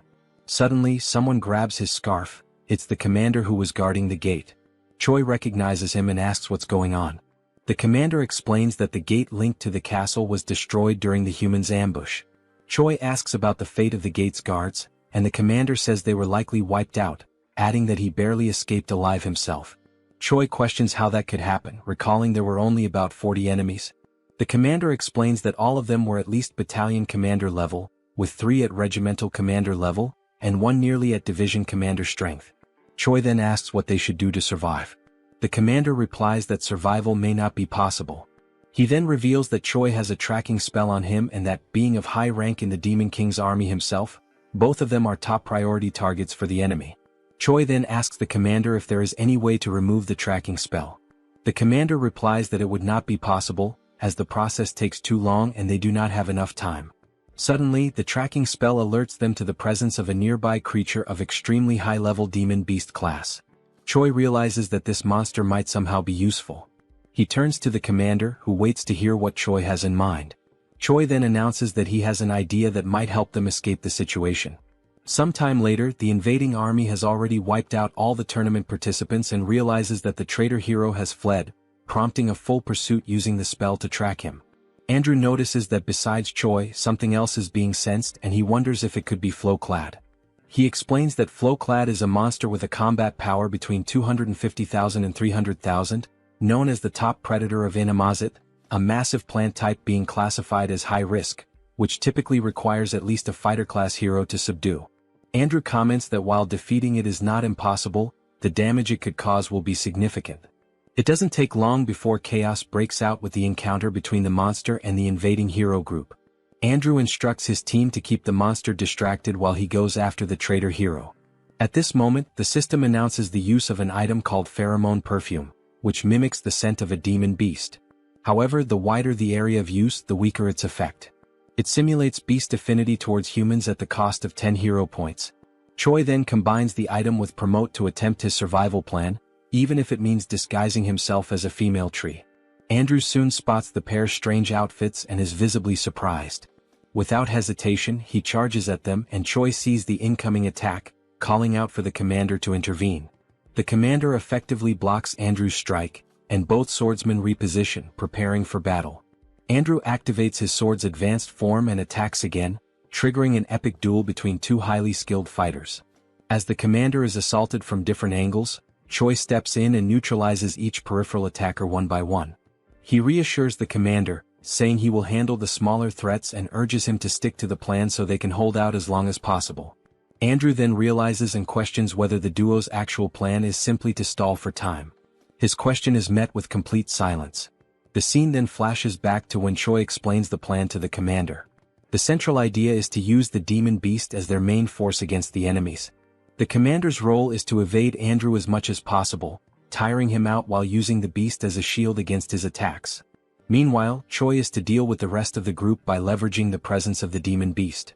The crucial point of the strategy is to never engage in a direct fight. Choi names the operation "You Come at Me." Returning to the present battle, Andrew grows frustrated with the commander's evasive tactics, asking how long he plans to keep dodging blows. The commander remains silent, internally reflecting on the fighting style of the humans, calling it cowardly. Still, he admits that it's exactly this method that allows them to buy precious time. The focus then shifts to Choi, who now faces a cloaked enemy. Weakened but determined, the opponent rises with one goal: kill the traitor. As the man charges, Choi easily dodges each attack. However, he notes the precision and strength behind the enemy's strikes, each one powerful enough to cut him in half. Despite that, the movements are highly predictable. Without embellishment, the enemy swings his sword like a machine. Choi counters, first striking the man's leg to unbalance him. When he falls, his chin hits the ground and Choi follows up with a direct kick to the head, knocking him out instantly. The swift victory earns Choi several level-ups, leaving him surprised by how easy the fight turned out. He wonders if they are truly human given their mechanical fighting style. Suddenly, while reflecting on the extended use of Promote, and the risk of exhausting his stamina, Choi is caught off guard by a potential side effect. His forehead begins to undergo a strange mutation. The system alerts him that his demonic chi has increased from rank C to rank B. As a result, a horn begins to grow from his head. Confused by the transformation, Choi now possesses a demonic appearance. The system then informs him that his body has temporarily synchronized with demonic chi, triggering an immediate transformation.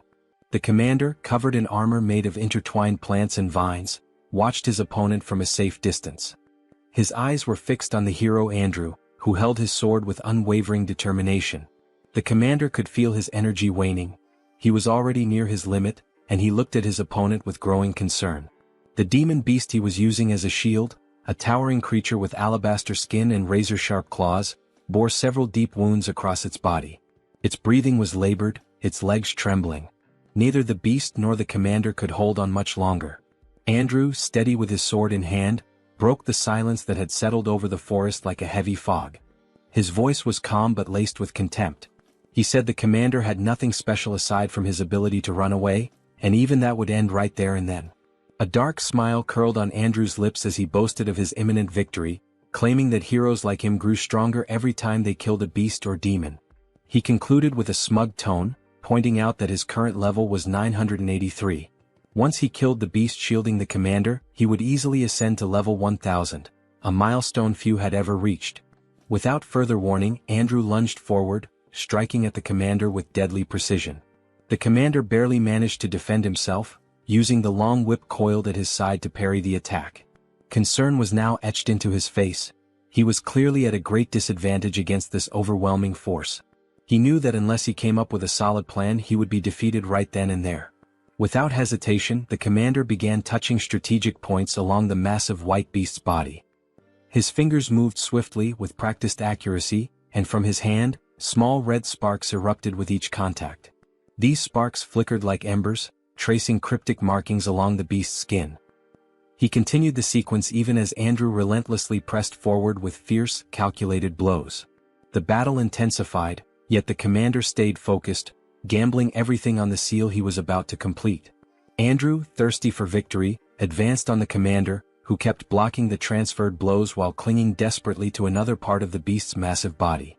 The weight of each strike forced the commander to retreat little by little, his defense beginning to falter.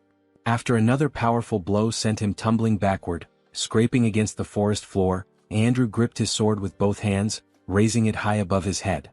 His eyes burned with anticipation as he prepared to stab the weakened demon beast.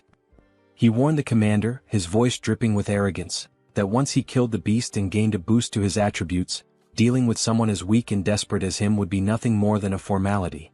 But before Andrew could deliver the final blow, the commander, still catching his breath, spoke firmly. He hadn't been running around for no reason. His words cut through the tension like a blade. At that moment, the intricate marks left by his hands on the beast's skin began to glow, igniting into beams of radiant red light. The symbols pulsed with energy, and from them, several thick metal chains erupted, snaking out in all directions. Red sparks danced in the air around the demon beast, crackling like fireflies caught in a storm. Then the scene revealed a new technique, an advanced movement restriction skill. The commander, ignoring his injuries, focused his energy and curled his fingers into a circle, completing the final gesture needed to activate the seal. The red glowing chains, now shimmering with intensity, surged forward and wrapped themselves around Andrew from behind, just as he was about to drive his sword into the beast once more. The narrative then shifts to a memory, showing the commander and Choi discussing the second part of their plan in a quiet moment before the battle. Choi, barely able to contain his excitement, suggested they name the plan Kill Steel. The commander raised an eyebrow and crossed his arms, clearly skeptical, and asked if that was some sort of code among the heroes. Choi grinned and continued with the plan's outline, explaining that he would first take care of the rest of the group before the demon beast fell. The commander, always cautious, asked what would happen after that. With a confident smirk, Choi concluded that the commander would keep buying time, just like he was doing now, and when the right moment came Choi would return to help finish off the beast. The two shared a look that said they both understood the risks, even if they didn't speak them aloud. The commander scratches his head with an awkward laugh, accepting that they had no other options anyway, but he points out that Choi's plan has two glaring flaws. 1. Would he really be able to come back in time? 2. Even if he did, could he actually defeat that guy after leveling up? Choi, with his usual blunt honesty, admits that the chances of everything going according to plan are less than 1%. But, he adds with a sharp glint in his eyes, if they gave up now, the chances would be exactly 0. Choi clenches his fist with resolve. If those were his only options, he'd bet everything on that 1%. There was no room left for fear, only for action. The scene jumps forward to the battle's turning point, where Andrew is suddenly restrained by several glowing chains wrapping tightly around his legs, wrists, and even the sword he had just raised, now frozen mid-air. His expression twists in frustration, eyes burning with rage. He demands to know what the commander was thinking, using such a cheap trick to restrict his movement. His voice echoes through the battlefield like a growl.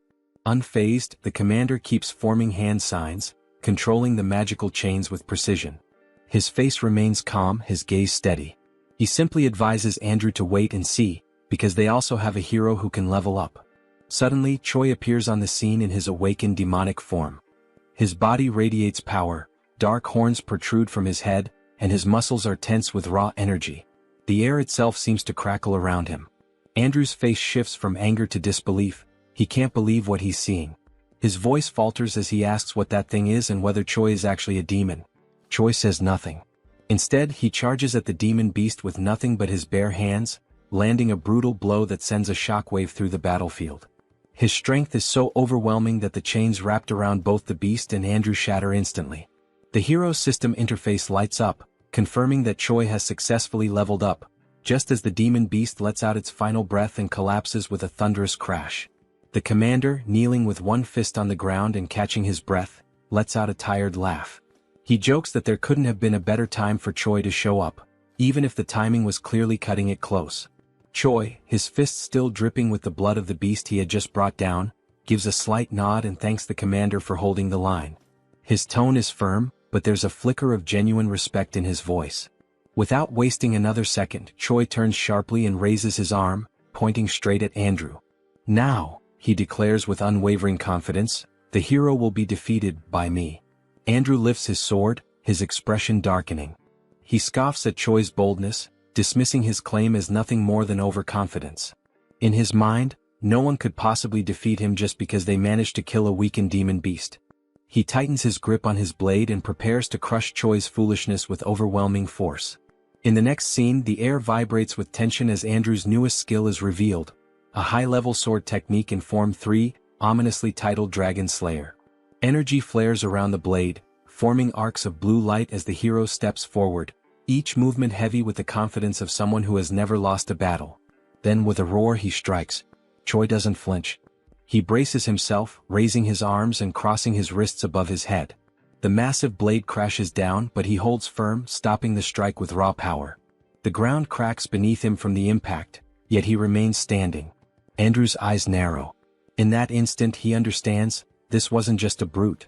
Choi is a close-range combatant with terrifying physical strength.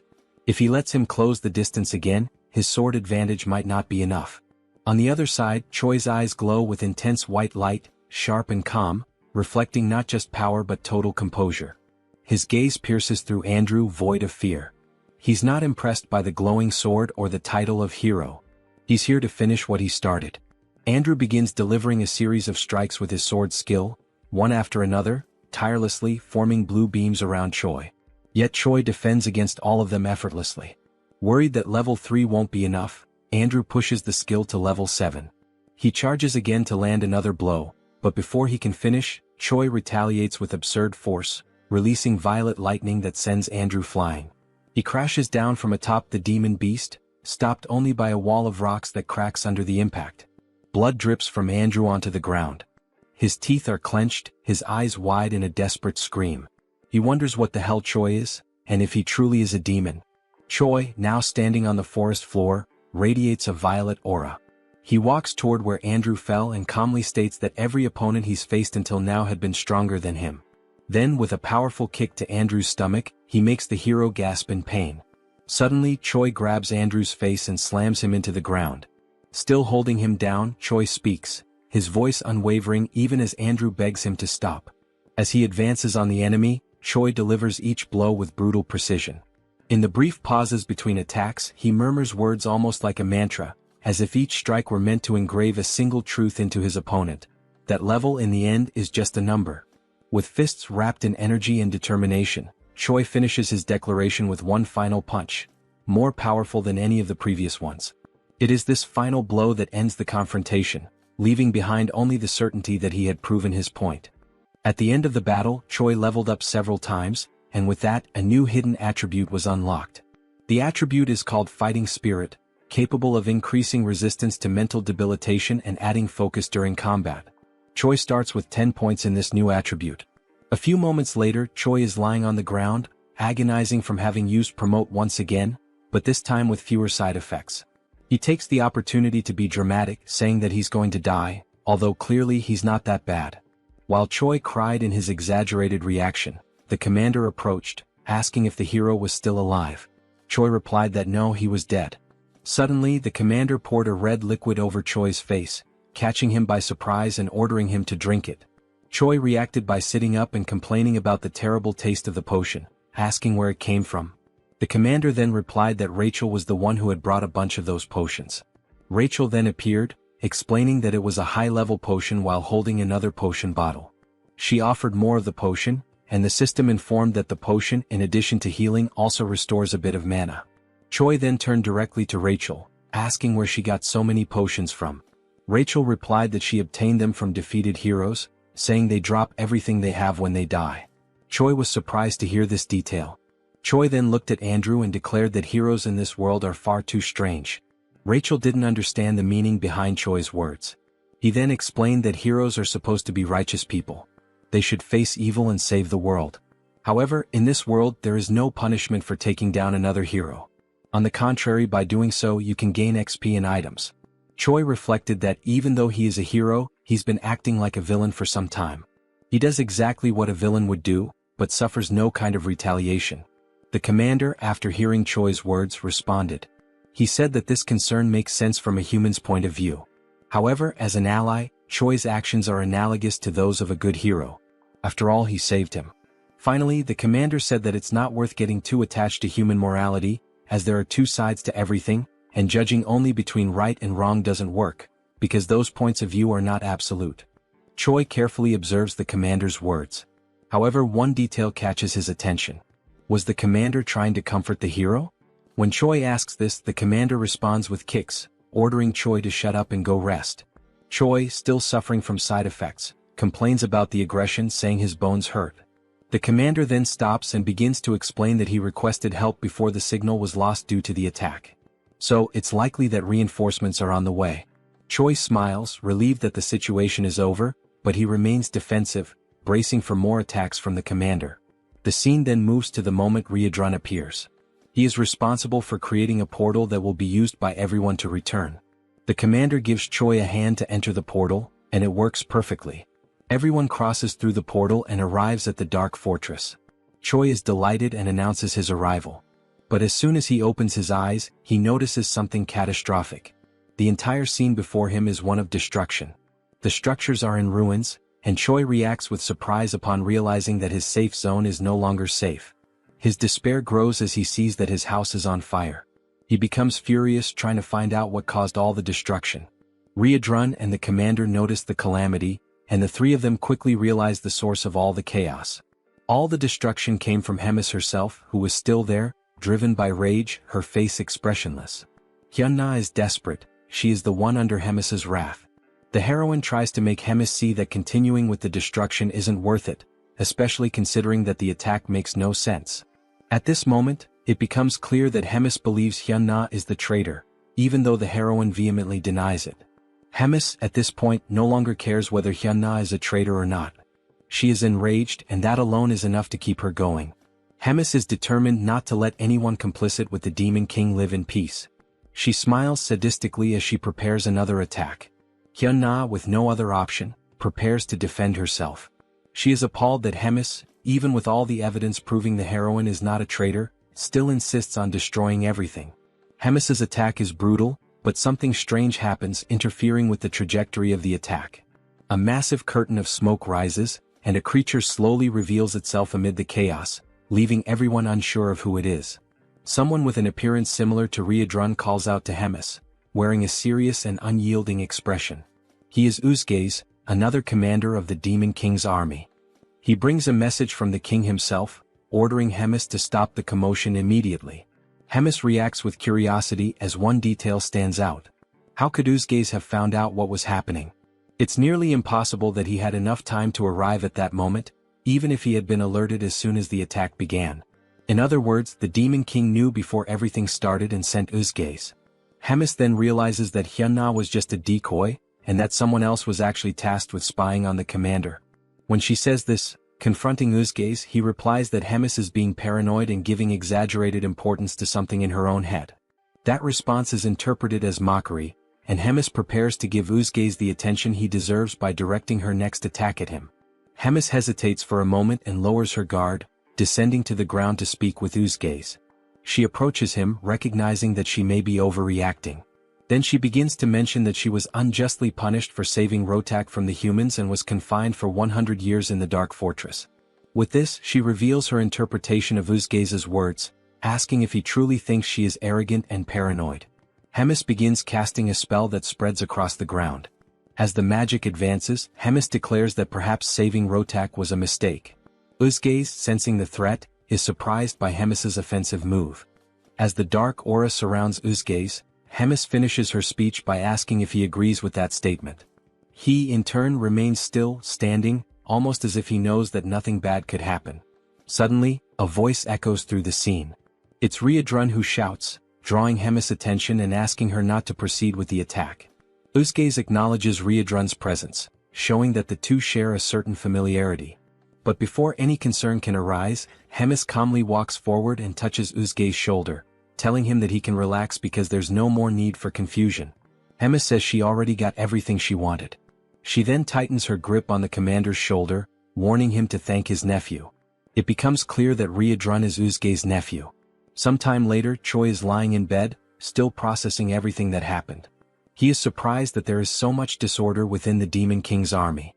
Abelson is once again by his side, helping with his recovery. She takes the opportunity to ask if he plans to continue in the Demon King's army, considering he is about to be promoted to commander of a battalion. Choi replies that he probably will, since there is an official war declared between the Dark Fortress and the Gartran Empire. He also adds that even if he wanted to leave, it would be practically impossible to live among humans now. Choi now has horns growing from his head and is a user of demonic chi. Abelson laughs at the hero's situation. Choi soon remembers the events during the trial, especially the appearance of the heroes. Something seemed very strange about the heroes in that group with the exception of Andrew. They had a strange appearance. All of them looked dazed, and no matter how injured or even killed they were, their expressions never changed.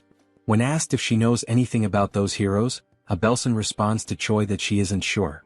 She recalls that she was expelled and therefore doesn't know the internal workings of the kingdom. However, she confirms that the Empire has many strong heroes, and that most of the wars against demons are not fought by heroes of priestly rank. Amid this, it remains a mystery how the divided Empire manages to gather so many strong heroes so quickly. However, there are rumors that inhumane methods are being used to make that possible. As soon as she finishes speaking, their conversation is interrupted by someone arriving.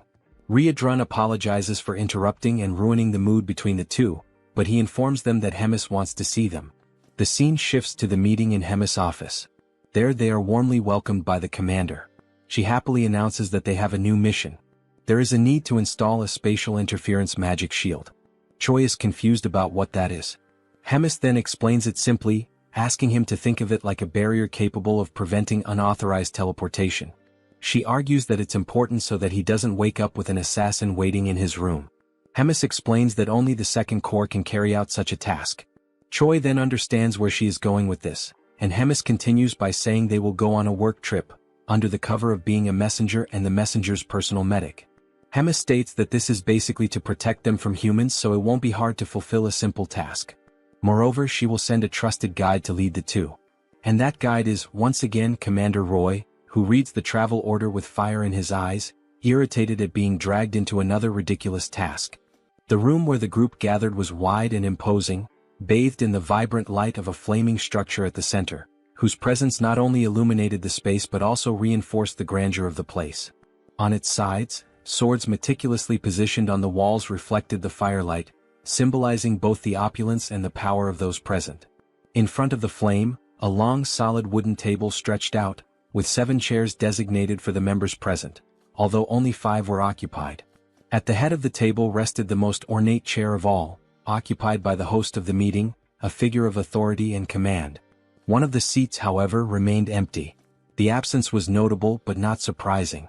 It was just another one of Rotaka's recurring absences.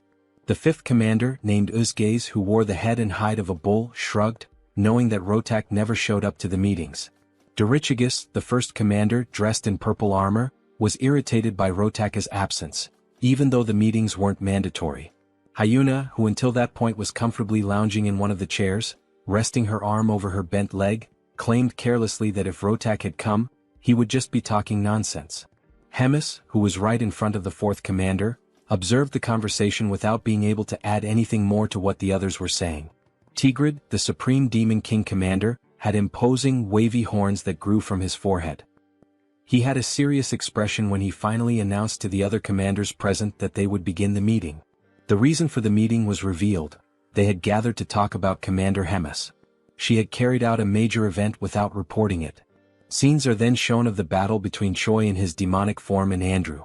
Tigrid continued explaining that the border had been left exposed, and the humans had created an ambush that resulted in severe consequences. Uzgaze then interrupted the Demon King's speech to specify that the effects of that battle were 97 dead, 100 wounded, and an even greater number missing. Tigrid had his black claws resting on the armrests of his golden throne. His expression was calm as he continued speaking about Hemis attacking the fourth commander for no apparent reason and, according to the rules, battles between commanders require prior approval. Then, with a serious look, Tigrid announced the beginning of the discussion regarding the punishment that would fall upon Hemis, based on her actions. At the moment he opened the floor for objections, Hemis promptly interrupted, wishing to express her side. She raised her hand and requested attention to object. With no resistance from the others, Hemis began to speak, aiming to defend herself against the claim that she had acted without cause.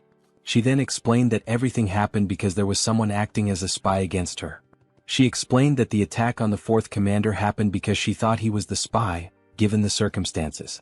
With that, Hemis raised a question, suggesting that the ideal would be to find out who was trying to harm her, not try to punish her for defending herself from something so sneaky. Tigrid's expression changed. He was irritated by the question, seeing it as an affront. He then asked if such a proposal was a way of challenging his authority. Hemis simply replied that it was nothing more than a humble suggestion. She smiled, and her bold expression spoke louder than her words. Such an attitude only raised Tigrid's indignation, who was stunned by the commander's boldness and clenched his fists on the armrest of his throne. Some time later, Uzgaze, Dorichigus, and Hyuna gathered in the corridors, in front of the meeting room, discussing what had just happened. Uzgaze pointed out how terrible the emotional outburst of both commanders had been in front of them, rendering the meeting useless. Hyuna expressed her frustration, irritated by the possibility that Rems and the Demon King would never be friends again. Dorichigus commented that he thought it impossible for them to be as united as they once were, and Hyuna declared that she didn't like the direction things were taking. In the end, the group decided to put these events aside and not give them much importance, as situations like this would probably repeat themselves frequently from then on, and the only thing left to do was to choose a side to stand on. Meanwhile, in the magical tower of the fourth command, Shai's group approaches, and the hero is soon mesmerized by what he sees. They are then received by the fourth commander's bodyguards, who immediately request everyone's identification. Roger introduces himself as the commander of the 3rd Regiment and notes that he is accompanied by 2 humans. The guard receives the referral sent by Hemis, reads the contents of the paper, and greets everyone enthusiastically, declaring that the commander is waiting for them, and then guides the group to the meeting. Meanwhile, Rotak is in his office, relaxed in his chair, reflecting on the human who can use dark mana and who, furthermore, has a body in the process of transforming into a demon. Even though he finds the situation interesting after receiving warnings from Hemis, he ultimately reminds himself that the human is still just a human. Soon, the group arrives at the room and greets Commander Rotak, who receives them and immediately jumps toward Choi, who barely has time to greet him and is caught off guard. While analyzing Choi's body, he is surprised that he doesn't feel anything and then begins the infusion of energy into one of the hero's arms, warning that it will hurt a little, but that Choi needs to endure it. Choi doesn't understand the situation, and the only option is to endure the discomfort caused by the energy emitted by Rotak, flowing through his body without understanding what is happening. As soon as it ends, Abelson expresses her concern, asking if the hero is okay, while he is on his knees trying to recover from what just happened. The saint approaches Choi, ready to help him, while Rotak declares he is impressed with Choi's evolution. As the hero raises his head, Rotak asks if he knows about the future that awaits him, and only then informs him that if Choi continues at the pace he's going, he will be dead in about 3 months. This information leaves the hero stunned, surprised by such an unexpected future. Rotak then explains what is happening in the hero's body, and that, since he is rapidly transforming into a demon, he can consider himself fortunate, as only small parts of his body will undergo alteration. However, it won't be long before, sooner or later, his organs will be corrupted by dark manhwa, and the moment Choi's heart or lungs are corrupted, he will die instantly. Choi doubts it, claiming that he doesn't feel anything, and Rotak turns his back to retrieve something, while simply warning that if Choi doubts it, he just needs to wait and see. He then picks up one of the papers on his desk and presents it to Choi, informing him that it is something called the Demon Contract, whose function is merely to reveal the truth. This surprises Choi.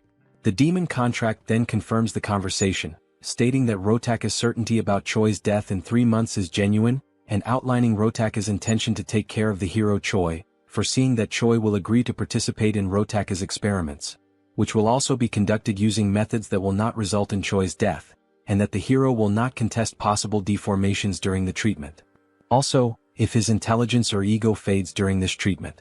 Choi realizes the commander's intentions, and Abelson is surprised by the presentation of the contract, asking Choi not to agree, since she will take responsibility for caring for him. Rotak then intervenes, calling Abelson arrogant, warning that dark manhwa and divine power are opposites, and that her healing power only worked until now because Choi still has a mostly human side. However, in the future he will become a complete demon, and that will completely nullify the effect of divine powers on him.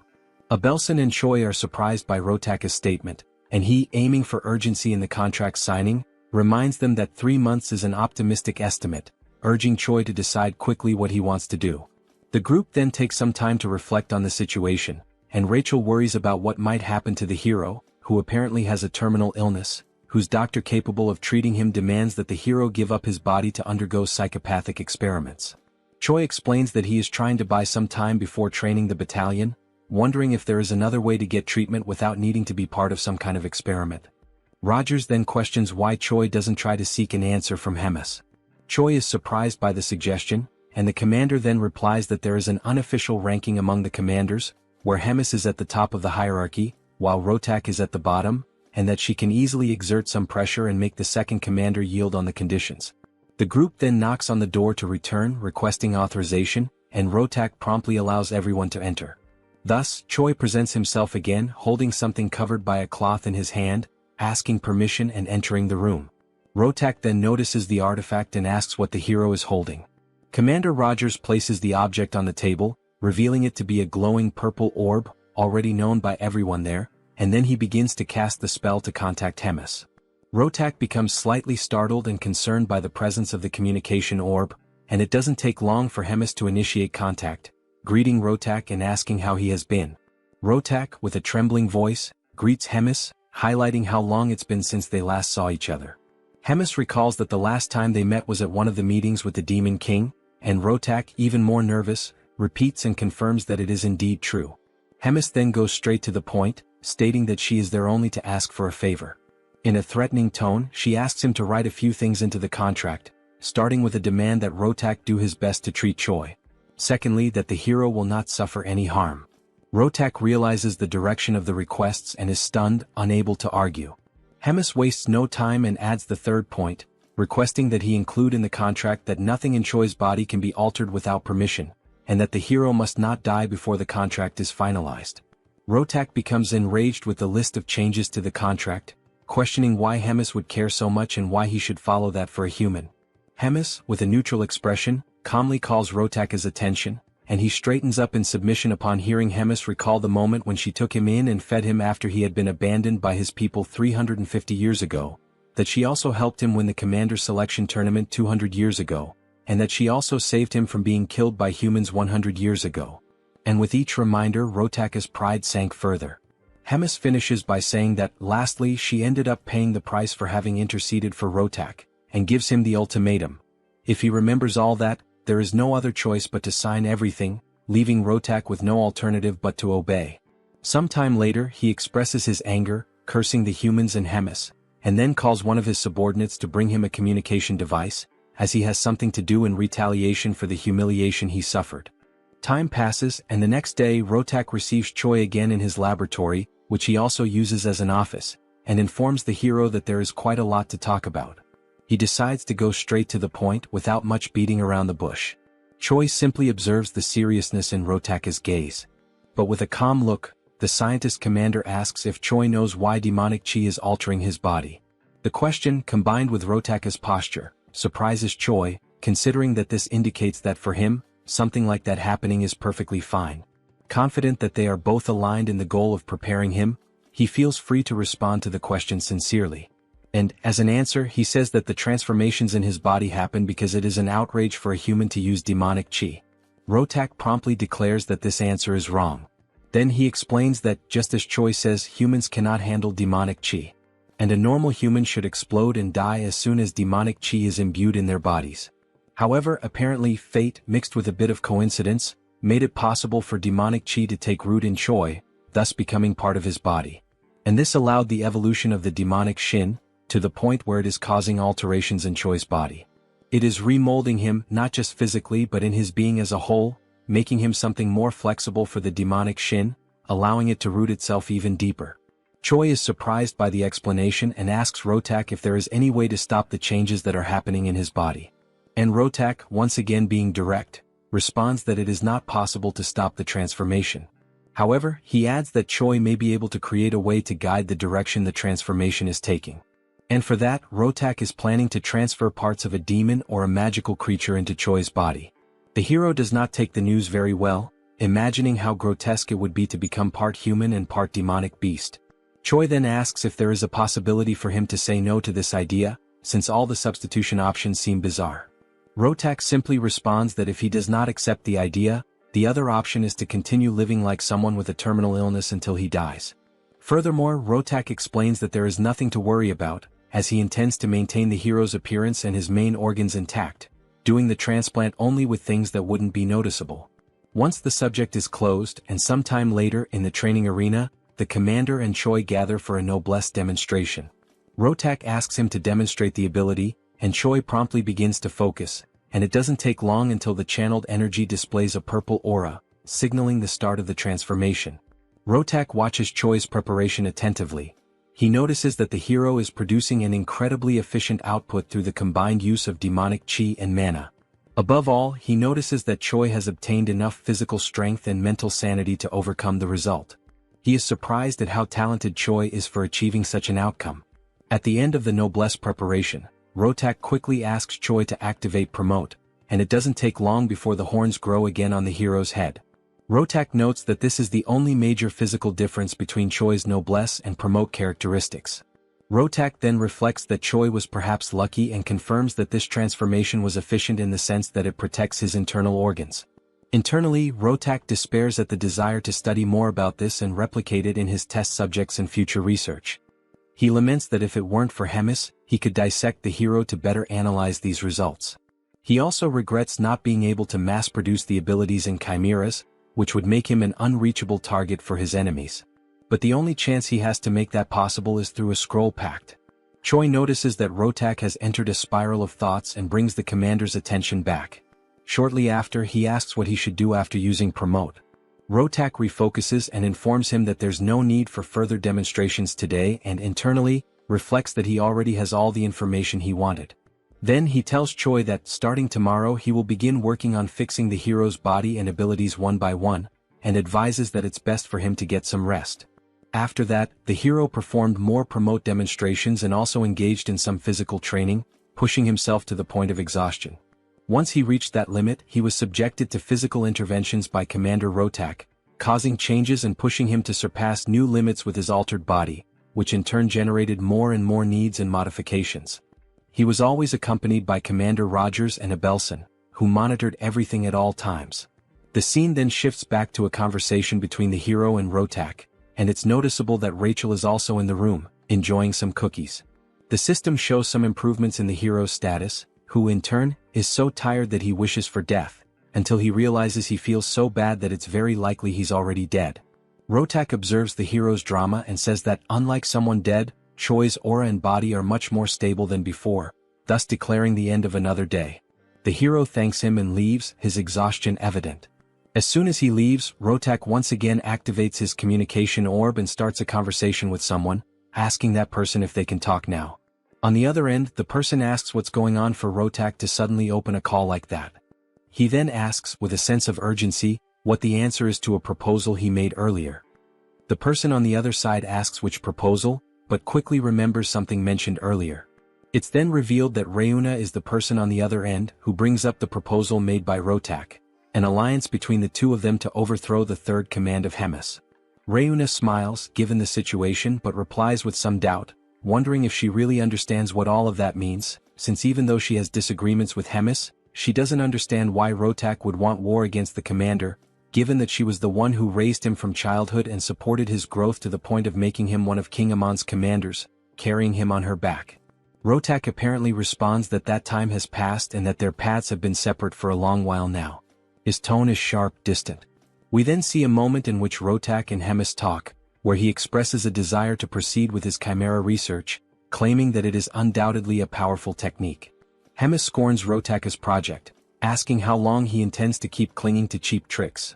She says that no matter how strong his chimeras become, it's all meaningless if he, their controller, remains weak.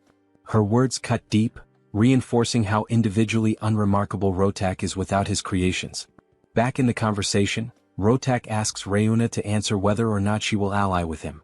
The commander pauses, considering whether it might be better for him to just keep ignoring Hemis, just as Hemis ignores him, rather than insist on dragging her down. Rotak says he wouldn't mind continuing that way. However, there's an individual in Hemis's hands who changes everything. Someone too valuable to overlook. If he could replicate that individual's abilities in others, their alliance could become something much greater than revenge. It could reshape their position entirely. Reuna quickly realizes that he's referring to Choi, but asks if it might be someone else, still questioning whether he's really worth the fall of Commander Hemis. Rotak confirms that he is. As an argument, he states that no matter how powerful Hemis is, she won't be able to handle two commanders coming at her at once. If the two of them join forces, her downfall won't just be possible, it will be certain. Reuna reflects for a moment, her expression unreadable. Then, she agrees to the proposal and tells him to contact her as soon as a plan is in place. The call ends with Rotak calmly saying that he'll reach out again in a few days. Rachel, who was still enjoying her cookies, overheard the entire conversation and is shocked by Rotak's plans. It doesn't take long before the team contacts Hemis to talk about the plot forming against her, but to everyone's surprise, Hemis already suspected everything. Choi asks why she isn't surprised. Hemis then asks back why she would be, since everything was already out in the open. She then questions if that was the reason the team used the communication orb. Choi replies that it wasn't, because he has something else to report. He wants to know what he should do in this situation, considering that he is just a small shrimp in the middle of a battle fought by great whales. Hemis reflects for a moment, her gaze turning distant as if measuring the weight of her next words. Then she looks back at them and asks for their opinion on an idea she just came up with. But this idea, while clever, would put Rotak in a very tight spot. Sometime later, in front of Rotak's laboratory, we see Rogers and Choi knocking out one of the guards, with Commander Rogers leading the way and locating the room where the final objective of the mission is. Choi asks if all those vials are the treasure guarded by Commander Rotak, previously mentioned by Hemis. Rogers replies that yes, they are vials of demonic chi extracted from ancient beasts, all of them extinct, which can no longer be obtained no matter what someone does. He adds that some of these were collected over centuries and stored under tight protection for a reason. And one in particular is theoretically the most powerful of all. While holding a vial with a red liquid in his hand, Rogers asks Choi to wait a bit before taking any action, and warns that if something goes wrong, he'll make sure to arrange a good funeral for the hero. Choi reacts with unpleasant surprise, saying that he's very moved, and sarcastically thanks the commander. Then, without much hesitation, the hero takes the vial from Rogers and asks if it's the right time to drink it, as he begins to consume the potion.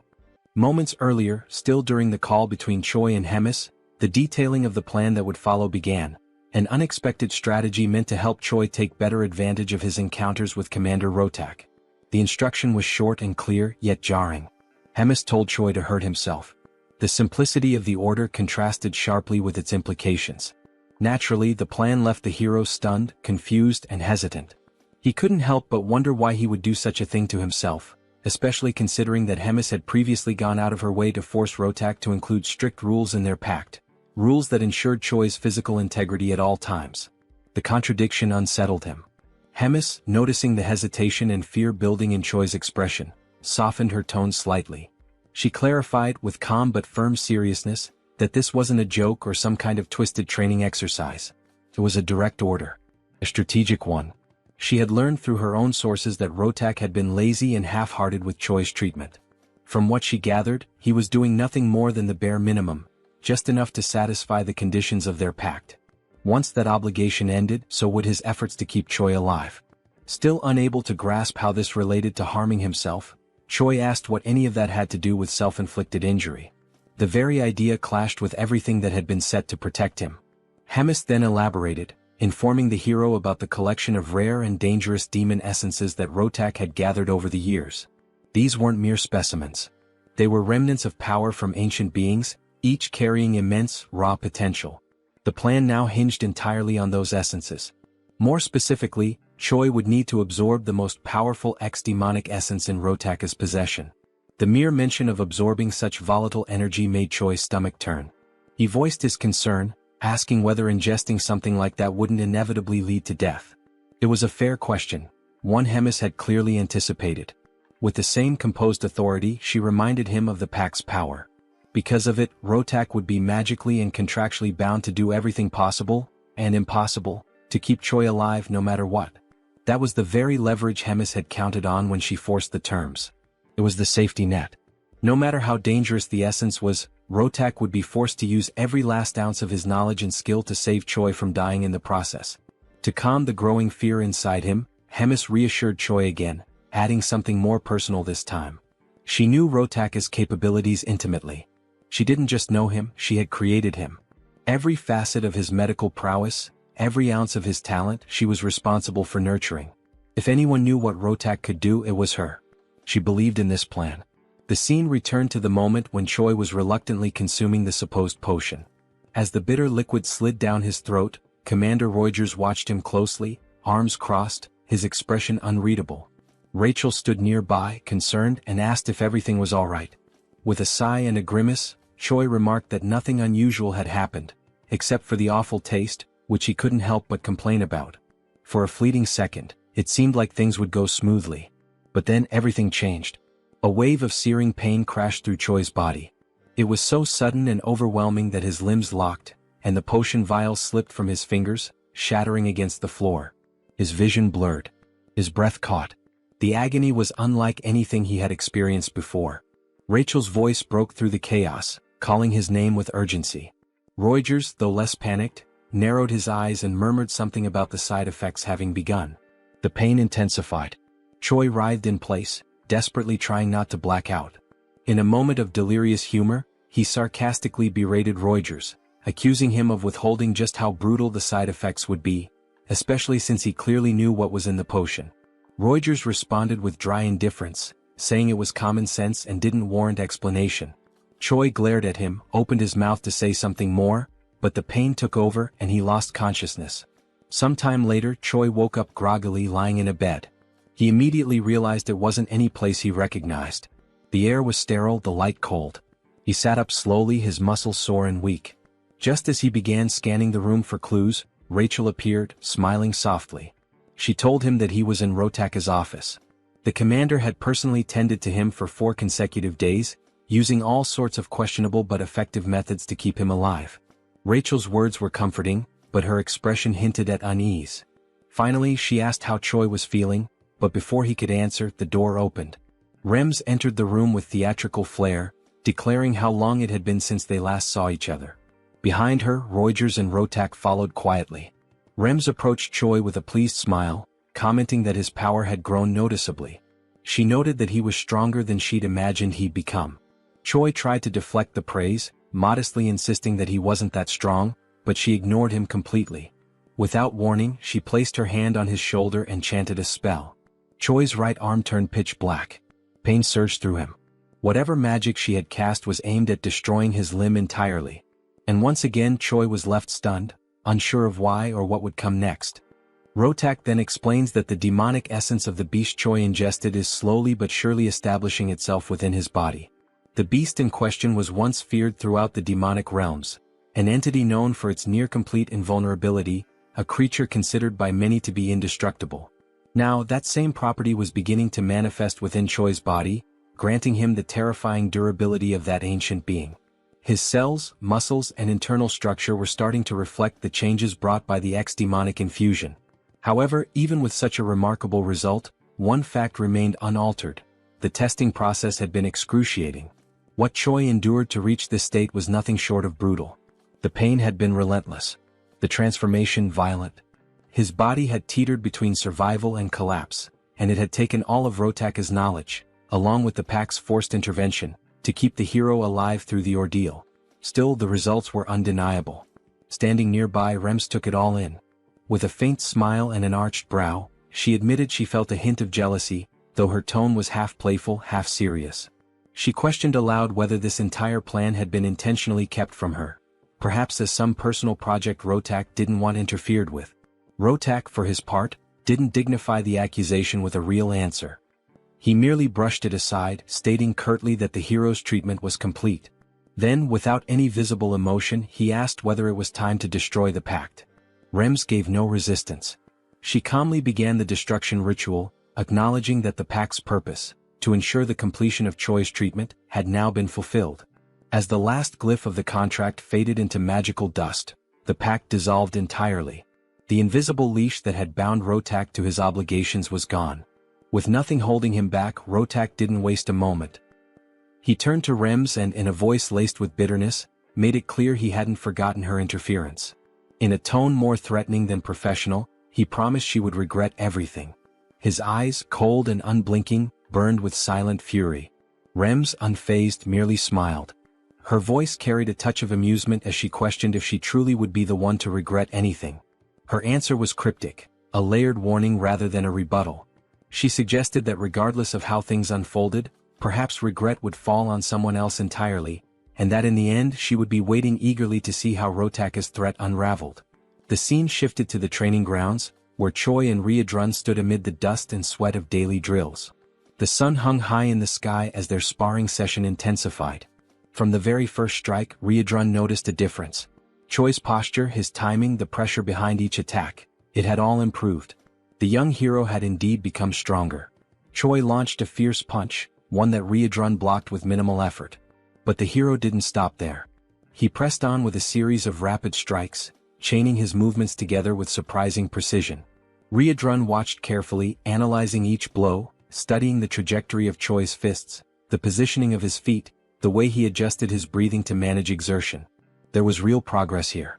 And then, a breakthrough, Choi landed a solid punch to his mentor's abdomen. Riadrun didn't even try to block it. He took the blow, let it connect. The smile that flickered on Choi's face afterward said everything. For the first time, he had struck his teacher cleanly. All his pain and effort were beginning to bear fruit. But the celebration was short-lived. In a sudden motion, Riadrun brought his massive elbow down on Choi's head, knocking him flat onto the dirt with a dull thud. The world spun for a moment. Choi lay there dazed, his skull pounding, once again reminded that there were levels to power, and he still had a long way to go. Lying on his back, he reflected on what everyone had been saying. That he had grown. That he had improved. And yet, here he was, laid out once again by Riadrun's sheer strength. He sighed. Maybe progress wasn't enough. Riadrun, ever the calm and supportive mentor, knelt beside him. He said that there was no need for discouragement. Choi was unlike anyone he'd ever trained. His rate of improvement was staggering.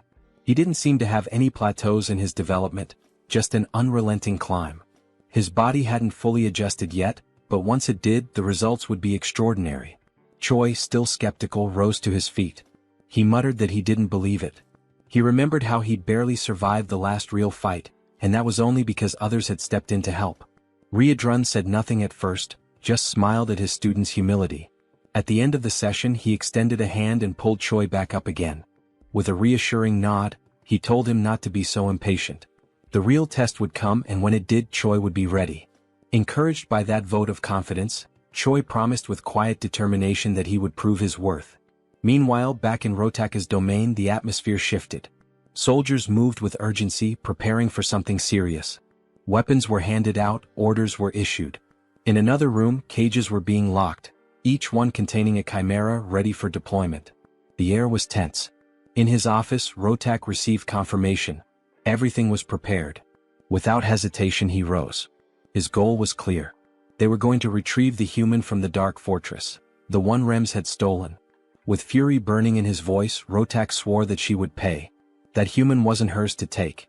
He was his experiment, and he wanted him back. Back to the moment when Hydrun and Choi finished their training, and Hydrun speaks words of encouragement to Choi, asking him not to be impatient, as the moment to prove himself is yet to come, leaving the hero with renewed confidence. A great explosion occurs, causing massive damage to the wooden structure surrounding the training grounds. The explosion catches the hero by surprise, leaving him and Hydrun alert for what is to come. The Sentinel team quickly sounds the attack alarm, informing that the Skeben tribe is attacking them. Hydrun immediately realizes it is the troops of the second commander, and with that, both are left stunned. The Skeben tribe, commanded by Rotak, are, as previously seen, rat-like beings about 1.5 meters tall, who are physically weak due to their size and physical characteristics, but are extremely cunning beings. Outside the fortress, the commanders of the Skebens order more firepower, and cannon projectiles are launched toward the fortification that protects the fortress.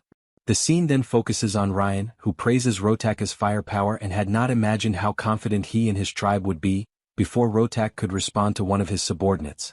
He arrives at the location warning that the wall that was being attacked has fallen, and the speed at which they achieved this goal was thanks to the previous attack that caused delays in the repair of those walls, information that had been passed on by Ryan to Rotak's subordinates.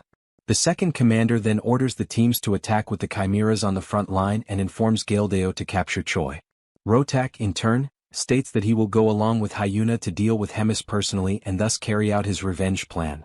The scene then focuses on Hydrun and Choi again, who are moving as the hero claims he had already imagined Rotak might pull off some scheme like this someday, but with Tom declaring he didn't expect it to happen so soon.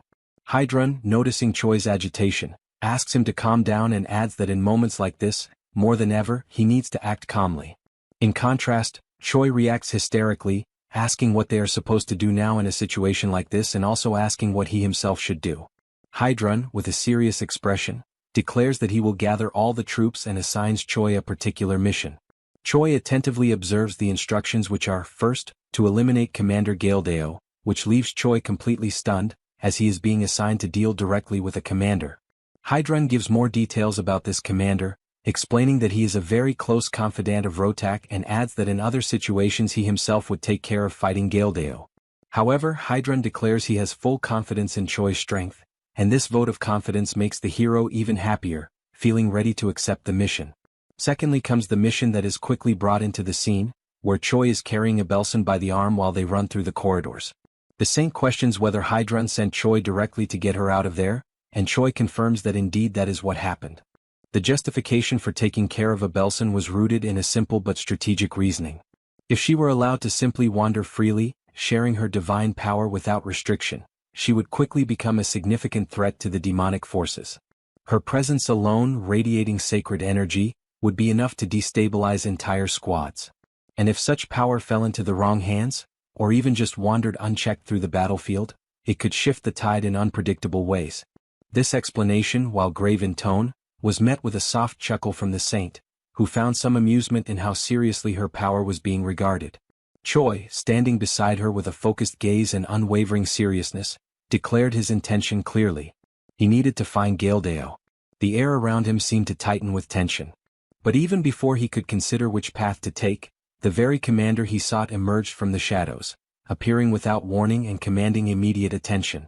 The suddenness of his arrival caught both Choi and Abelson off guard.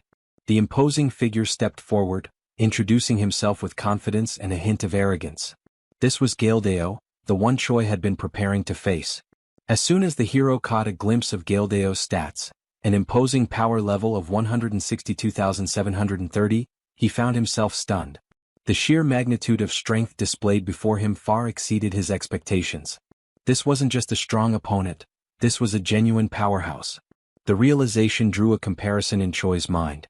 He couldn't help but recall Taylor, the enemy hero whose raw power had proven incredibly difficult for both him and Rogers in a previous battle. It was a grueling confrontation, one that tested their limits. Now, standing before Galdeo, Choi couldn't help but question whether he had the strength to emerge victorious on his own. Before he had the chance to assess his surroundings or think of a strategy, Galdeo made the first move. With a snap of command, he unleashed his hellhounds. The monstrous beasts lunged forward with ferocity, aiming directly for Choi and Abelson. Reacting instinctively, Choi placed himself between the saint and the oncoming danger. Snarls and growls filled the air as the hellhounds sank their teeth into him from every direction. The pain was sharp, but he stood firm, shielding Abelson from harm. Gildeo, observing with malicious satisfaction, claimed that he had successfully restrained the hero. He began charging what appeared to be one of his most devastating attacks, boasting that this would end the battle swiftly and leave nothing of the hero behind. However, just as he prepared to strike, Choi interrupted. His voice rang out with firm resolve. He stated that the hound's bites were insignificant, their power greatly exaggerated. As their fangs pressed against his skin, he felt nothing, not even a scratch. With that, he activated his transformation, a blinding surge of energy engulfing him as his body pulsed with raw force. In an instant he ascended directly to level 3. The sudden shift in power stunned everyone. The hellhounds, sensing the danger, instinctively backed away. Gildeo himself was caught off guard, his confidence visibly shaken. But Choi gave no pause. Wasting no time, he darted forward, his speed immense, his body a blur as he charged at the commander with everything he had. Then, with a thunderous impact, Choi's fist collided with Gildeo. The strike reverberated through the air like a shockwave. The confrontation had officially begun, a direct clash of strength. Gildeo snarled, claiming once again that he possessed the finest technology on the entire continent, and that there existed no reality in which he would be bested by a mere human. Fueled by pride and desperation, he shouted for his entire army to converge on the battlefield. The ground trembled as more enemies approached. Abelson, who had remained in the rear, now sensed the danger escalating. Her eyes widened as she witnessed the arrival of the chimeras, grotesque, powerful creatures bred for war. The threat level rose dramatically. In a moment of resolve, she dropped to her knees and began chanting. She focused all of her divine energy into a single incantation, trying to delay or, if possible, repel the monstrous advance. Within moments, the battlefield was illuminated by an immense explosion of sacred energy. Her power surged across the terrain like a tidal wave of light, radiating from her in every direction. The brilliance of the spell could be seen from every corner of the Black Fortress. It was an awe-inspiring sight. But Choi's admiration was quickly replaced with concern. He knew the toll such a spell would take. Abelson, breathing heavily, confirmed that she wouldn't be able to keep going. She had used everything she could muster to deliver a single blast. Her energy had now been spent like a sacred cannon shot. That was all she could give. But it was enough. With newfound vigor, Choi turned his attention fully to Gildeo. Channeling his strength and determination, he began to overwhelm his foe. With a fierce cry, he tore one of the mechanical arms from the commander's armored suit, ripping it free with a sound of screeching metal. Gildeo's expression contorted into one of fear. The commander, once so proud and composed, was now frightened. He couldn't understand how a human could possess such overwhelming power. But Choi didn't allow him time to process. Without hesitation, the hero surged forward once more, gathering all his strength into a single devastating blow aimed directly at the buoy that protected Gildeo's head.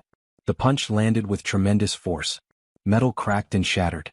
The buoy split apart entirely, and the impact transferred directly into the commander's body, sending a tremor through him.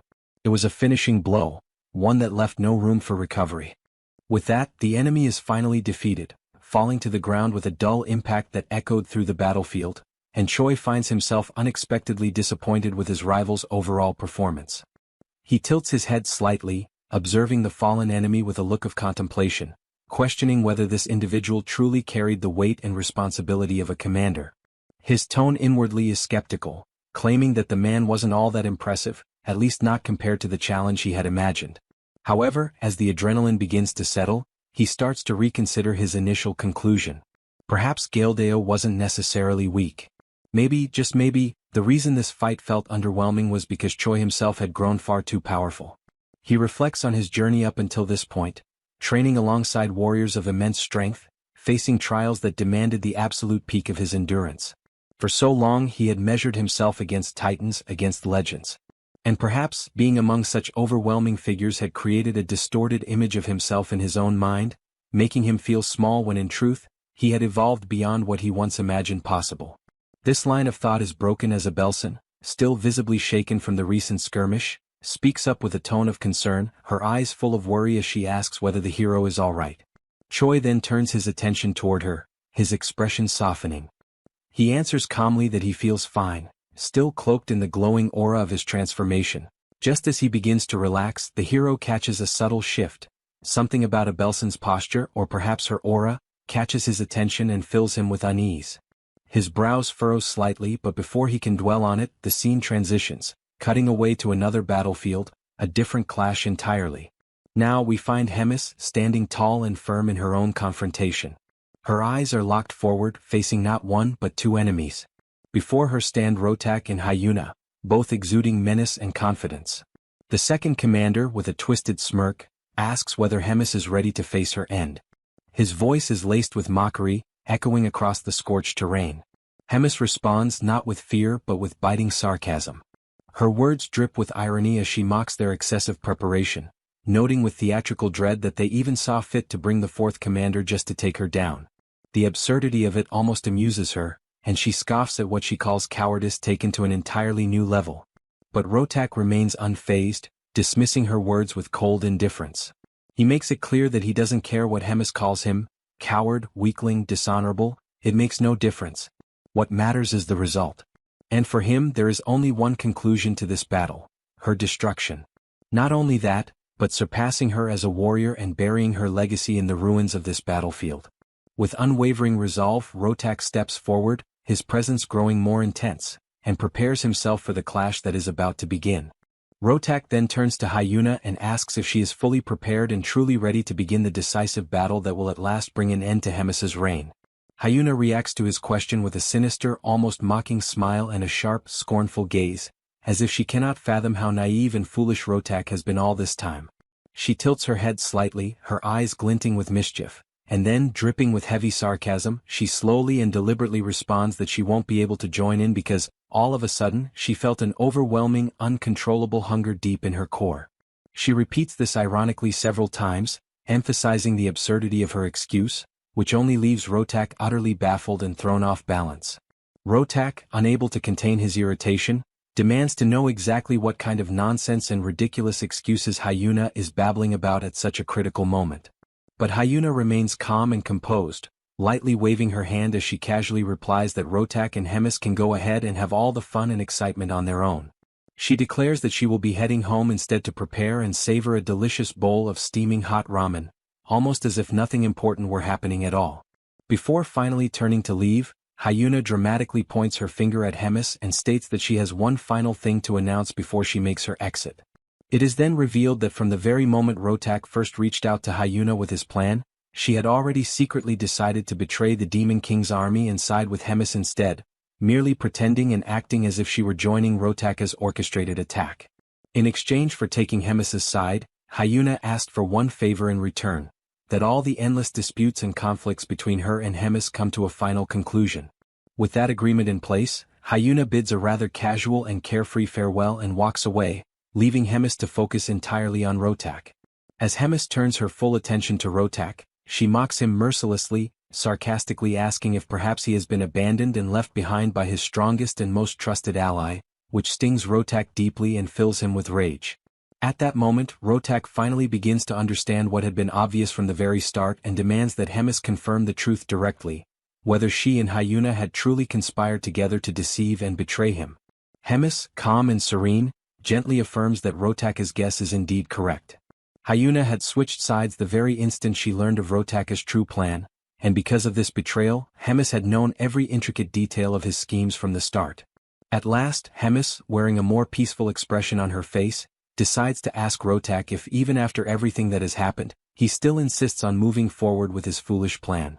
Despite the shocking situation and betrayal, Rotak, seething with anger at what he perceives as Hemis's pity and condescension, activates a strange, hidden device embedded deep in his chest.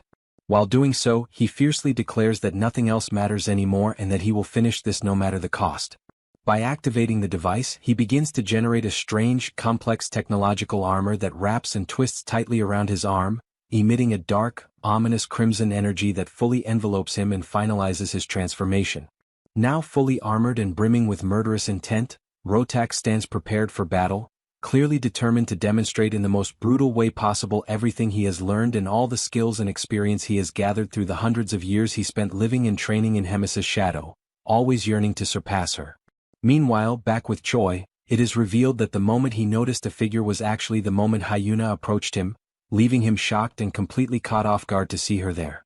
Hyuna calmly explains that she was merely passing by and happened to become concerned that Choi might get caught up and hurt in all the surrounding chaos. However, she quickly adds that she is relieved to see that he has obviously become much stronger, admitting that she worried for nothing and had overthought the situation. This unexpected revelation leaves Choi utterly puzzled and speechless, since she had originally been his enemy. Yet here she stands now, completely calm, asking casual questions and even showing genuine concern for his well-being. Choi then decides to ask directly if she wasn't supposed to be preparing to fight on the battlefield. Hyuna answers without hesitation that she was sent by Hemis under strict orders to stay out of any combat or direct confrontation, so she decided to simply watch from a safe distance instead. Realizing that Hyuna was faithfully following Hemis's instructions, Choi then decides to ask who she believes will emerge victorious in this critical fight. Hyuna, looking thoughtful, declares that she is truly impressed by how well-prepared and determined Rotak is for this battle. However, she calmly adds that she knows with complete certainty that Hemis is infinitely superior to any power or strategy Rotak could have possibly brought with him into the fight. As the battle ignites, several blazing energy spheres are launched directly toward Hemis, who merely stands still, patiently waiting in total composure as all of Rotak's attacks hurtle toward her. Seeing Hemis's unwavering, passive stance, Rotak grows increasingly frustrated and loudly questions why she refuses to retaliate, demanding that she take this seriously and treat it as a true fight. He reminds her that he, too, is one of the proud commanders of the Demon King's army and beyond that, the leader of an entire tribe of his people who are depending on him. Realizing that Hemis's unwavering stance would not change no matter what he said or did, Rotak decided to channel every last drop of his energy to the absolute limit, gathering all the strength he had accumulated through countless years of struggle and pain to strike at his opponent with everything he had left. Hemis, still calm and composed as if nothing in the world could shake her, questioned out loud why she should even bother to counterattack or treat this as a real battle. In her mind, it was pointless, since regardless of any effort Rotak might make, she already knew with absolute certainty and unshakable confidence that she would ultimately emerge as the sole and undeniable victor. Without any further words or hesitation, Hemis unleashed a tremendous, blinding surge of energy that roared forward like a raging storm, crashing directly toward Rotak. At the same moment, she hurled harsh words in his face, mercilessly reminding him that he had been betrayed by Hyuna, the very ally he had trusted so deeply and counted on to stand beside him in this final confrontation. Moreover, the powerful weapon he had spent so many long years carefully developing, refining, and relying upon was now completely useless, rendered worthless in an instant, as Hemis's precise attack had been aimed straight at Rotak's most critical equipment, completely destroying it beyond repair. Hemis, her voice echoing with both authority and pity, asked him once again whether even after all this crushing defeat and betrayal, he still intended to continue fighting this hopeless battle. Rotak, with very few choices remaining and no clear path forward, simply confirmed everything Hemis had just said, openly acknowledging that he had been betrayed and admitting that her words were true. But even so, with a burning fire still flickering in his eyes, he fiercely declared that he would not retreat under any circumstances, no matter how impossible victory seemed. Determined, he then activated his promote ability to channel and amplify his remaining power, charging yet another of his desperate final strikes. He fired a series of enormous radiant energy spheres at Hemis using his cannon, launching what could only be described as a truly devastating attack, meant to end everything in one final desperate act. However, Hemis simply denied the entire offensive with a single effortless shield, as if swatting away a mere insect. From Rotak's perspective, the entire wave of his energy seemed to be completely absorbed, leaving him in shocked disbelief. He briefly grew excited, a tiny flicker of hope sparking in his heart, wondering if perhaps even Hemis could not withstand such overwhelming power. But Hemis then responded with an almost amused tone that it had indeed been a good move, an attack worth acknowledging. Suddenly, a deep purple aura began to spread like a dark mist over Rotak's energy blasts, and it didn't take long before Hemis's own energy completely overwhelmed and crushed Rotak's offensive, erasing all traces of it from the battlefield. She then appeared before him, standing tall and victorious, and stated with unwavering certainty that Rotak had indeed changed dramatically compared to the weaker, lost version of himself she once knew.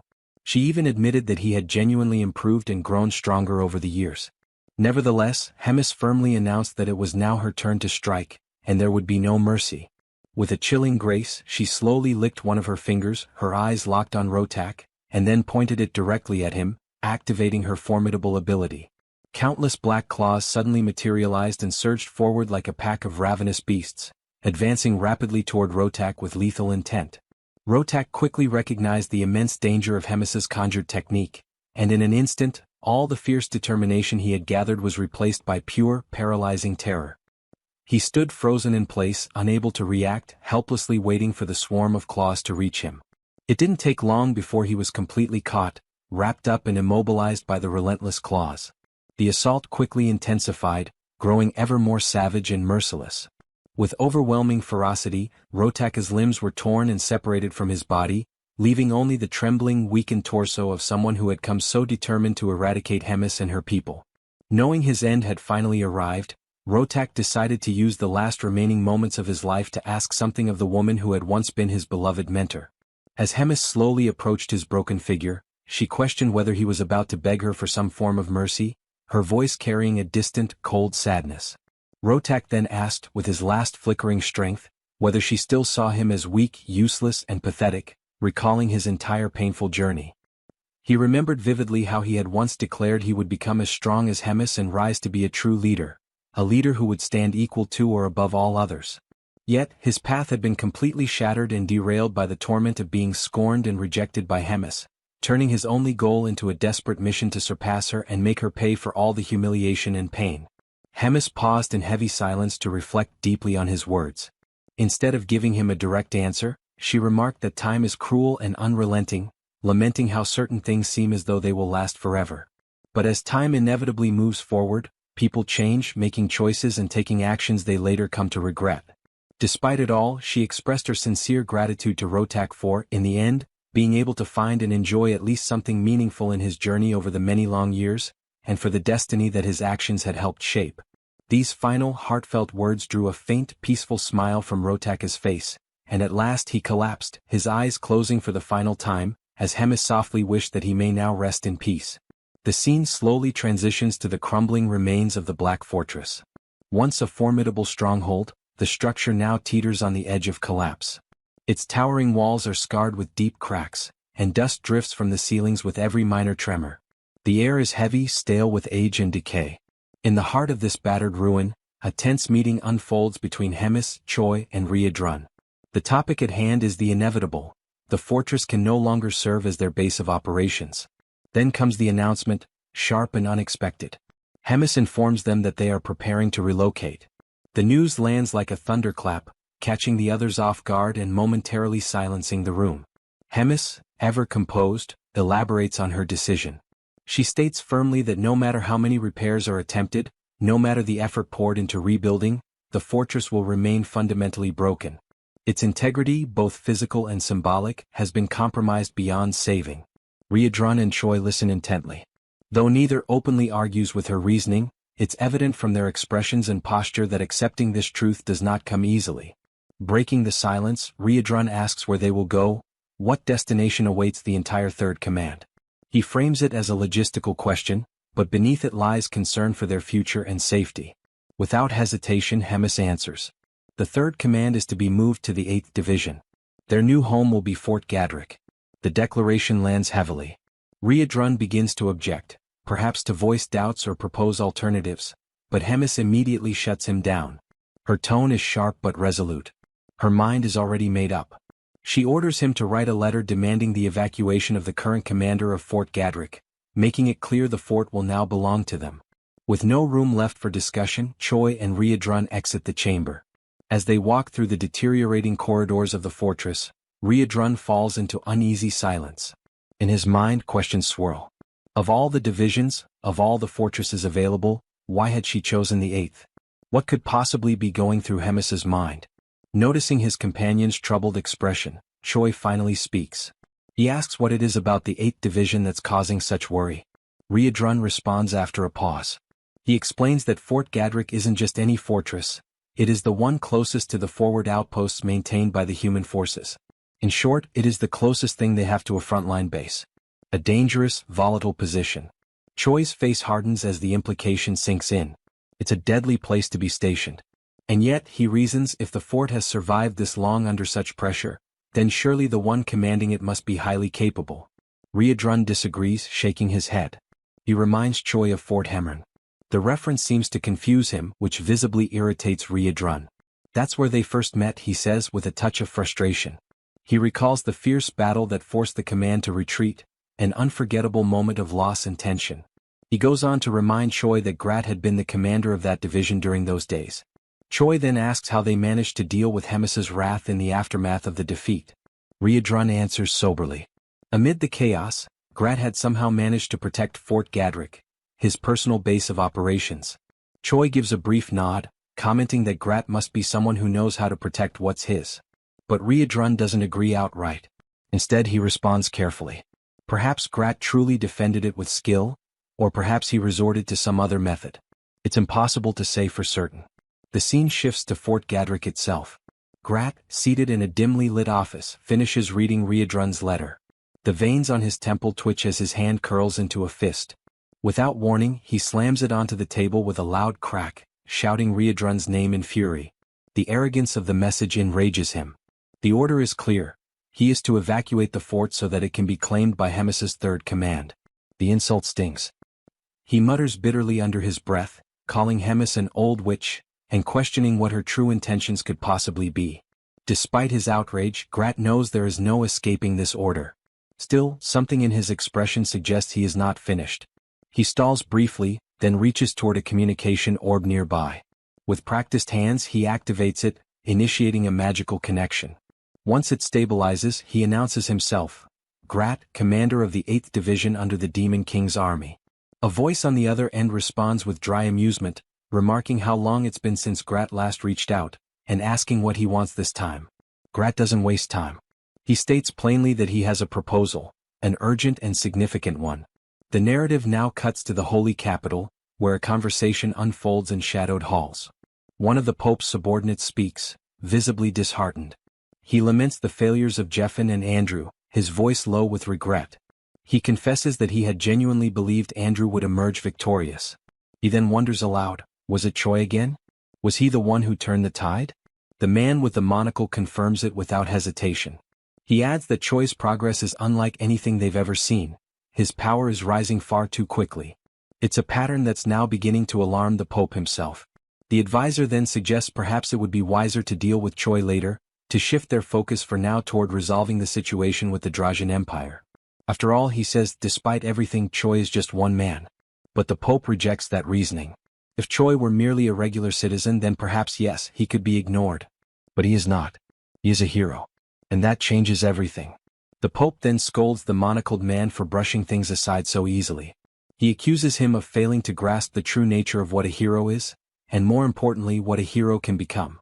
Such a decision would be incredibly dangerous and entirely indefensible, especially coming from someone in a position of such authority. The weight of such recklessness could ripple across kingdoms. The Pope, solemn and commanding, stresses the urgency of neutralizing this threat before it spreads, before it digs deep into the heart of the sacred capital itself and poisons everything from within. Turning to his aide, he asks in a quiet but heavy tone whether there has been any further communication from the spy embedded within enemy lines. The man confirms that there has. He reports that a message just arrived. According to the spy, a surprising offer was made. Support has been promised to completely wipe out all major enemy targets in a single decisive strike. Hearing this, the Pope falls silent for a moment. The offer is shocking. Completely unforeseen. Such a bold proposal leaves him visibly stunned. He narrows his gaze and, in a hushed voice, wonders aloud how the spy could even hope to carry out such a sweeping, ambitious mission. The man elaborates further. The third command is preparing to relocate. Their new destination is Fort Gadrick. The intention is clear. They seek to claim the fortress as their own and establish it as a new operational base. The suggestion is that something much larger may be unfolding there, some plan already in motion. As the room grows tenser, the Pope raises another question. If this proposal had already existed, why was it not brought up sooner? The response from the advisor is direct but uneasy. Grat had attached conditions so severe that they seemed impossible to fulfill. 10,000 sacrificial offerings. The strategic recall of support posts scattered across multiple fronts. And a non-aggression pact spanning 5 years. The monocled man hesitates as he says it, his voice tinged with disbelief. The demands, in both number and scope, are immense, perhaps even unreasonable. The Pope considers this. Then, calmly but with precision, he asks what Grat's true motives might be. Why place such a steep price on this deal? The advisor takes a breath and then answers. He's heard whispers that the second command seat has been vacated, the result of internal strife, specifically tied to Hermes's elimination of Rotak. With such a power vacuum, Grat might see a chance to ascend, to claim that seat for himself. And to do so, he may be attempting to manipulate the fragile balance between Hermes and the Demon King. The Pope ponders this out loud. 10,000 sacrifices, and perhaps more than just bodies, maybe land as well. A territorial gain masked beneath political strategy. But the monocled advisor responds carefully. It's not the land that's troubling, he says, it's the staggering demand for sacrifices. That level of loss could shake even the strongest foundations of the empire. The Pope then wonders aloud, why is Grat, of all people, seeking so many resources and services from within the empire's reach? Before another answer can come, the Pope rises slightly from his seat and delivers his verdict. With a voice of finality, he commands that the agreement be accepted. His conviction takes the advisor by surprise. The firmness in the Pope's decision is unshakable. The Pope begins to explain his reasoning. This might be the only opportunity they'll ever have to crush every looming threat in one bold stroke. To sever the heads of every rival in a single campaign. Even more crucially, this arrangement could elevate their spy into a vital, strategic position within the very core of the Demon King's army. And that, above all else, is an advantage they cannot afford to lose. No matter the cost. Be it 10,000, 100,000, or even 1,000,000 sacrifices. However, the Pope warns, such a scale demands meticulous planning. Every step must be executed flawlessly. The margin for error is now non-existent. No further failures will be tolerated. With that, the Pope issues his final order. Summon the legendary warriors of every region. The time has come. Every blade, every spell, every oath must be prepared, for the final battle is about to begin. Sometime later, within the shadowed walls of Gadrick Fort, Grat welcomed the arriving members of the Third Command. His face wore a smile, but it was clearly forced. His exaggerated enthusiasm poorly disguised the tension lingering beneath. He appeared to agree with their mission, to vacate Gadrick Fort as ordered by Hermes. On the surface he was cooperative. But it didn't take long for the cracks to show. Barely a few words in, Grat's tone shifted. Something wasn't right. His eyes narrowed and a hint of concern bled through his voice. Riadrun, sharp as ever, cut straight to the point. He demanded to know what kind of issue Grat was referring to. Grat then launched into a detailed explanation. According to him, the nearest human army had been behaving oddly. Their troops had been shifting in strange patterns, and massive quantities of supplies were being relocated. From that movement alone, Grat deduced something dangerous. They were likely preparing a full-scale siege on the fortress. It wasn't a guess. It was a calculated warning. Riadrun, concerned but focused, immediately asked what countermeasure had been planned. With a grim look, Grat laid out his strategy. He was preparing a segmented wave offensive, designed to strike preemptively before the enemy could tighten their hold. But to execute it properly, he needed support, solid reinforcements to hold the line until Hermes's main force could arrive. According to Grat, the 8th Division had been suffering from ongoing complications, minor setbacks here and there, that left them undermanned and overstretched. They were in no shape to hold out on their own. Riadrun gave his word. The Third Command would provide the necessary backup. Then he asked if the rest of their team would also participate in the counterattack. Grat hesitated for a moment, then shook his head. He claimed their presence might slow things down. Their involvement, he argued, could be more of a liability than an advantage. With an urgent tone, he volunteered to assign roles himself and made it clear. Everyone was to get some rest and prepare for the operation ahead. Later that evening, in the quiet of their quarters, Choi and Rachel sat in conversation, tension still thick in the air. Choi, clearly conflicted, turned to Rachel once more with the same question he'd asked before. What did she really believe it meant to be a hero? Rachel immediately sensed where this was going. She braced herself, knowing full well that Choi's mind was already spiraling into another round of reflection. He spoke slowly at first, then with growing emotion. He was a hero, but he was fighting humans. And that truth was tearing him apart inside. Rachel's response was calm, even a little distant. She said there wasn't much they could do, it was just how the situation had turned out. But Choi wasn't satisfied. He was taken aback by her resignation. Rachel, who used to speak endlessly about heroism, duty, and righteousness, now seemed strangely indifferent. When had that changed? Rachel simply smiled and asked when, exactly, had she ever said those things? Choi didn't hesitate. He recalled how she had once promised to guide him to defeat the Demon King and protect humanity. But something had shifted inside him recently. Choi admitted he'd started to see things differently. A hero shouldn't exist solely for humans. And more than that, heroes didn't always follow the right path. Sometimes they chose wrong. At that moment, Abelson spoke up, breaking his silence.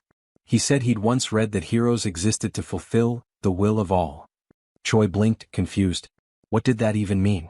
Abelson elaborated.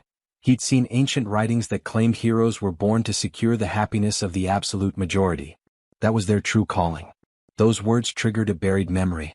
Choi's commander had once told him something similar, that in his eyes, Choi was already a hero. It made him question what majority truly meant. Did it include non-humans too? The saint nodded. She said it likely did. Humans, she explained, often believed their happiness represented the happiness of the world. But maybe that wasn't true. Maybe human joy didn't equal universal peace. Choi's brow furrowed. Were heroes supposed to be responsible for the happiness of every intelligent life form? The saint didn't flinch. She said that might be exactly the case. And maybe that's why Choi was different, why he was a hybrid hero. That answer left him silent, his thoughts consumed by the gravity of that role, what it meant to protect the happiness of the absolute majority. At dawn, the assignments were finally handed down. Riadrun would operate solo, an independent unit. Roiger, meanwhile, would lead the observation team. According to intel gathered by the analysis division, he was tasked with triggering a direct engagement once the enemy was detected. His unit would engage immediately upon visual contact. The 8th Division had their role as well. They were to intervene at the end of Riadrun's skirmish, acting as support during the fallout. As for the trio, Choi, Abelson, and Bobo, they were stationed in the rear guard. Their duty was to defend the fortress's stockpiles and resources. Following instructions, the trio moved into what appeared to be a mess hall. It was a modest section of the 8th Division's domain, repurposed for quiet waiting. There, surrounded by crates, benches, and distant clatter, they awaited the moment the real battle would begin. Choi didn't wait long before voicing his discontent with the orders they had been given. There was something wrong, he could feel it in his gut. Something about the plan, the placements, it didn't sit right with him. Rachel, catching the seriousness in his tone, leaned in and asked what kind of bad feeling he was talking about. Choi paused. His eyes scanned the room as his thoughts raced. Then it clicked, he had noticed something strange about the group formations. When he compared them to the original setup that Rems had authorized, it became clear. Everyone had been split apart and sent in directions completely opposite from their intended formation. Rachel tilted her head, trying to wrap her head around the logic. Her face contorted with confusion, her usual confidence momentarily lost. She mumbled something, half thinking aloud, trying to figure out what it meant for them all to be positioned on opposite ends. But her puzzled expression said it all, she didn't get it. That's when Abelson stepped in, her voice calm but heavy with implication. She explained that Riadrun had been dispatched to a dangerously hostile region. Roiger, though not far behind in terms of risk, was placed in charge of the observation team, putting him right in harm's way. And yet, the three of them, Choi, Rachel, and Abelson, were stationed somewhere completely secure, far from danger. Rachel frowned in disbelief. That couldn't be right. It had to be because they were guarding a saint, that had to be the reason, she insisted. Protecting a saint should be an honor, something positive. But her argument rang hollow as the logic unraveled. Choi slowly stood up, still processing. He pointed out the strange contradiction. Riadrun and Roiger had both been pushed to the front lines, even though it had been said that the enemy forces weren't particularly powerful. And yet, 3 capable team members had been left behind, to guard supplies. Rachel's eyes widened as the realization sank in. It made no sense. Why leave behind someone as strong as Choi? Anyone could have stayed back to protect Abelson. It didn't need to be all 3 of them. Choi nodded. That was exactly what had been gnawing at him. Without another word, he began walking away. Rachel stood up abruptly, startled, and asked where he was going. Was he planning to disobey his assignment? Choi didn't stop. He said that Bobo was perfectly capable of handling things here alone. And as for him, he couldn't ignore the growing unease any longer. He had to see what was happening on the front for himself. Abelson hesitated for a heartbeat, then spoke up with determination. If Choi was going, then she would go with him, if he would allow it. Choi turned, his expression softer now. He told her he wouldn't object, but asked if she was truly sure. Staying with Bobo was still a solid plan. But the saint was firm. She said she could help him, and she meant it. Choi reminded her that he could move faster using his transformation. He wouldn't just sit around and slow anyone down. That wasn't the issue. But something else, something deeper, was bothering him. Abelson looked confused by his words, but before she could press, Choi shook his head. He told her to forget what he said. As long as she felt well enough to keep up, then she could come along. And with that, he announced his intent to head toward the battlefield. But before he could take a single step further, armed guards stepped in his path. Their orders were clear. Choi was not allowed to leave the zone. Not without explicit authorization. Thinking fast, Choi cracked a half-smile and claimed he just needed to use the bathroom. But then, sarcastically, he asked where it even was. He promised he'd be right back. The guards didn't budge. One of them repeated the directive firmly. Choi was not to leave under any circumstances. That shook Choi. The level of control, the extreme effort being made to keep him here, it felt too calculated. His anxiety intensified. Something was deeply wrong. And all he could do now was silently hope that Riadrun was okay, and not completely on his own. Meanwhile, far from the safety of the fort, Riadrun was already in the thick of it. He was breathing hard, his body marked by battle, facing off against a gray-haired hero wielding a blade. The clash had clearly begun, and it hadn't been an easy fight. Then another voice entered the fray. A red-haired warrior appeared, observing the fight with a smirk and calling Riadrun by his infamous nickname, the Red Nightmare. He praised Riadrun's performance. Even though Byron, the gray-haired one, was still just a rookie, the newcomer admitted he hadn't expected Riadrun to hold off two heroes.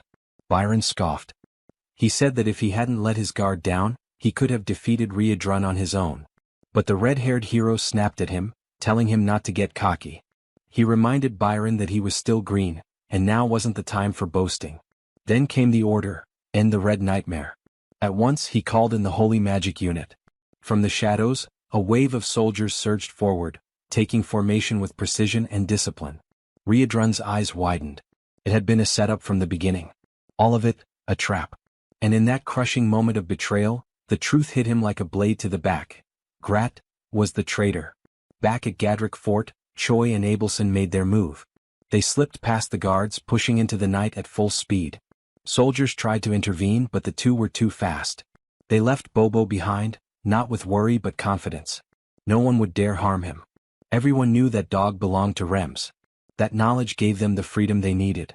And as Choi surged forward, his breath quickened, not from exhaustion, but from the growing dread pulsing in his chest.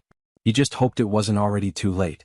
Back to the siege against Riadrun, he realizes that beyond the two heroes, the other knights are armed with magical tools, and that is clearly excessive considering he is alone.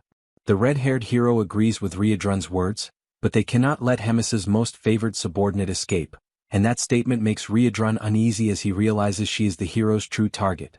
This gives Riadrun extra motivation to fight, and the red-haired hero notices Byron's agitation, ordering him to stay cautious, as the plan is to drain Riadrun's energy before taking advantage of a better opportunity. After that, he commands the 2nd Regiment of Warriors to prepare for the assault. Riadrun, noticing all the organization, also becomes tense, ready to give them a proper battle. As soon as he activates his combat mode, which looks more like a Super Saiyan Level 3 transformation, the hero signals the 1st Regiment to attack. Now fully transformed into a Super Saiyan, Riadrun is immediately struck by a rain of arrows and braces himself to repel the overwhelming force launched at him. With a single punch, he manages to defend himself and even sends several of the arrows back toward the hero's army. The incredible strike is capable of using just the force of the wind to both shield Riadrun and turn the enemy's attack into one of his own. The hero then tells the remaining soldiers not to be afraid, as they still have the advantage in numbers while Riadrun stands alone.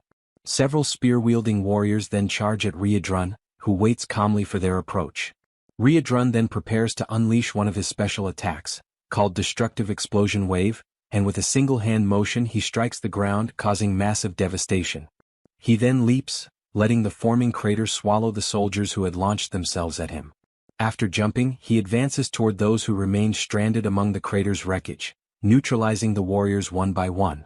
As he finishes off the last spearman by slamming his head into the ground, Byron becomes increasingly agitated from being forced to simply watch the battle. With Riadrun's chances of escape growing, Byron decides to break free from the red-haired hero's restraint and charges, attacking Riadrun directly.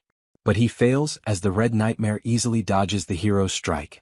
Even so, Riadrun is surprised at how quickly the hero recovered and readied himself for battle, although it doesn't change much. From that point, Riadrun prepares to attack Byron, but the red-haired hero intervenes, pulling Byron away from Riadrun's strike and countering. Riadrun manages to stop the attack with the red-haired hero's sword by grabbing it and locking eyes with his enemies, taking the moment to strike both of them at once. He launches another destructive blow at the ground, causing a new crater. However, once the dust settles, the heroes are already far away, having escaped nearly unscathed from the attack but now stunned at how powerful Riadrun truly is, far beyond the expectations set by the intelligence divisions, leaving them frustrated.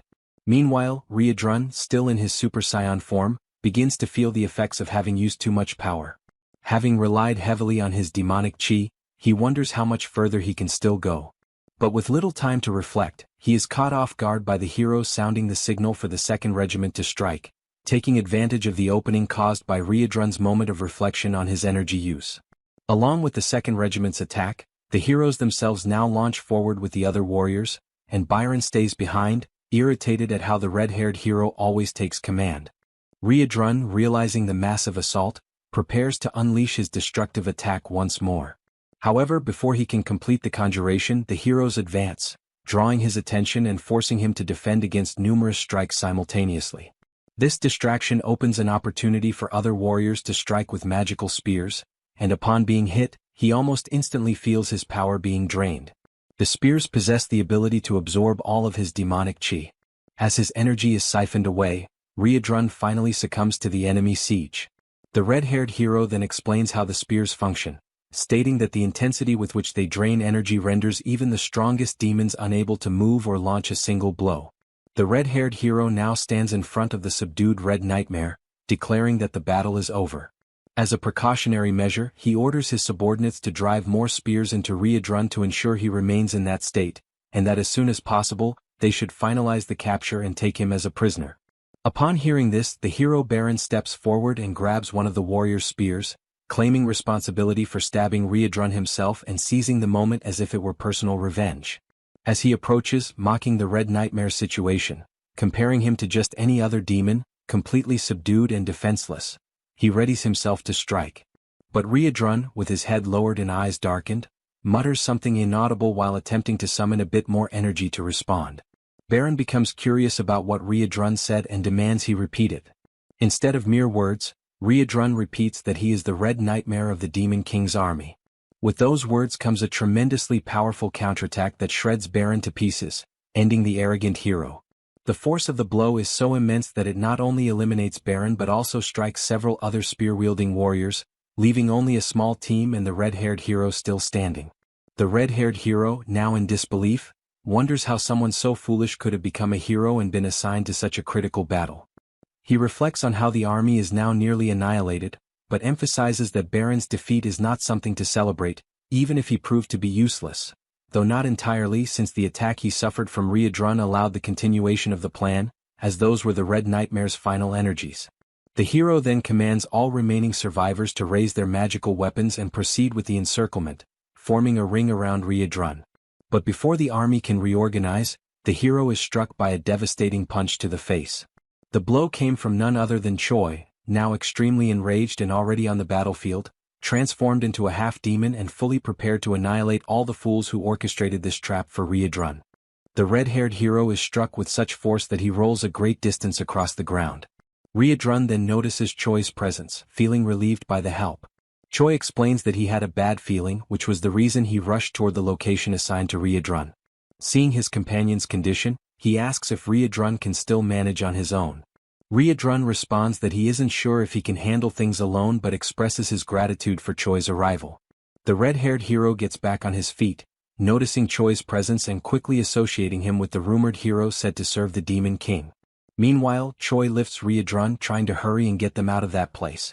The red-haired hero then reflects once more on how the soldiers had been wiped out, leaving no one else to help execute the plan. With that, it becomes clear Riadrun will surely escape, and the only options left are either to give up and let him go or to fight to the death. The red-haired hero chooses the most drastic option. The duo, realizing the hero won't give up so easily, watches as he activates his kamikaze mode, offering his soul to his god and radiating a flaming aura. Choi realizes he has seen this kind of transformation before, during the battle inside the Black Fortress, where one of the heroes conjured an untouchable fire that burned everything, but also consumed the hero's life. The red-haired hero continues with his transformation, and the power he gains is immense, visible from far away as a streak of blinding light. Riadrun realizes that although it is the same technique, this hero's strength makes the outcome entirely different, on a level far beyond those who fought Choi previously. The technique is called divine summoning, an evolved version of the fire that burns all, and it can only be conjured by sacred warriors who reach a certain level, as it is an extremely difficult technique to withstand. The red-haired hero hears Riadrun's explanation and confirms it, signaling not to compare him with the weaklings sent before. He asserts his superiority over the weakened duo, claiming he possesses the true power of a god. Riadrun concludes that just as promote is to demons, divine summoning is to the sacred warriors. The immense power provided by this invocation also comes with a deadly risk, as anyone who uses it is doomed to die. The red-haired hero is surprised by all the details given by Riadrun and confirms that once the power fades, he will die, because life is traded in exchange for sacred strength. But with that, both Riadrun and Choi will also die, making it worth it to perish knowing they will fall too. The hero finishes his words and charges toward the duo, striking directly at Choi with his sword. However, Choi blocks the attack without much effort, reflecting on how he managed to stop the blow easily, though the impact caused something unusual. The red-haired hero then explains that sacred power and demonic chi are polar opposites, and apparently Choi is no longer human at this point, as he is almost entirely consumed by demonic chi. The battle continues as the hero attacks and the duo defends themselves as best they can. The moment arrives when the red-haired hero decides to intensify his assault and claims that Choi is nothing more than a walking corpse, with nothing left to defend himself. What follows is a devastating explosion that creates another massive crater in the battlefield, hurling Riadrun far away and leaving him severely injured, while Choi still manages to withstand the blast and remains standing after the strike. Even with difficulty, as he turned his head to the side, he noticed that Riadrun had been far more affected, and his condition was much worse than expected. He observed Riadrun gasping, trembling as his body began to collapse under the effects of the battle. He then compared the side effects of the transformation and the attacks, effects that were tremendous. However, considering he himself was half-human, they were still less severe than what Riadrun, a pure demon, had to endure. This meant all effects on Riadrun were intensified, causing excruciating pain. Even so, Choi renewed his hopes, realizing he only needed to endure. Once the sacred power was exhausted, the red-haired warrior would be defeated.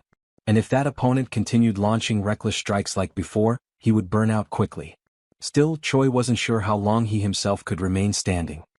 He weighed between staying on his feet or provoking the enemy into unleashing more powerful attacks to burn through his remaining energy. In the end, fate was left in luck's hands, because no matter how much Choi could endure, there was no telling how long Riadrun would last. Just as Choi finished this internal reflection and refocused his gaze on the red-haired hero, he was surprised. His opponent was shaking, struggling against the effects of having already overused divine power. Going beyond expectations, side effects had already begun to manifest. Loss of vision, a ringing in the ears.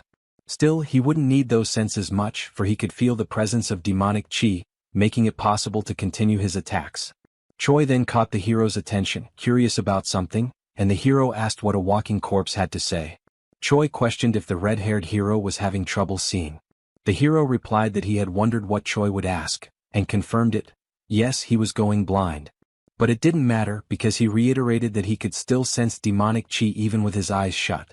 The duo then exchanged a remark, with Choi realizing this could be a disadvantage, even if the red-haired hero could still strike. Choi's behavior puzzled both Riadrun and the red-haired hero. Suddenly, someone wielding a bloodied club arrived on the battlefield. Choi prepared to deliver the finishing blow and declared that the red-haired hero was now nothing more than a random blind man, mocking him with an indifferent expression as he gave the command for Abelson to attack. She had approached from behind the red-haired warrior, gripping the club. We then flash back to a few minutes earlier. From atop a mountain, she had been watching the battle unfold, worried that the duo might die if things continued as they were. She wondered what she could do. Suddenly, someone grabbed the saint by the ankle, taking her by surprise. It was one of the heroes, pretending to be dead. The soldier explained that he had been waiting for Choi to move away so he could advance toward the saint and have the chance to take her with him. Abelson was unsure of what to do, considering she had no one left to lose her body for. However, realizing she was cornered, she knew she could no longer rely on others for protection. Reflecting on all the times Choi had protected her and spared her from a cruel fate, giving everything, even willing to die for her safety, she, in turn, had simply remained complacent, living under the same roof, day after day, never giving anything back to the one who always defended her. She had portrayed herself as fragile, and that had made Choi constantly worry. The saint then noticed the club nearby and decided that from now on, she would defend herself. She gathered courage and eliminated the soldier. The scene returned to the present moment, when she struck the red-haired hero in the head. With that blow came not only victory, but also the relief of knowing that she would no longer be a burden to the one she called the hope of the world. If you enjoyed this video, don't forget to give it a thumbs up, it really helps. And for more content like this, make sure to subscribe and hit the notification bell so you don't miss any updates. Let me know in the comments if you'd like to see another part. I'd love to hear your thoughts. See you next time. Bye-bye.